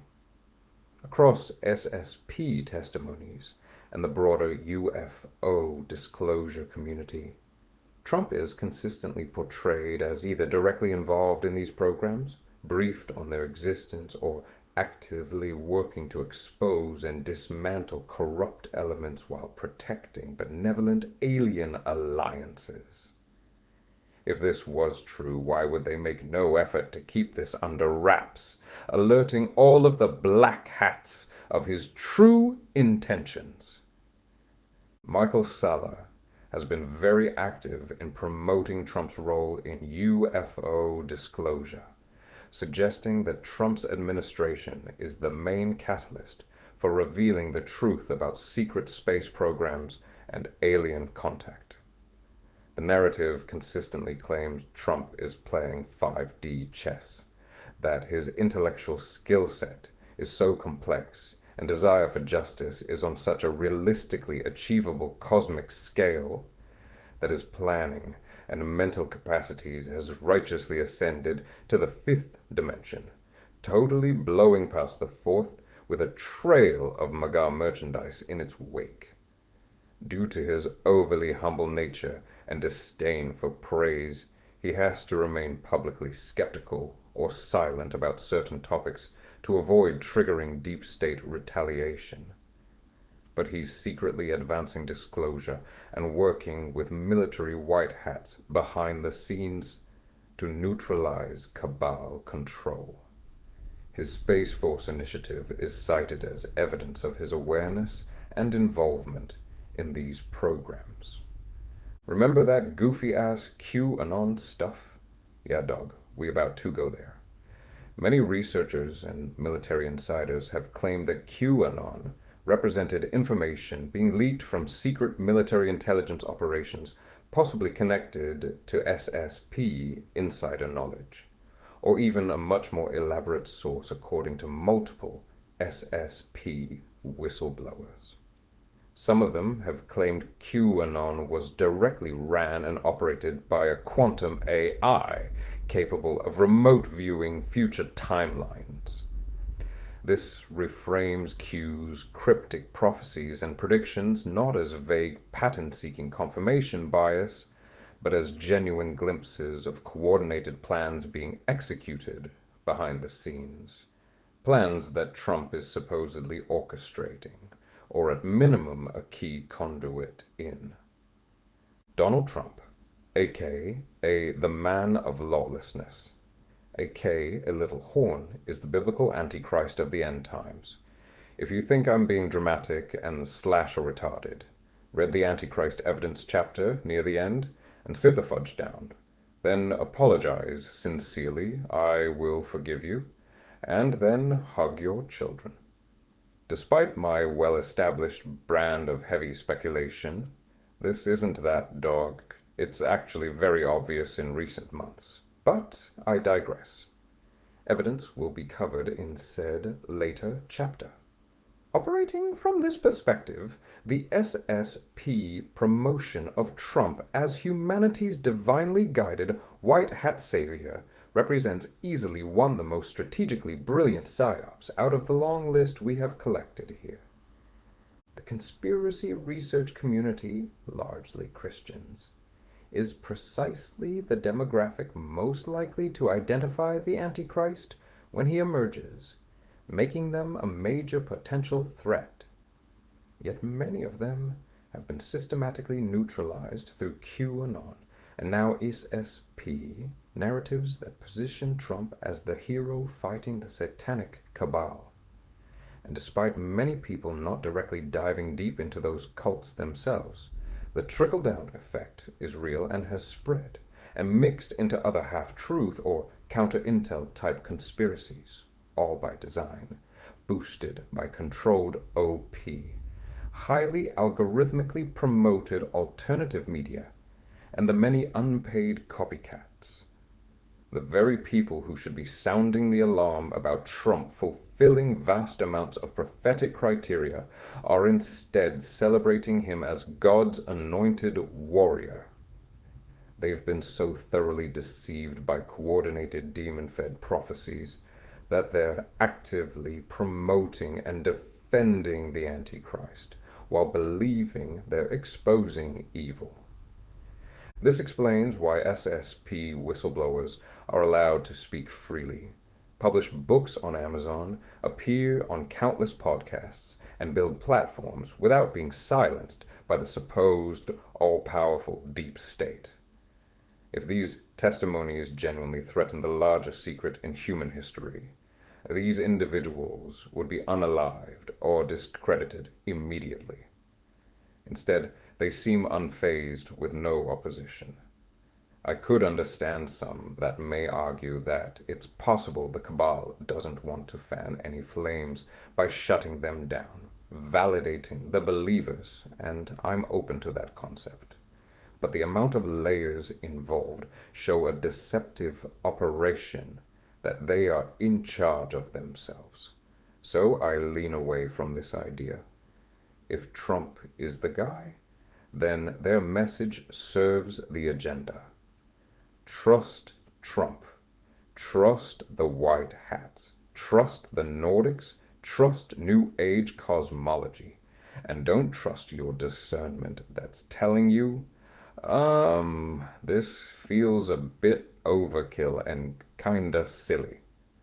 The SSP narrative specifically prepares the conspiracy community to accept Trump even as he implements the beast system, which is a weirdly consistent detail glossed over. When Trump eventually presides over one world government, it will be framed as necessary to defeat the cabal. When he brokers peace deals with so-called positive alien factions, my best guess on the narrative coming, it will be disclosure finally happening. When he implements transhumanist technology integration, it may be medbeds and advanced energy healing. When economic control tightens, it very likely will be crypto-based, UBI, massive debt erasure / forgiveness, a system exclusively connected to digital ID / mark of the beast tech. When Christian persecution increases, it might be labeled as removing religious extremists blocking ascension. Every prophetic fulfillment will have an SSP-flavored justification that keeps conspiracy researchers on board. Failed prophecies and timeline manipulations. The SSP and QAnon movements have generated countless specific predictions that have failed to materialize. Yet followers remain convinced through the same psychological mechanisms that keep channeling devotees committed despite constant prophetic failures. Q predicted mass arrests that never occurred. Disclosure timelines came and went without revelation. When Trump's second term didn't manifest as prophesied in 2020, the narratives adjusted accordingly. Timelines shifted. White hats are still working behind the scenes. Disinformation was necessary. We're watching a movie. Trust the plan, etc. Demons provide coordinated false prophecies that feel legitimate due to specificity and initial apparent confirmations, then shift the narrative when timelines prove wrong. The ability to claim timeline shifts creates unfalsifiable justifications, anytime failure seems to disprove the core narrative. If Q represented genuine military intelligence leaking information about operations to defeat satanic elites, why was HBO allowed to produce a documentary seemingly exposing Q's identity? The narrative that Q was simply some Forshawn administrator and his father running the website requires us to believe that either one of the most elaborate military disinfo operations of all time was being run by some disconnected amateur internet trolls, or the documentary itself is disinformation designed to discredit Q among normies. Or what audience does HBO appeal to again? Increasing division of parties, while believers never even seem to watch it, due to its obvious bias against the movement. QAnon seems to have all of the hallmarks of a coordinated demonic psyop, providing occasionally prophetic-seeming information to conspiracy researchers, much like SSP whistleblowers receiving insider intel from the future. The prophecies that seemed to hit were either vague enough to fit multiple outcomes, referred to events demons knew would happen because they were orchestrating them, if not just aware, or represented demons prophesying their own planned activities, akin to mass-scale medium mystic readings, gaining consent from collective belief and desire. The HBO documentary serves as controlled opposition. Normies dismiss Q. Conspiracy researchers feel persecuted for believing, and both camps miss that Q's primary purpose was establishing Trump as savior in the minds of those most likely to identify him as Antichrist. Useful idiots or willing participants. I don't want to hurt anybody's feelings here. You guys know that's a major concern of mine. I've been effortlessly able to maintain my squeaky clean, family-friendly brand so long, but I may have to tarnish it for a brief moment. If my theory is accurate, these SSP whistleblowers are brainwashed, useful idiots unknowingly spreading coordinated disinformation. They believe their experiences were real, making them convincing conduits for a false cosmology. When Tony Rodriguez describes brutal abuse on Ceres Colony with genuine emotional trauma, he's experiencing real pain from demonic trauma imprinting, but the memories themselves are fabricated. He becomes a genuine victim advocating for a false narrative, making his testimony more authentic than conscious deception would be. Simultaneously, the testimonies serve as intentional disclosure for those already conditioned to accept them. The SSP narrative builds non-Christian cosmology incrementally, starting with the existence of advanced aliens. They've worked with governments for decades. Secret technology exists far beyond public knowledge. Nordic aliens are the homies. Earth is on the verge of transformation. Trump and White Hats are managing disclosure. Each testimony reinforces these frameworks while appearing to contradict mainstream narratives, making believers feel like they possess special knowledge the masses reject. For legitimate SRA/MK Ultra whistleblowers sharing the same platforms, the presence of obviously fantastical SSP testimonies provides plausible deniability and association-based discrediting. When journalists encounter survivor testimony that includes both ritual abuse documentation and Mars slave colonies, they dismiss all of it as delusional conspiracy theory. Sadly, many of the more outlandish claims of SRA/MKU victims, many true, many not, are also impressed memories which the demonic have had the open door to activate once tortured to the degrees detailed in various testimonies. This not only adds mental anguish for the victim they're trying to break into possession, but also gives them outlandish stories which serve to discredit the entirety of their more accurate claims in case they speak out, making it untouchable for the vast majority of normies.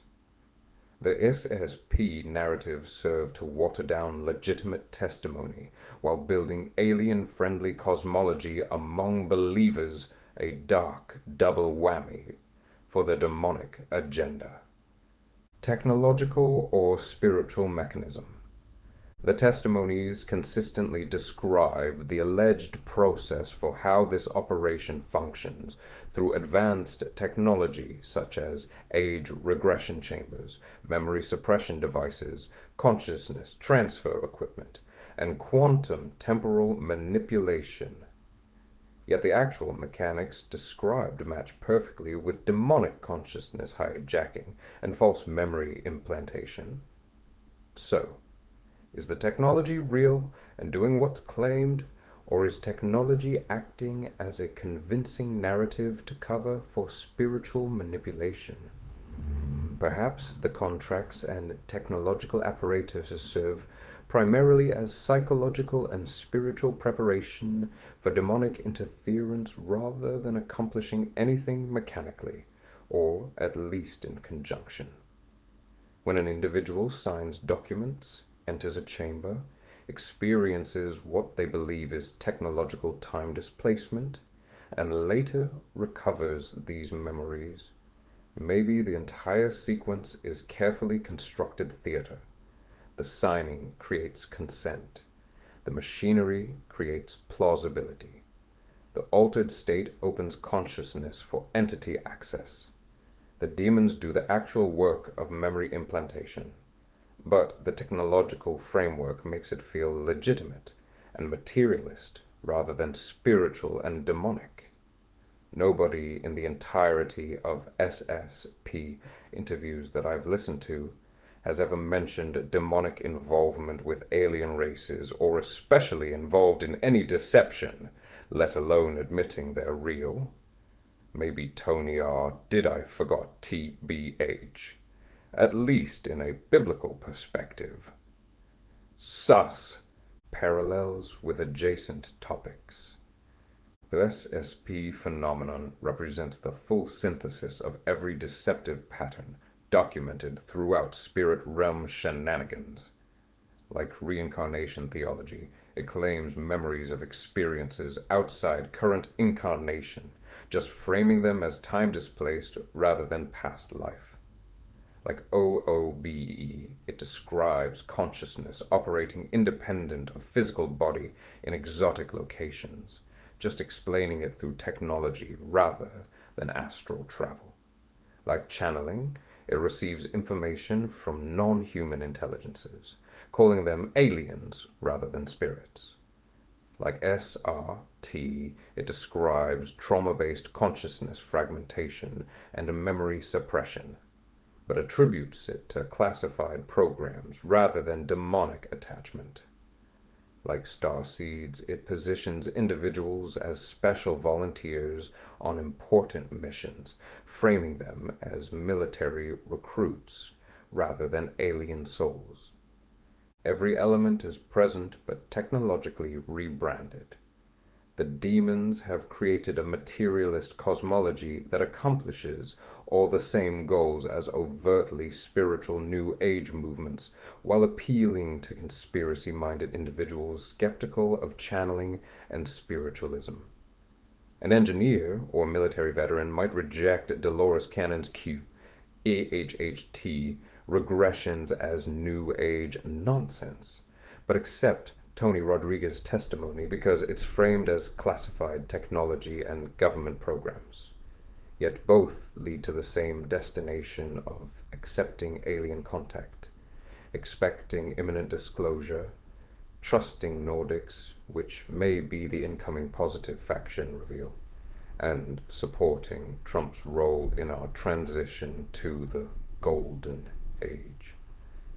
The SSP narrative also solves a critical problem for end times deception. How do demons explain the rapture when millions suddenly disappear?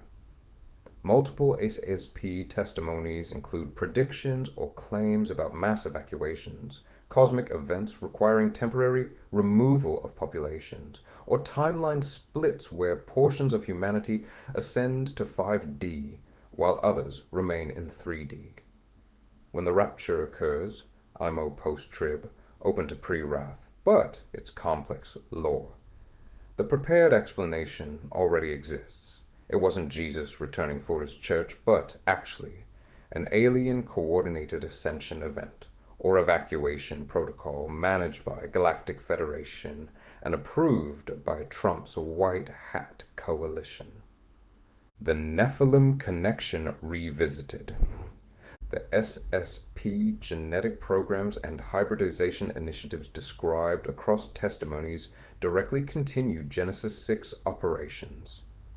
Whistleblowers frequently describe genetic engineering, hybrid human-alien children, DNA upgrades, and breeding programs supposedly aimed at advancing humanity, as well as creating resilient human-alien hybrids for interstellar warfare or planetary adaptation. This is the Nephilim agenda rebranded fallen angels mixing their genetics with humans to corrupt the image of God and create hybrid offspring under their control. When SSP testimonies describe Nordic aliens helping certain bloodlines access advanced genetics, they describe the same fallen angel interference documented biblically. When they mention reptilian genetic manipulation of humanity, they're describing the same demonic corruption from a different angle. Both Nordics and reptilians are fallen angels, and both narratives serve to prepare humanity for accepting genetic modification, transhumanist integration, and ultimately the mark of the beast as evolutionary advancement. The mass-produced hybrids are preparing A. Vessels for demonic incarnation when the barrier between spiritual and physical dimensions collapses during tribulation. B. Workers and soldiers for Antichrist global kingdom requiring enhanced capabilities. C. Temptation for pure humans who will be offered genetic upgrades to keep pace. And D, proof of alien intervention, validating the entire SSP/disclosure narrative when hybrids are revealed publicly. It's friggin' diabolical.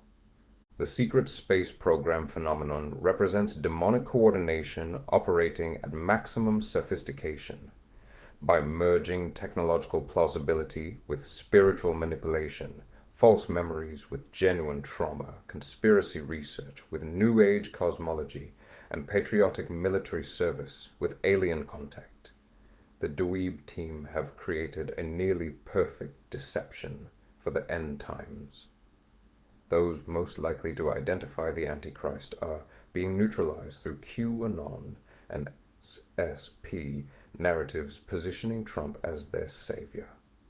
Those seeking truth outside mainstream narratives are being fed coordinated, alien-friendly cosmology through whistleblower testimonies. Those recognizing spiritual warfare are being directed toward Nordic good guys versus reptilian bad guys, cosmic conflict, instead of recognizing all aliens as fallen angels. Those expecting judgment are being promised ascension. Those warning about one world government are being told it's necessary to defeat the cabal. Those concerned about transhumanism are being sold genetic upgrades as Nordic blessings. And if you're discerning enough to distrust the alien overlords, you still serve the agenda if you believe they're anything but demonically possessed/guided Nephilim, and that the Bible is the only source of absolute truth. Every angle is covered. Every objection is preempted. Every prophetic fulfillment has an alternative explanation. And sitting at the center of this massive, coordinated deception is the Trumpster, positioned by demons across a decade of prophecy, insider intel, and whistleblower testimony as the white hat disclosure president, when in reality he's the Antichrist. These very operations are designed to protect and promote. Matthew the 24:24 tells us, "For false Christs and false prophets will rise and show great signs and wonders to deceive, if possible, even the elect." The ESP whistleblowers are indeed allowed to speak because their message serves the beast system, even as they believe they're exposing real hidden history. Whether their memories are genuine technological experiences or demon-impressed fabrications matters less than recognizing the fruit. Every testimony builds the same false cosmology, promotes the same alien-friendly narrative, supports the same political figure, and leads the same audience away from biblical truth toward the strong delusion. We are not solely watching conspiracy research being co-opted. We are witnessing the infrastructure of the final deception being laid across the demographic most critical to expose. The very people who study prophecy recognize spiritual warfare and maintain skepticism toward mainstream narratives. By giving them coordinated false insider knowledge that feels like forbidden truth, demons have turned potential opposition into unwitting advocates for the Antichrist's unveiling. This is the crown jewel of end times deception, making the watchmen guard the very thing they're supposed to warn against. Friggin' diabolical! Barely relevant quote from SSP whistleblower Michael Gerloff. My moment of awareness, of being aware I existed inside this body, was when this body was a little over 2 years old. I have a very clear, distinct memory of coming here to this planet, traveling down to the planet, through the clouds. I arrived on the ground, almost on automatic pilot. I wasn't consciously navigating. It was as if something was drawing me to a particular location. I eventually came to a hotel swimming pool, and I could see a group of people in the pool. I saw a little boy 2 years old. He was sitting on a man's shoulders, splashing, having a great time. I went inside that little boy, and I've been inside that housing or that shell, whatever you want to call it, ever since. I came here for a mission. I'm an empath. This is the people we're dealing with here.